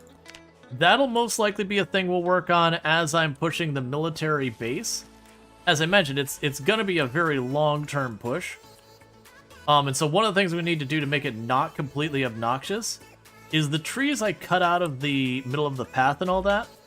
What I'll end up doing there is I will end up taking the time to saw up the occasional log and put it down where the tree grew as a means of preventing the tree from just growing back again.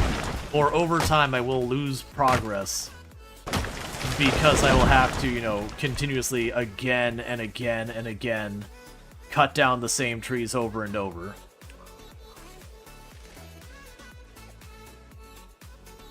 So you just checked your TV because you wasn't sure?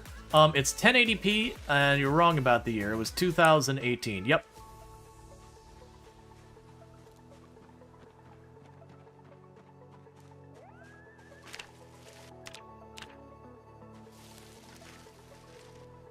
They just grow in the same spot, no need to floor anything else? They don't all grow in the same spot, but it is those things that, like, you can kind of mitigate it by just reducing the number of spots. Because I don't want to sit there and, like, literally make a wood path the entire way there. I would probably need thousands of nails.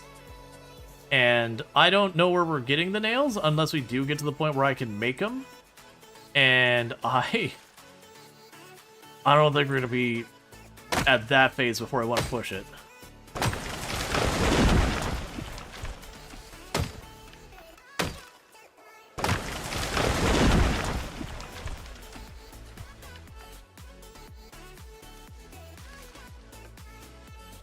But it would be nice if we can get some, like, proper knives going. So I'm gonna kind of put this wall together till I run out of cloth to rip. Or rip cloth or whatever. And part of the reason I'm doing this is so when I do these, like, longer excursions away from the home, that I don't just come back and not have cows because sometime while I was gone, they wandered off.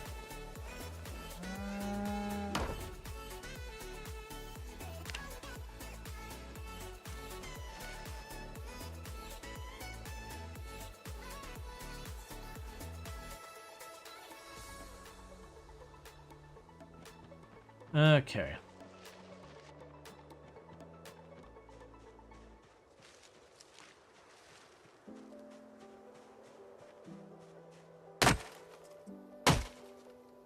What are you missing before you can make an advanced furnace / forge? I actually have no idea off the top of my head.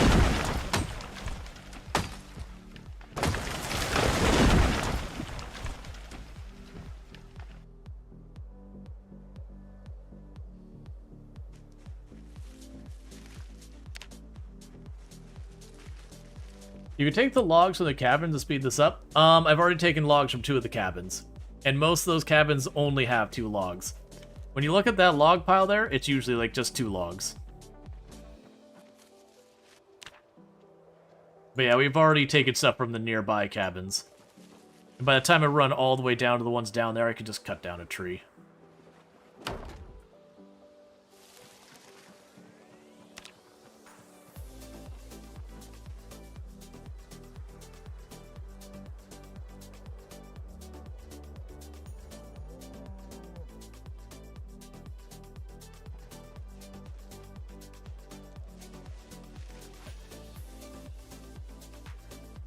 Alright. I'm basically just going till we run out of fabric, which is only 10 wall segments, I think.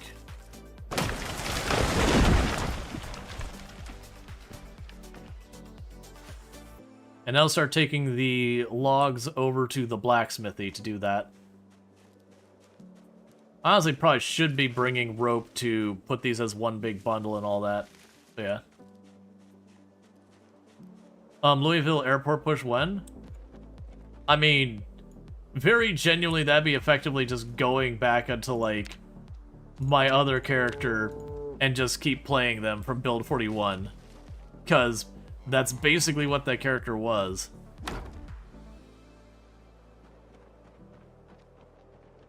The good news is we are closing off more and more of that perimeter.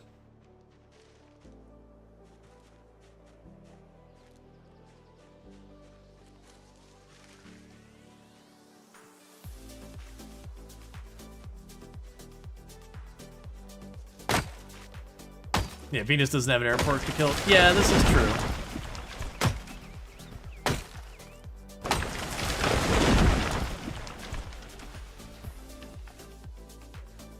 All right.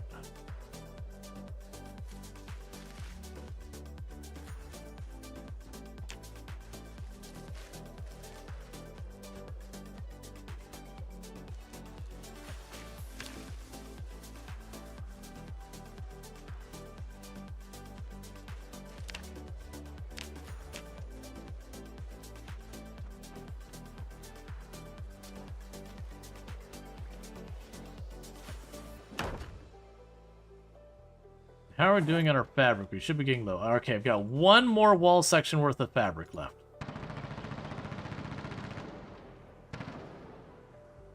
And after that, we're out of rags I want to use for that. And then we'll work on blacksmithing for a hot minute.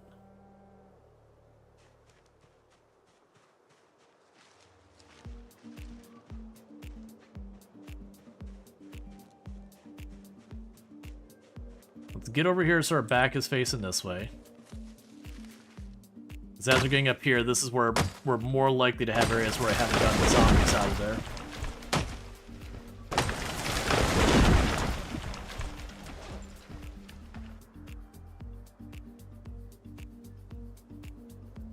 there. Alright.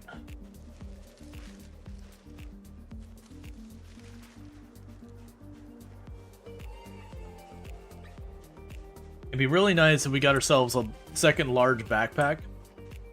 Because I believe with the second large backpack, it can fit all the logs in it.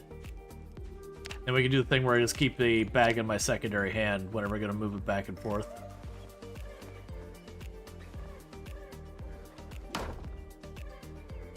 Alright, and that's how we're going to be building for that section real fast.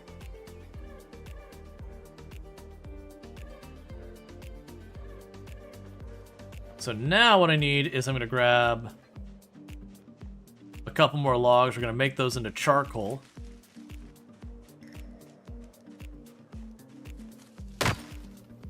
And then we can use that to try and make ourselves some weapons.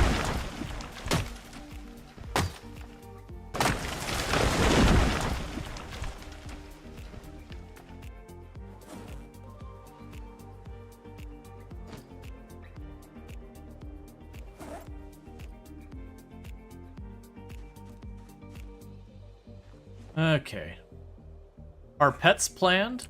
I know they've talked about adding dogs to the game at some point. They're not in yet, but they did talk about adding dogs at some point, and before people worried the zombies would not be allowed to attack the dogs, but just the same, the dogs wouldn't be allowed to attack the zombies. And that's because the devs like, we don't want to program dogs getting hurt by zombies. They don't want to have, like, the dogs whimpering constantly or whatever.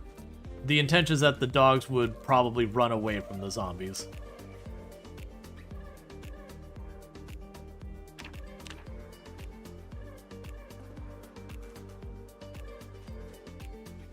Cool. Where did that charcoal go? There you are.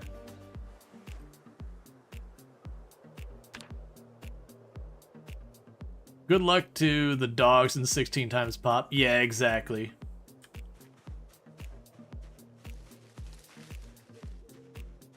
I can tell you right now, I'd turn it off right away if they could get hurt. Oh yeah, no, absolutely.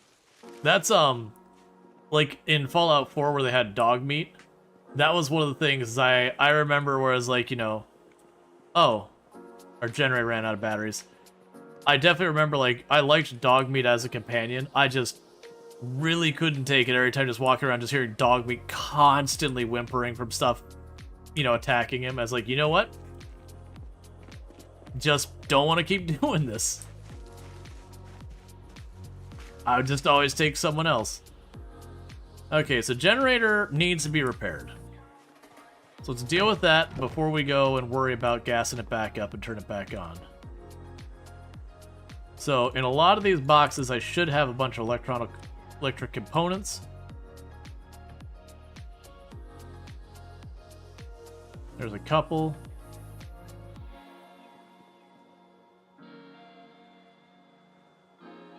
There's a couple more. I know back in one of my bases, I have like literally hundreds of them. There's a couple more.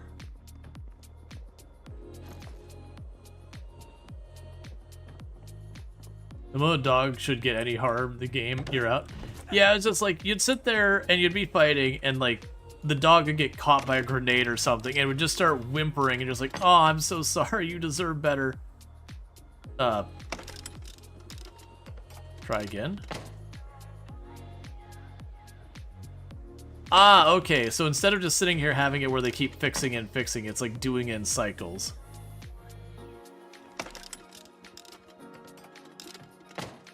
It's probably based on my skill with electrical. I think I only don't like this because I'm having to spam click it a lot.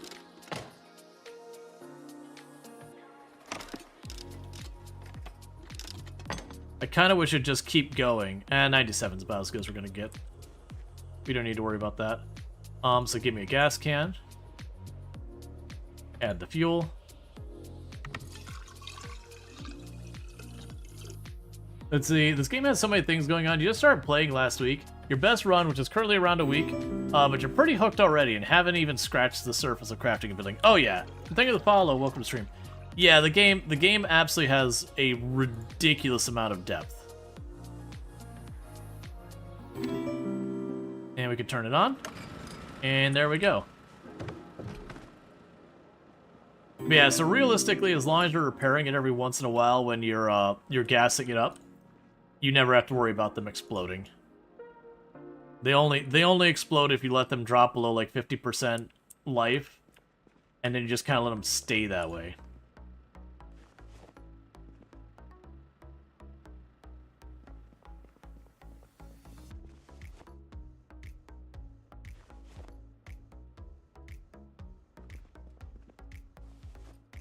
Okay, so got all that. Drop you off as well. Then go here. I'll need to craft myself a new hammer.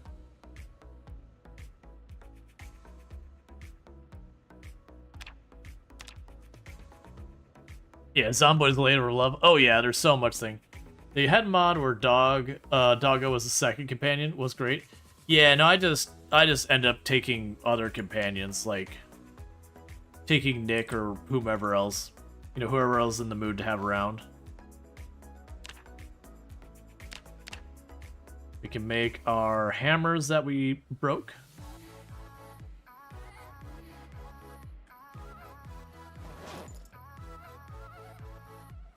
So 3 claw hammers.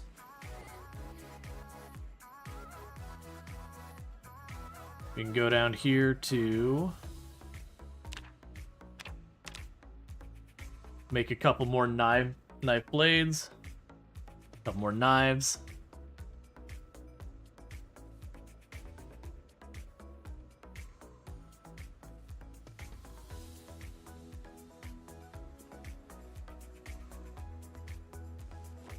We also have a bunch of handles for when we get the blacksmithing, like, actually doing its stuff. Thank you for the follow. Welcome to stream. And that'll be 6 more knives being made.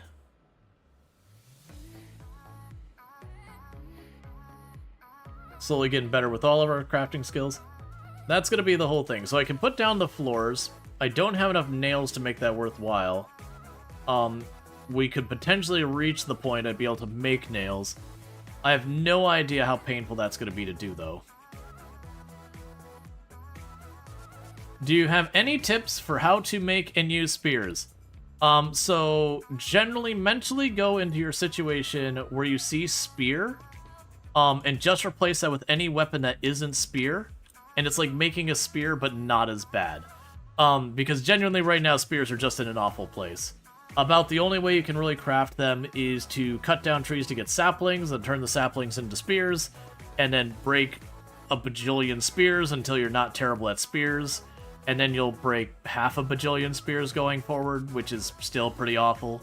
Spears are just in a really bad place. If you're still thinking back to the old Build 41 meta, spears in Build 42 are just not as good. It just... Right now, they're in a real bad place, is what it's boiling down to. They're really hard to craft on any reliability, because you get 1 sapling per tree most of the time, which means every tree can give you 1 spear. Which is not much. That is a lot of trees you gotta go through.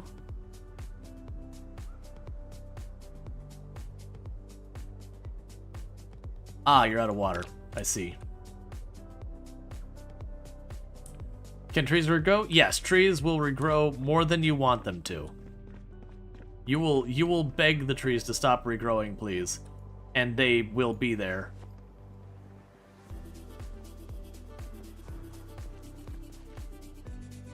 You don't have to worry about the lack of trees.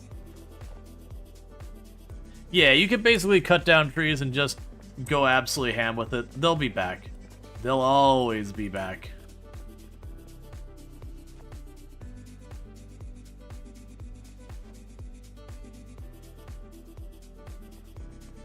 Ben, cutting down does make noise? Yes, cutting down trees is pretty loud.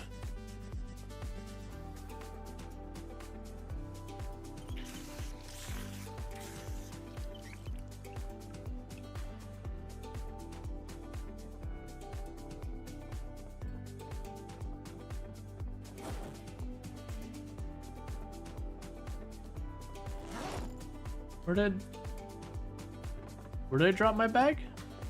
Oh, right, I dropped my bag in here when we had to deal with the gas. Right. Because that's our charcoal for doing metalworking.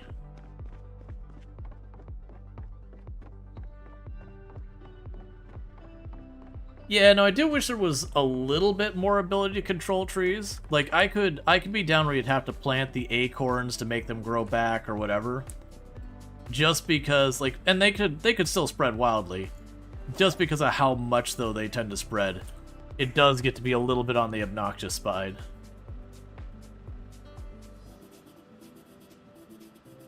Okay, so unequip that. Put it back in our bag. Go here. Drop the metal sheets.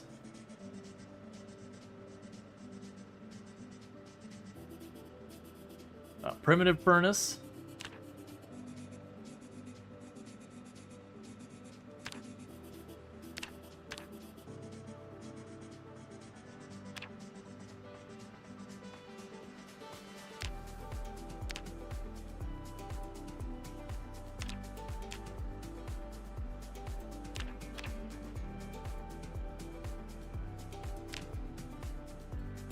And we're out of charcoal.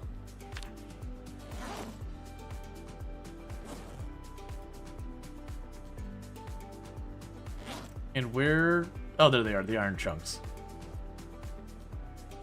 Yep. Out of charcoal already. I know I wasted some of those materials. How much metalworking did we get? Is that, like, any meaningful metalworking?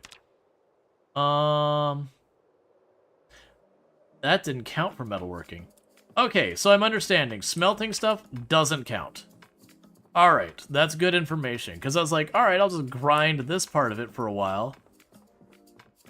And then, you know, once I've done that for a little bit, we'll be in good shape to then start making stuff. It looks like I just gotta straight up make stuff. The good news, though, is I have lots and lots of the metal chunks.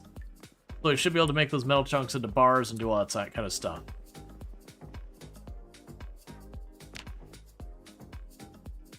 And it was a low zombie kill count day because we're just nowhere near any zombies right now. We've killed all the zombies in the area for the most part. We're just doing our stragglers. We don't have more cloth to build more walls, so I'm not going to worry about it. We do need to get more food. That is, like, I've got tons of food that's in there. I just don't want to deal with it that way. So we got the claw hammers, got nightsticks, got a bunch of knives. So we're really doing good on our weapons. I've got the pistol I'm just going to waste.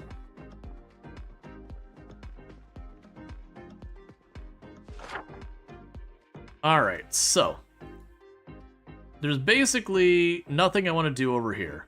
I could go east to check for survivor zombies and just go around this way.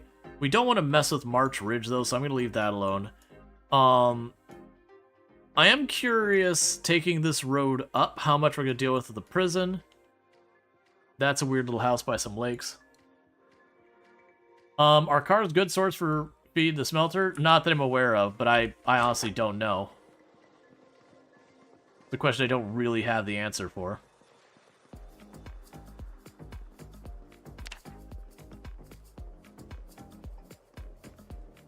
Let's, what we can do is, while we wait for it to get a little bit farther in the day, grab the car.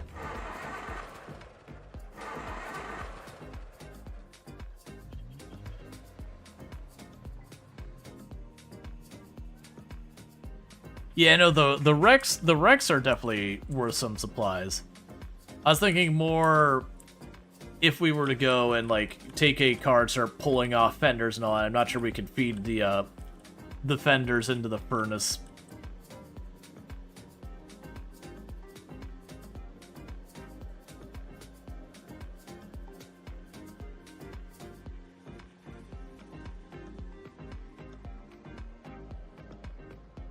Well, I mean, I'm going to be starting to head that way. I expect it to take me a little while to actually get to the military base and do anything with it.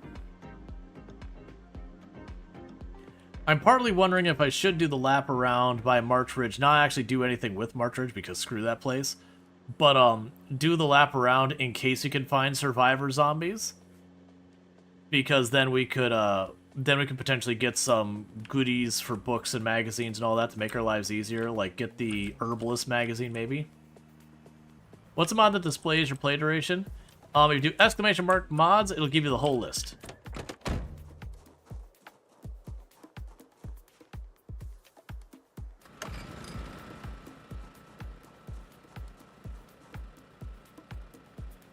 And I believe the one you're looking for is, the another Twitch stats is this one, and then the journal is the thing that shows me my kills after each day kind of thing.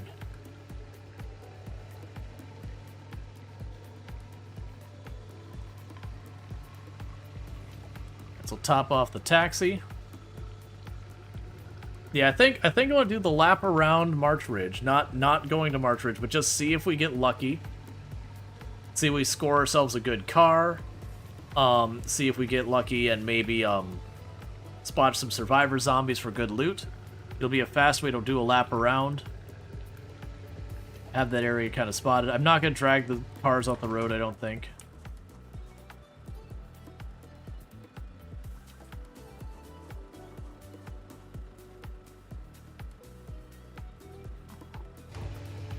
Okay.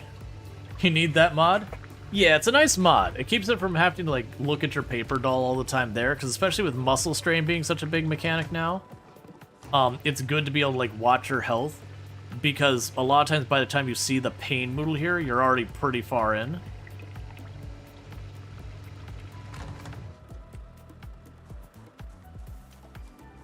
So put that in there.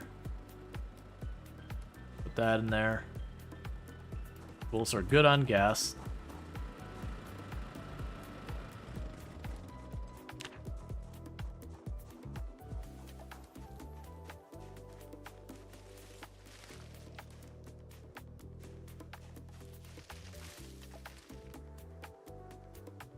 It's an orange soda bottle, right?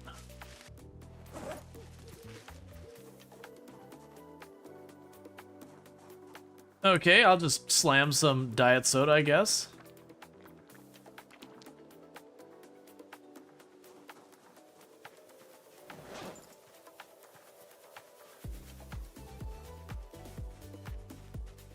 You can leave the clay alone.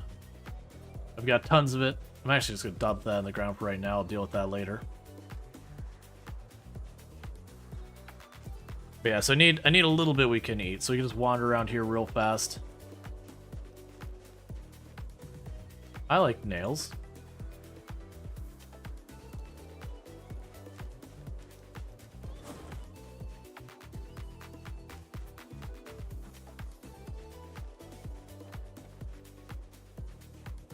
Branches.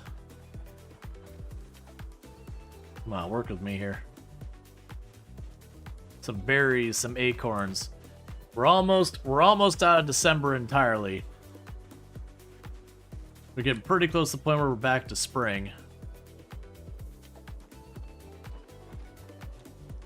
Alright, are the berries poison? It's time to find out.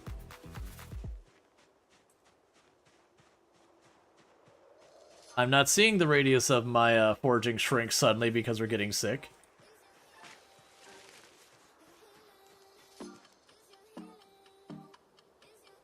Any big winter issues? Not really. Honestly, winter feels easier now than it used to. Because stuff like you can still fish in the winter, whereas the old winter, like, the penalty on fishing in the old winter was really, really nasty.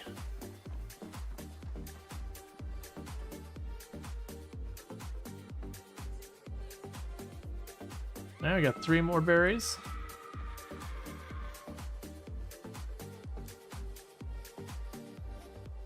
Okay.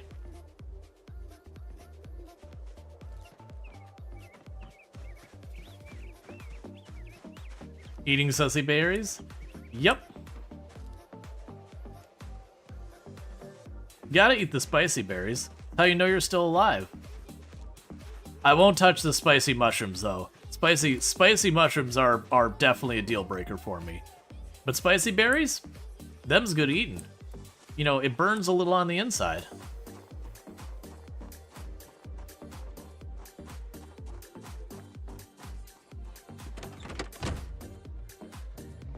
I'll also drink tainted water directly out of the lake, too. I almost clipped that.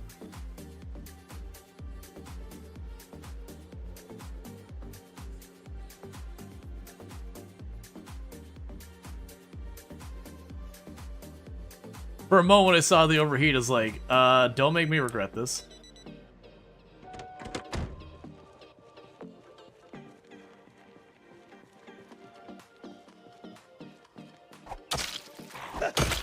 You know what? I probably shouldn't bother killing the zombies along here unless it's, like, actually a whole thing. Because the other thing is, like, you know what? I'm going to do this whole lap around here, and I don't care anything about it this way. Yeah, drinking directly from the water still doesn't kill you. It'll make you a little queasy, but as long as you're not already feeling sick when you go and take your sippy sip, then you're usually okay. I honestly think there's only a brief window where it was properly dangerous.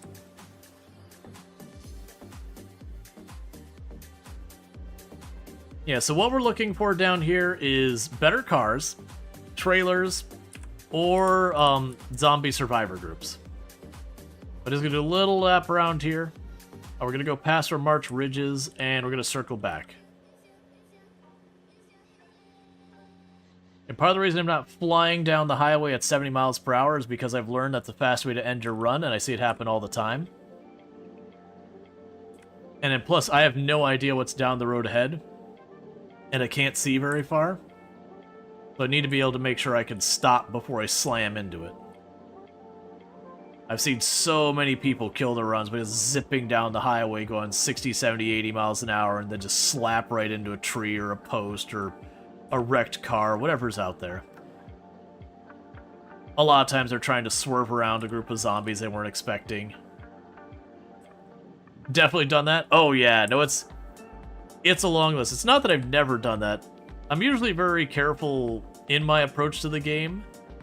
And so the times I have done, I've never actually fractured my leg where I wasn't deliberately trying to do that, i.e. deliberately jumping out of windows just to see it.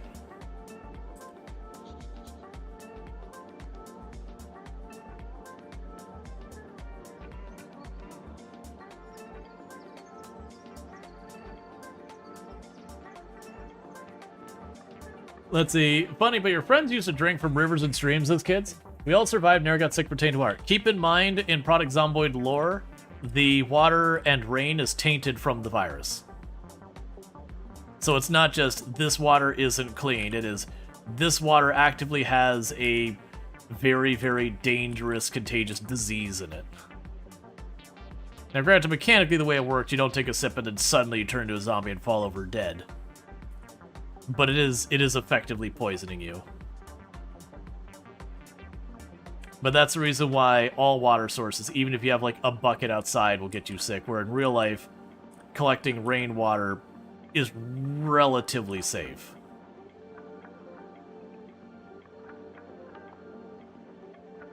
Didn't outright die, but did cause you kill or run because the arm injury. Oh yeah, no, fracture. Fracture's just like straight up bad news in the game. It just takes so long to heal. Most games think wild water equals death. Yeah, well that's when people get into the whole thing where people start bringing up realism. Oh, that looks like a Survivor Zombie group chat. Where's my loot pinata? Is that my loot pinata?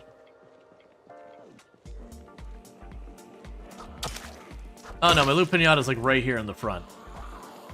So not a good backpack, but that's okay.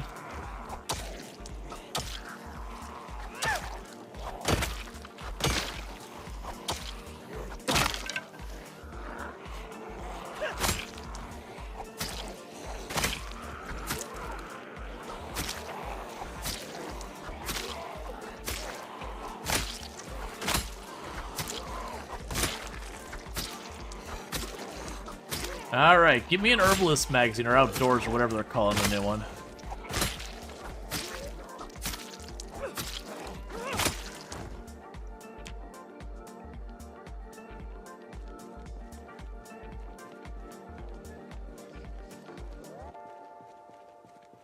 Lou Pinata, let's talk. A crude short sword. Don't mind if I do. A hatchet. I'll take that now. A thigh guard that is bloody. Causes discomfort and run speed. Okay, I'm listening.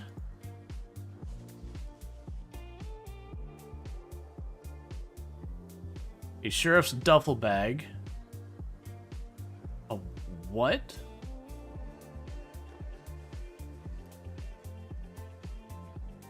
Oh, it's just a scarf. Okay. Equipping her secondary hand. What do you got for me?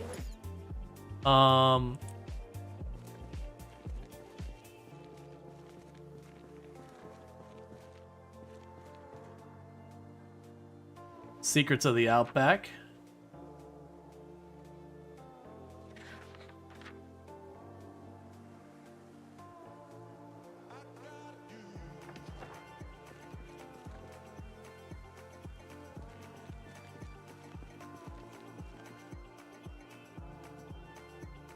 So we can put that in there. We'll drop the welding one in there. Drop the seltzer water. The shotgun has no ammo, so it's going to go onto a body. We'll put the masterworking automotive there. We already have that maintenance done. That's for like gas masks and all that.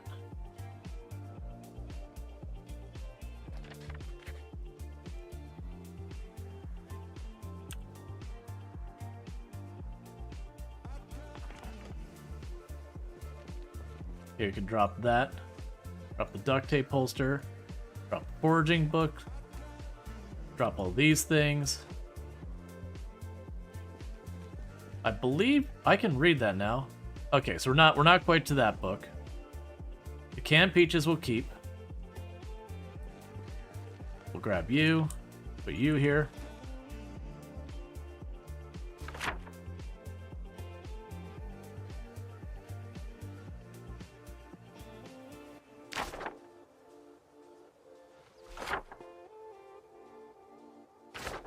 Alright, well, that's not helpful.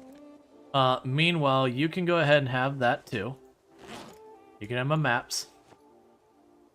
Yeah, so we learned scrap metal helmet and all of that.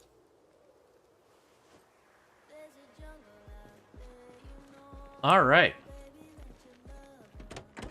So in all, we got a couple nice things. Nothing I was really looking forward to. But we did get the... Oh. There's like a second half to your group that we just totally missed.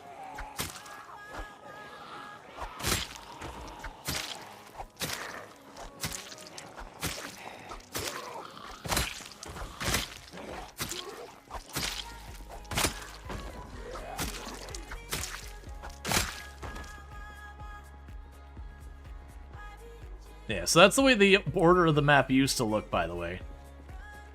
Alright, Cerise, you have a good one. The border of the map used to always look like that, where you'd have like a bunch of these, you'd have those. You could always just creep around it, and then you'd go off the side of the map, and then there was nothing there.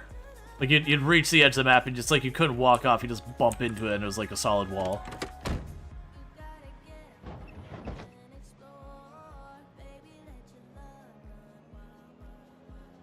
Alright.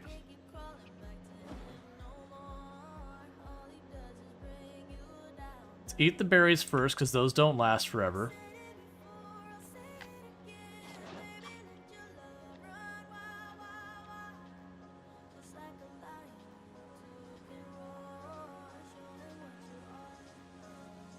Now, if I recall correctly, I want to say by Marked Ridge you end up with a bunch of totaled cars.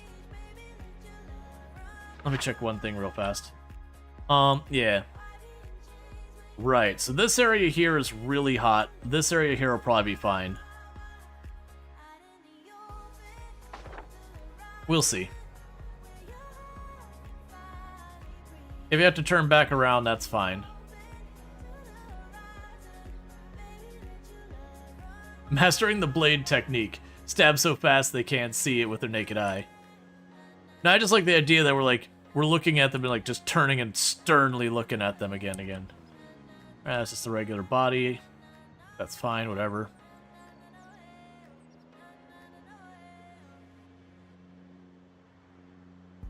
They're giving you that like mom stink eye when you know you've been wrong, but they don't say anything. They're just like, they give you that glare and you're like, whoa, I'm sorry. Like I know. I'm caught. I don't wanna get into more trouble. Whatever I did, I apologize. Which thing am I in trouble for, by the way? I need to do, like, I need you to come forward and tell me which of the things I should be confessing to right now.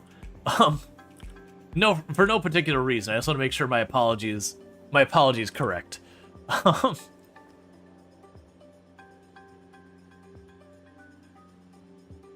right.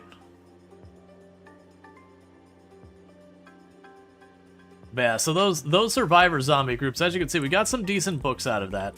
Sometimes you get real lucky. The really good backpack I have, that came from a survivor zombie group. We've killed, I think, 5 or 6 survivor zombie groups at this point in this run. Part of that is when you're like, hey man, I could use another survivor zombie group. Can you provide one of those? This is honestly how I would go and find them. I just choose the highways that I know I can drive around, and I just cruise around them, avoiding the major cities. Because they'll spawn and they'll just be in a clump on the road. Alright, rabbits, I'm deliberately giving... Alright, hang on. Oh, you're just leaving all your babies behind. I don't know if that's a survivor zombie or not.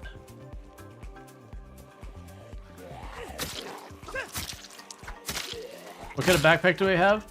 I have what used to be known as the military... Sorry, it's a large backpack is what it is. But they gave it better stats.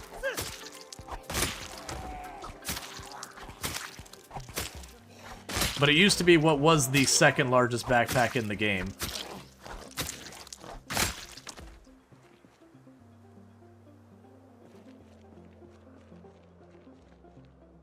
Was there not one with a...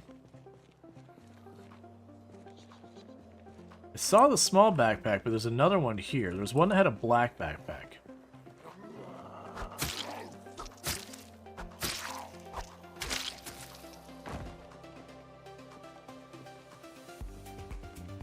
Oh yeah, I probably should grab the play knife. One of the things I'm running into right now is inventory space. The trunk of that taxi isn't exactly amazing. There you are. That's the reason I stopped, was like, hold up, I've got like this little tent thing, we should check that out. But also, I couldn't tell if you just had a hiking backpack or it was a full instrument. I think it's just a hiking backpack with the sleeping bag.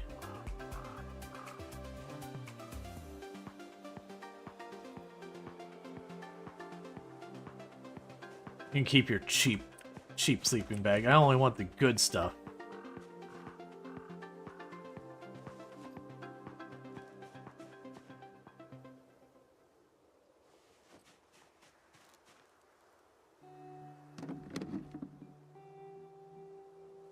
Fresh s'mores? I'm eating that right now.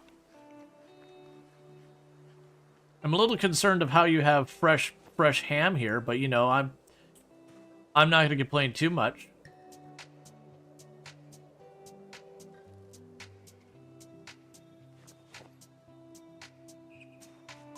Meanwhile, what I'm going to go ahead and do...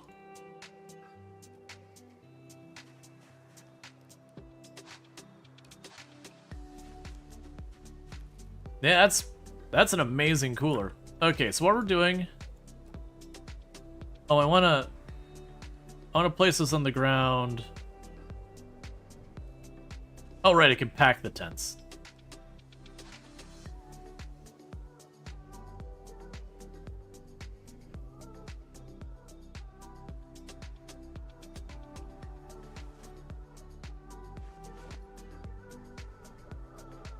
Oh yeah, so when the game, and this has been the thing for a long time, when the game spawns an event like this, because this is an event like wrecked cars and all that, when it spawns these in, it will always spawn, like, not always, but it'll usually spawn the food in fresh and all that.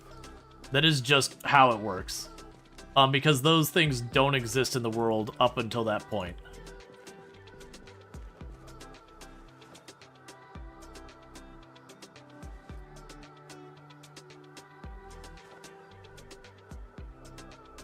Yes, the car is basically full.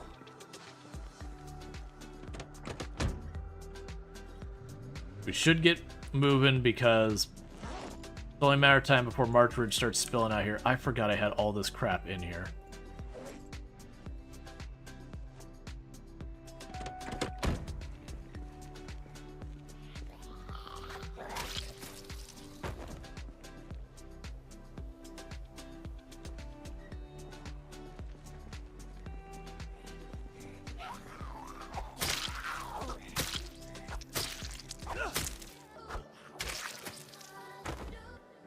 I'm gonna leave the fillet knives in that. We're overburdened. I'm running out of place to shove things. Yeah, so you're basically full.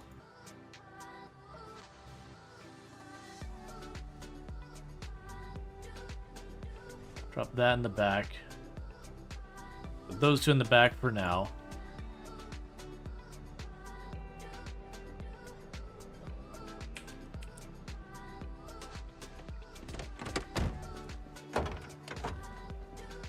That's fine.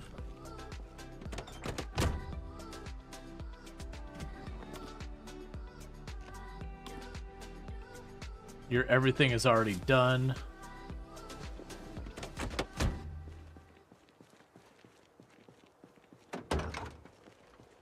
Yeah, you saw the pot of rice was rotten? Yeah. That's the one thing that's confusing about that one. Is that the rice is rotten in the middle there.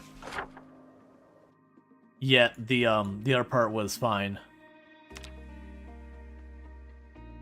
Just mark that so I can see on my minimaps like, hey, you're approaching a wreck. Don't slam into it.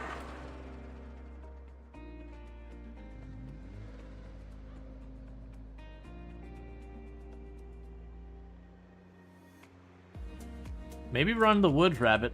Running along the highway is not the play, friends.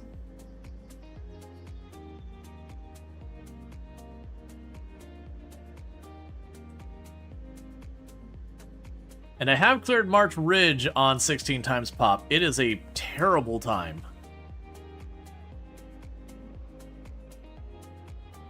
Alright, my plan is to go east. But just in case, first, I want to peek both directions. Cool. That way if I saw, like, something good real fast before we turn... Sorry, west, not east. That way I can kind of check beforehand. Okay, so this is one of the reasons why earlier people asked, like, what is an area that doesn't seem that dangerous but actually is? And that would be March Ridge, this little town. So you pull up here, and you see this little turn in there. There you go. In case you're wondering how bad this place is. In case you're wondering, chat, how bad this place is. That is the entrance to March Ridge. That is literally the front door of March Ridge, the least dense part of March Ridge. You go here, and it doesn't seem very bad. Until you actually get in here. So let's get out of here before we get swamped in that crap.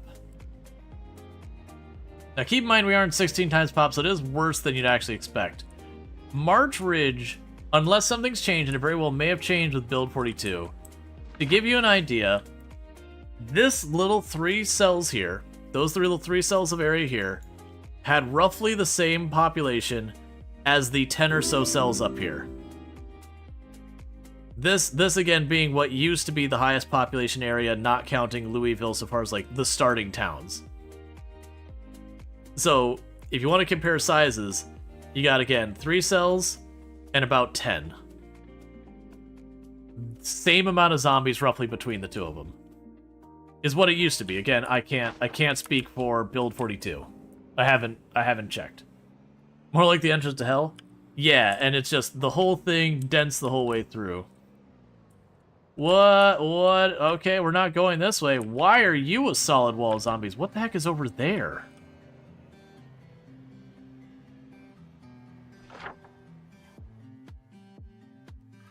You're just road. You're just road, okay.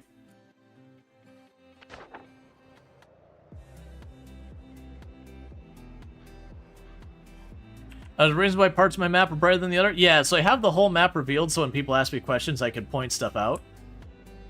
Oh, this is not ideal. Alright, we have ways we can make this work. Okay.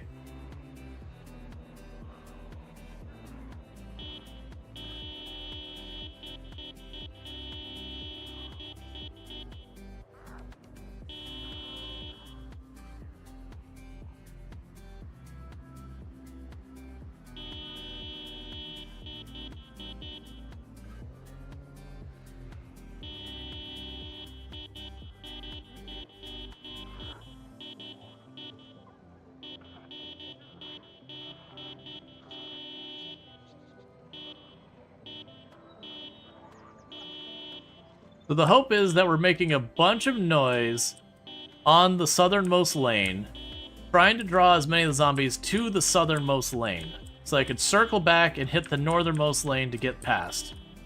We'll probably have to resort to off-roading.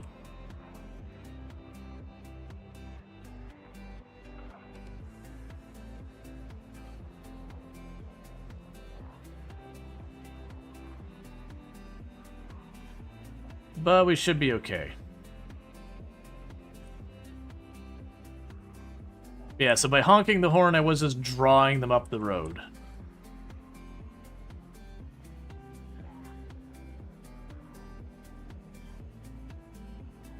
Okay, so let's just do this real fast. Let's just go to the map before we ever consider doing that again. And we can go to symbols, boom.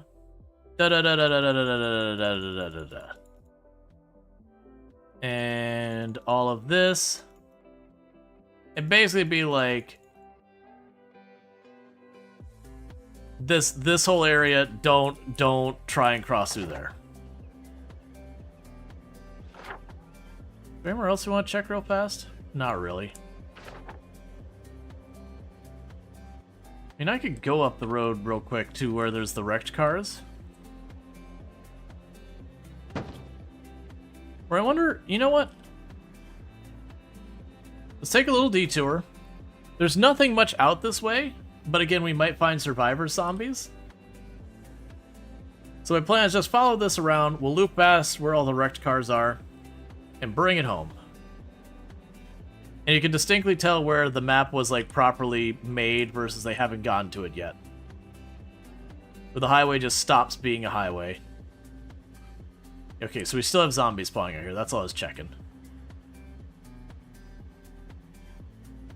Is it safe to sideswipe zombies? No. Generally speaking, if you're hitting the zombie with your car in any capacity, you are damaging your car. Eventually, it will fail you. If you're hitting it from the back, eventually your gas tank will hit 0, and suddenly your car will just abruptly stop. If you're hitting from the front, eventually your engine will hit 0, and your car will abruptly stop. If you're catching on the front quarter or any of the other panels, you'll eventually have one of your tires go to 0, it'll explode, and your car will either become very difficult to control and or eventually stop. You know, if a zombie, breathes on your window and wipes it a little bit, your windows will explode in all directions and your car will eventually stop. I'm obviously exaggerating here. But the point is, generally speaking, my stance is using a car as a weapon is how you convert a perfectly good car into a coffin. Cars in this game, they don't just like melt when you hit the zombies. I don't want to exaggerate it too much. But generally, that's what we're looking for. That's why we're out here. But generally speaking, the cars do get destroyed relatively quickly. So that's our survivor zombie down there. Hey, buddy.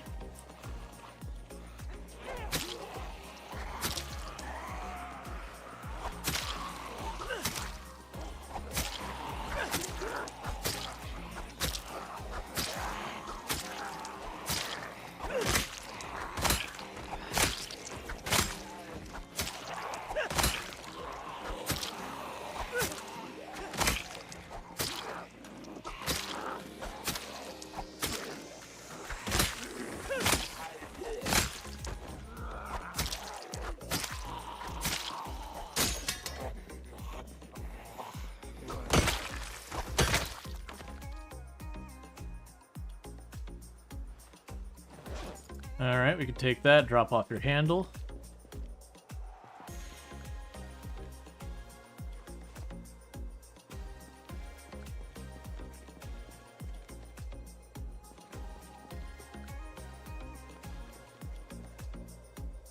Got a pipe wrench. Magazine armor. Would take the place of the knee pad.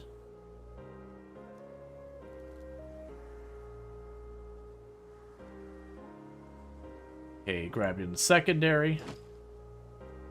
Let's see. Any real life car wouldn't last very long if you kept hitting people. Yeah, no, exactly.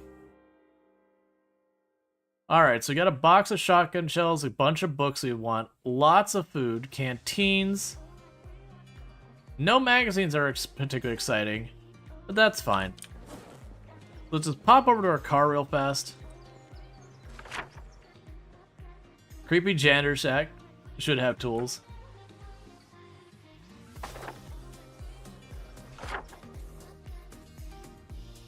It was... My dude, I'm not gonna tell you how to live your life. You had two of the same map.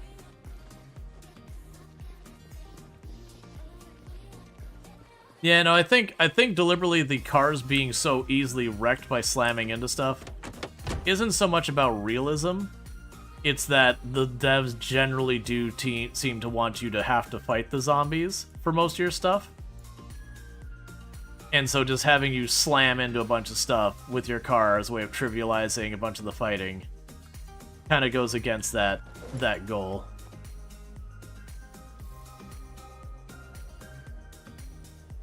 The weapon animation's bugged right now in the in this version. I'll keep the military canteens, why not?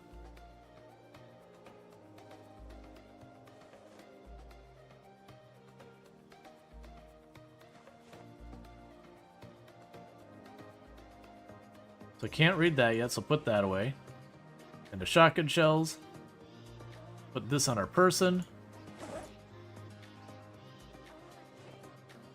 Put the beer away.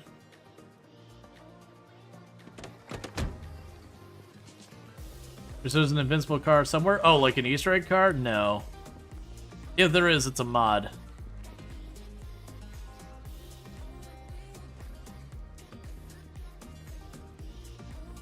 Alright, your buddies get to live. because we're trying to make decent time now.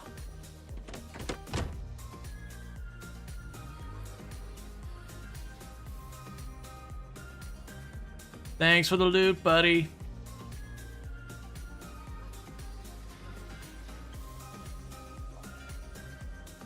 But yeah, as you probably noticed, we've seen two large backpacks, a duffel bag, and two large hiking bags, and a duffel bag. We got a bunch of books, we got a bunch of food. That very genuinely, they're a very good thing.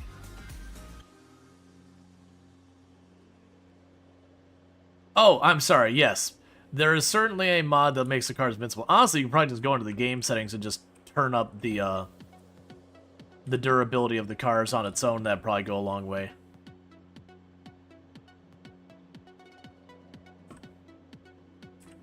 Yeah, and I just want to do a quick lap.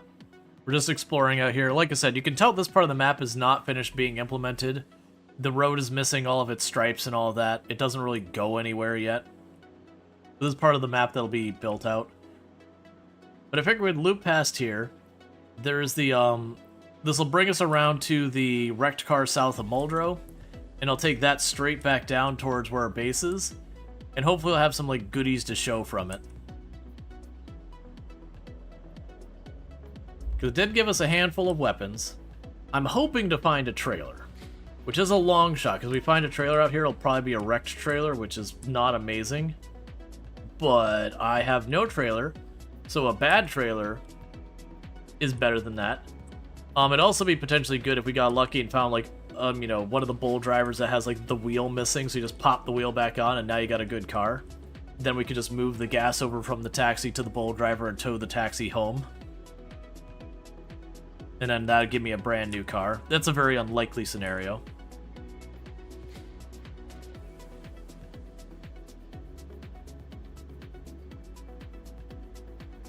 I imagine this is going to be something that happens on a lot of people's servers, is right when the server comes up. You're going to have people just doing laps, checking around all the areas, looking for the loot pinata zombies to, you know, get in that early, easy loot. Because for those who don't know, they do just kind of randomly spawn in on the map, but it makes them really easy to spot when they're just in the middle of nowhere on the highway. And I shouldn't say randomly, it's not literally fully random. They do have, like, areas that'll generally be. Yeah, so let's just pop up here for a second. Okay, don't say a thing that way.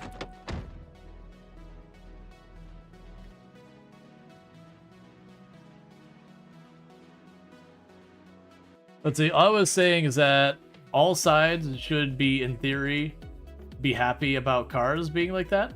Yeah, Reddit always complains, it doesn't make sense. What, the car's getting damaged? Reddit still thinks you can get bitten by a zombie and survive without mods or changing your settings, so don't trust anything Reddit says.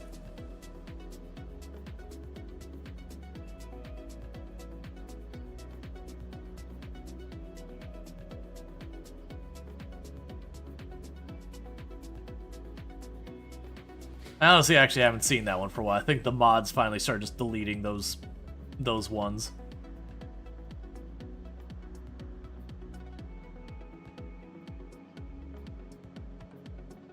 Those headlights do nothing.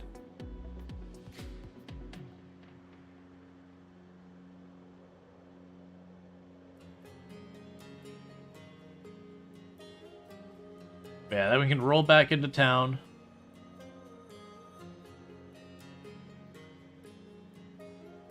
We can go and have our character get some sleep. And that'll be good. I'm really hoping we find a second large backpack. That would make me happy. We find a second large backpack, I can ditch the large hiking bag. And that's probably our best case scenario for managing loot on the go. Because I use the second large backpack to toss a bunch of stuff when I'm trying to, like, carry heavy things like logs. We toss it all in there, we can just drop it when we need to rest. Or if we get into a fight, or anything that's, like, not immediately urgent. Let's get this out of the way so I can actually see better on the top here. And these all just go to back roads to houses and stuff, right? Oh yeah, no, that's the back roads to Muldrow. Yeah, we don't want to touch that at all. Nope. What is your deal? I don't see a survivor zombie. That definitely looks like way too big of a group for a survivor zombie group.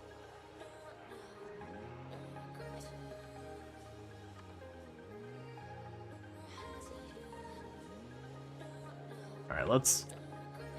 I don't recall running into problems going through this intersection in the past. But I also haven't messed with it in Build 42.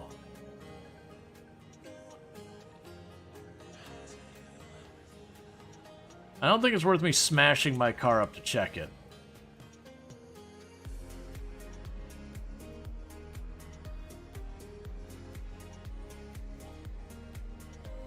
Alright, let's start just getting back home.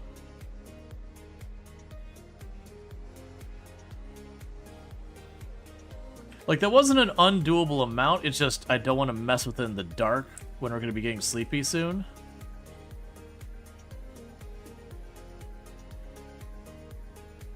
I am noticing literally everywhere in the map we have, like, a couple of zombies here and there. Like, the game has deliberately gone be like, hey, there's going to be nowhere that's properly empty of zombies.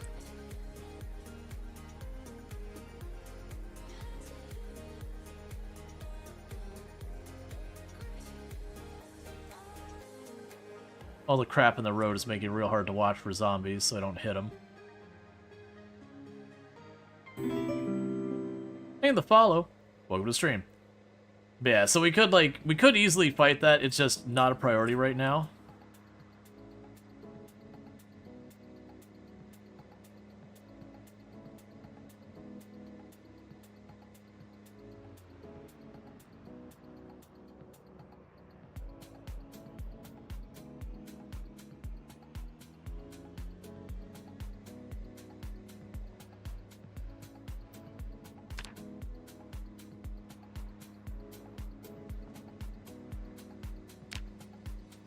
Yeah, it's gonna get harder and harder to see until we eventually just need to have our character sleep. I would like it to be back home, but we'll see where we get.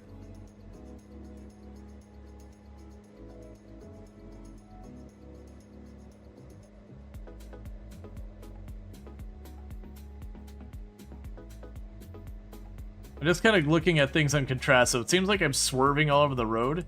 It's because I can't really make out where the zombies are half the time.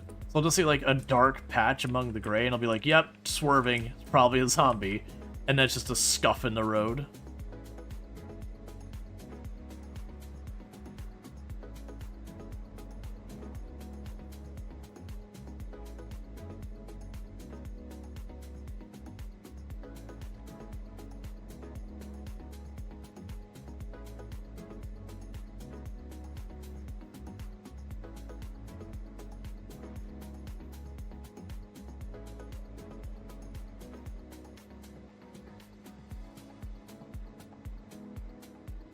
Okay.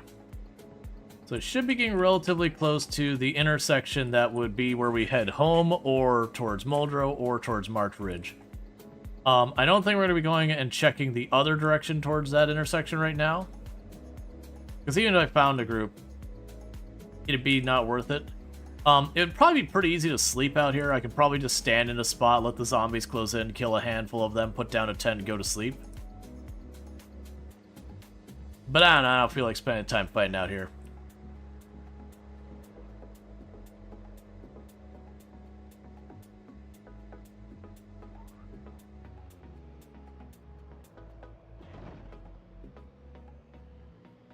Yeah, we slowed down so I didn't hit that corpse pile and flip the car.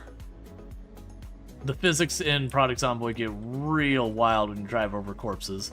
I've rolled a bull driver going like 10 miles an hour in this game. Just driving straight, just went whoop, because I had a big enough pile of corpses I tried to go over.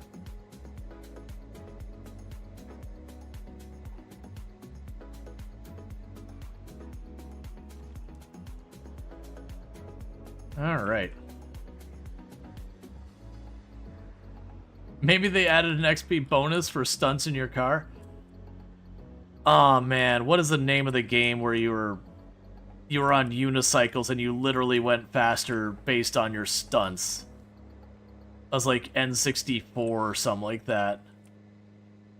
Now isn't Trials Evolution? I mean, it's probably a mechanic that's been added to a lot of games. It was one of the first ones who did it, like, way back. Maybe it was Super Nintendo, I don't remember. But, like, you'd sit there and you'd do stunts, but if you kept repeating the same stunt... Uniracer, yeah, if you kept doing the same stunt, it would get less and less value. But you got, like, speed boosts on your vehicle. I am gonna check north. But you got speed boosts on your vehicle based on how many points you got. So you're sitting there racing the whole time, you're flipping and you're doing corkscrews and all sorts of wild stuff. This is a dumb idea. What am I doing? I get myself killed driving around the night and get cornered from stuff I can't even see. It's that Luke Reed just one in that large backpack wanting to get that done today. And also a little bit curious, if we come from this direction at that intersection, will I see the same wall of zombies? Because if then that tells me the crossroads up here is a bad time, and I just know that for the future. Yep, okay, so that's the lesson there, chat. So, in case you're wondering, this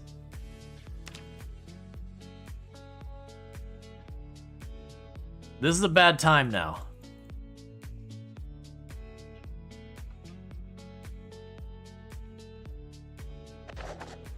Didn't Excite Bike on the NES have a similar mechanic? I don't remember.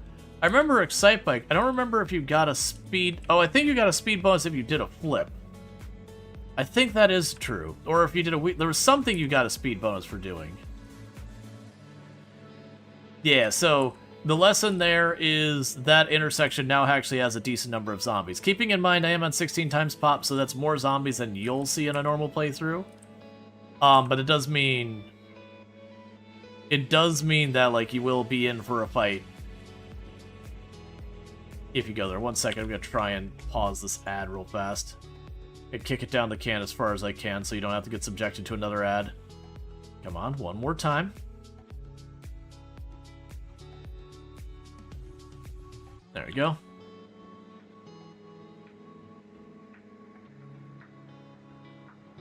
I bet you a lot of people kill themselves in that.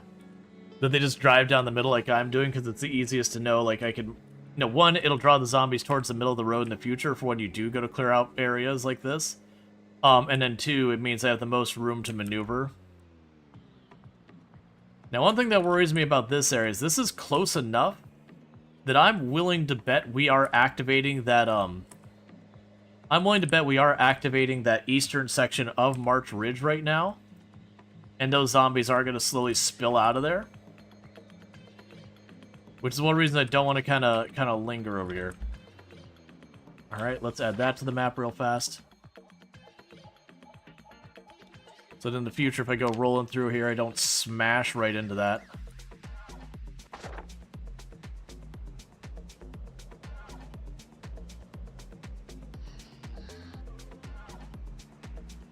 But yeah, that's one of the things over time if you drive. Like one of the things I'll do usually late game is when I find myself like the fire or police bull driver, so the big truck with the sirens on it. A lot of times when I'm returning home, I will run the sirens. Not when I'm going out, only on the trips home. That way I get home safely because I'm not drawing stuff in behind me, but that I draw stuff from far away from the sides of the road in. Because it's kind of one of those things that once you draw them in like that, you stop seeing new zombies from doing that on any real level. It means you can be fairly comfortable you're not going to run into more than like the 1 or 2 random zombies on the highway anymore. And I'd usually do that, especially if it's like roads nearby areas I can draw the zombies in. Because fighting zombies in a big highway like this is about as safe as it gets. You've got all the room to maneuver in the world. You know, if things go bad, you can just walk away. You're on a highway. You don't have to worry about stuff coming around from corners you can't see.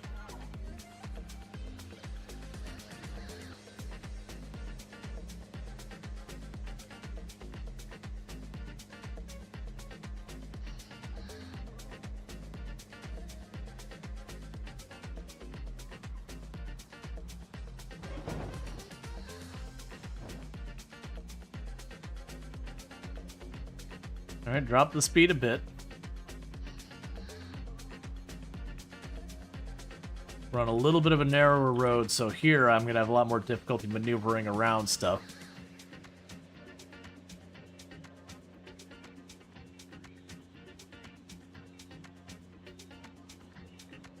And how far are we yet?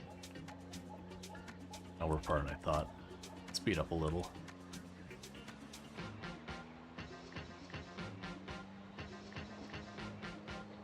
But yeah, stuff like that, that's a lot of the things that people get killed on, is they'll be going 70 or something, they'll see that zombie, like this one. They'll go to swerve, just overcorrect a little too much, catch the tree on the edge of the road, and dead character. Or most likely, like, fractured leg character, but honestly, a lot of time that might as well be a dead character, for how annoying it is. But you can survive it just fine and patch yourself up.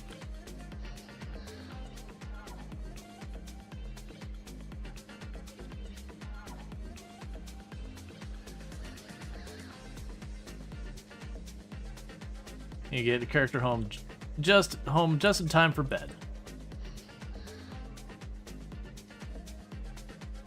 Yeah, but then if I was going to be using that as my main route to someplace else, what I would be doing is tomorrow when we work our way back out there, I'd kill all the zombies we see along the way. It'd mean to be a very low kill count day because, you know, it'd be drive, stop, kill, drive, stop, kill, drive, stop, kill. But after a couple of days of doing that, we wouldn't see more.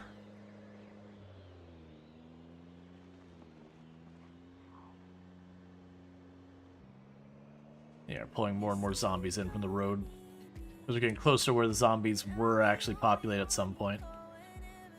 We'll probably just go to the gas station here. The gas station should be secure enough. We did burn through half a tank of gas.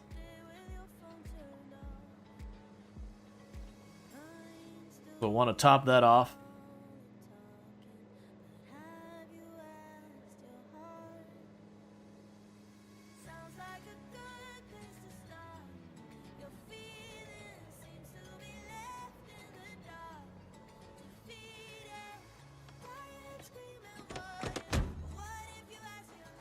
Okay, so turn that on.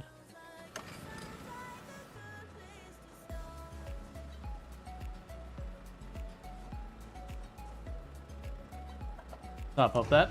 But yeah, no, I'd say that was a successful outing.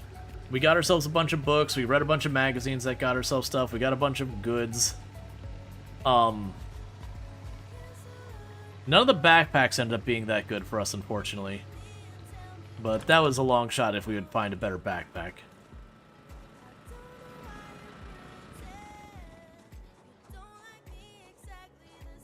Alright.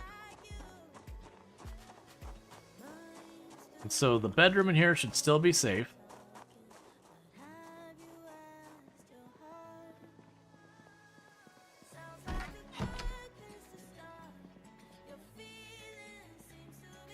Okay, we can check our inventory now. We'll go and slam those barbecue chips. Oh, cancel that. Slam a quarter of that ham. That ham will actually go bad.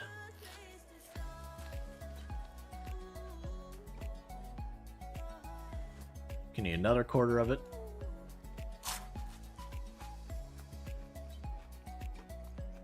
Cool. Alright, and that puts us in perfect time to go to sleep. Yeah, so low kill count day because we only killed like 2 or 3 of the survivor zombie groups.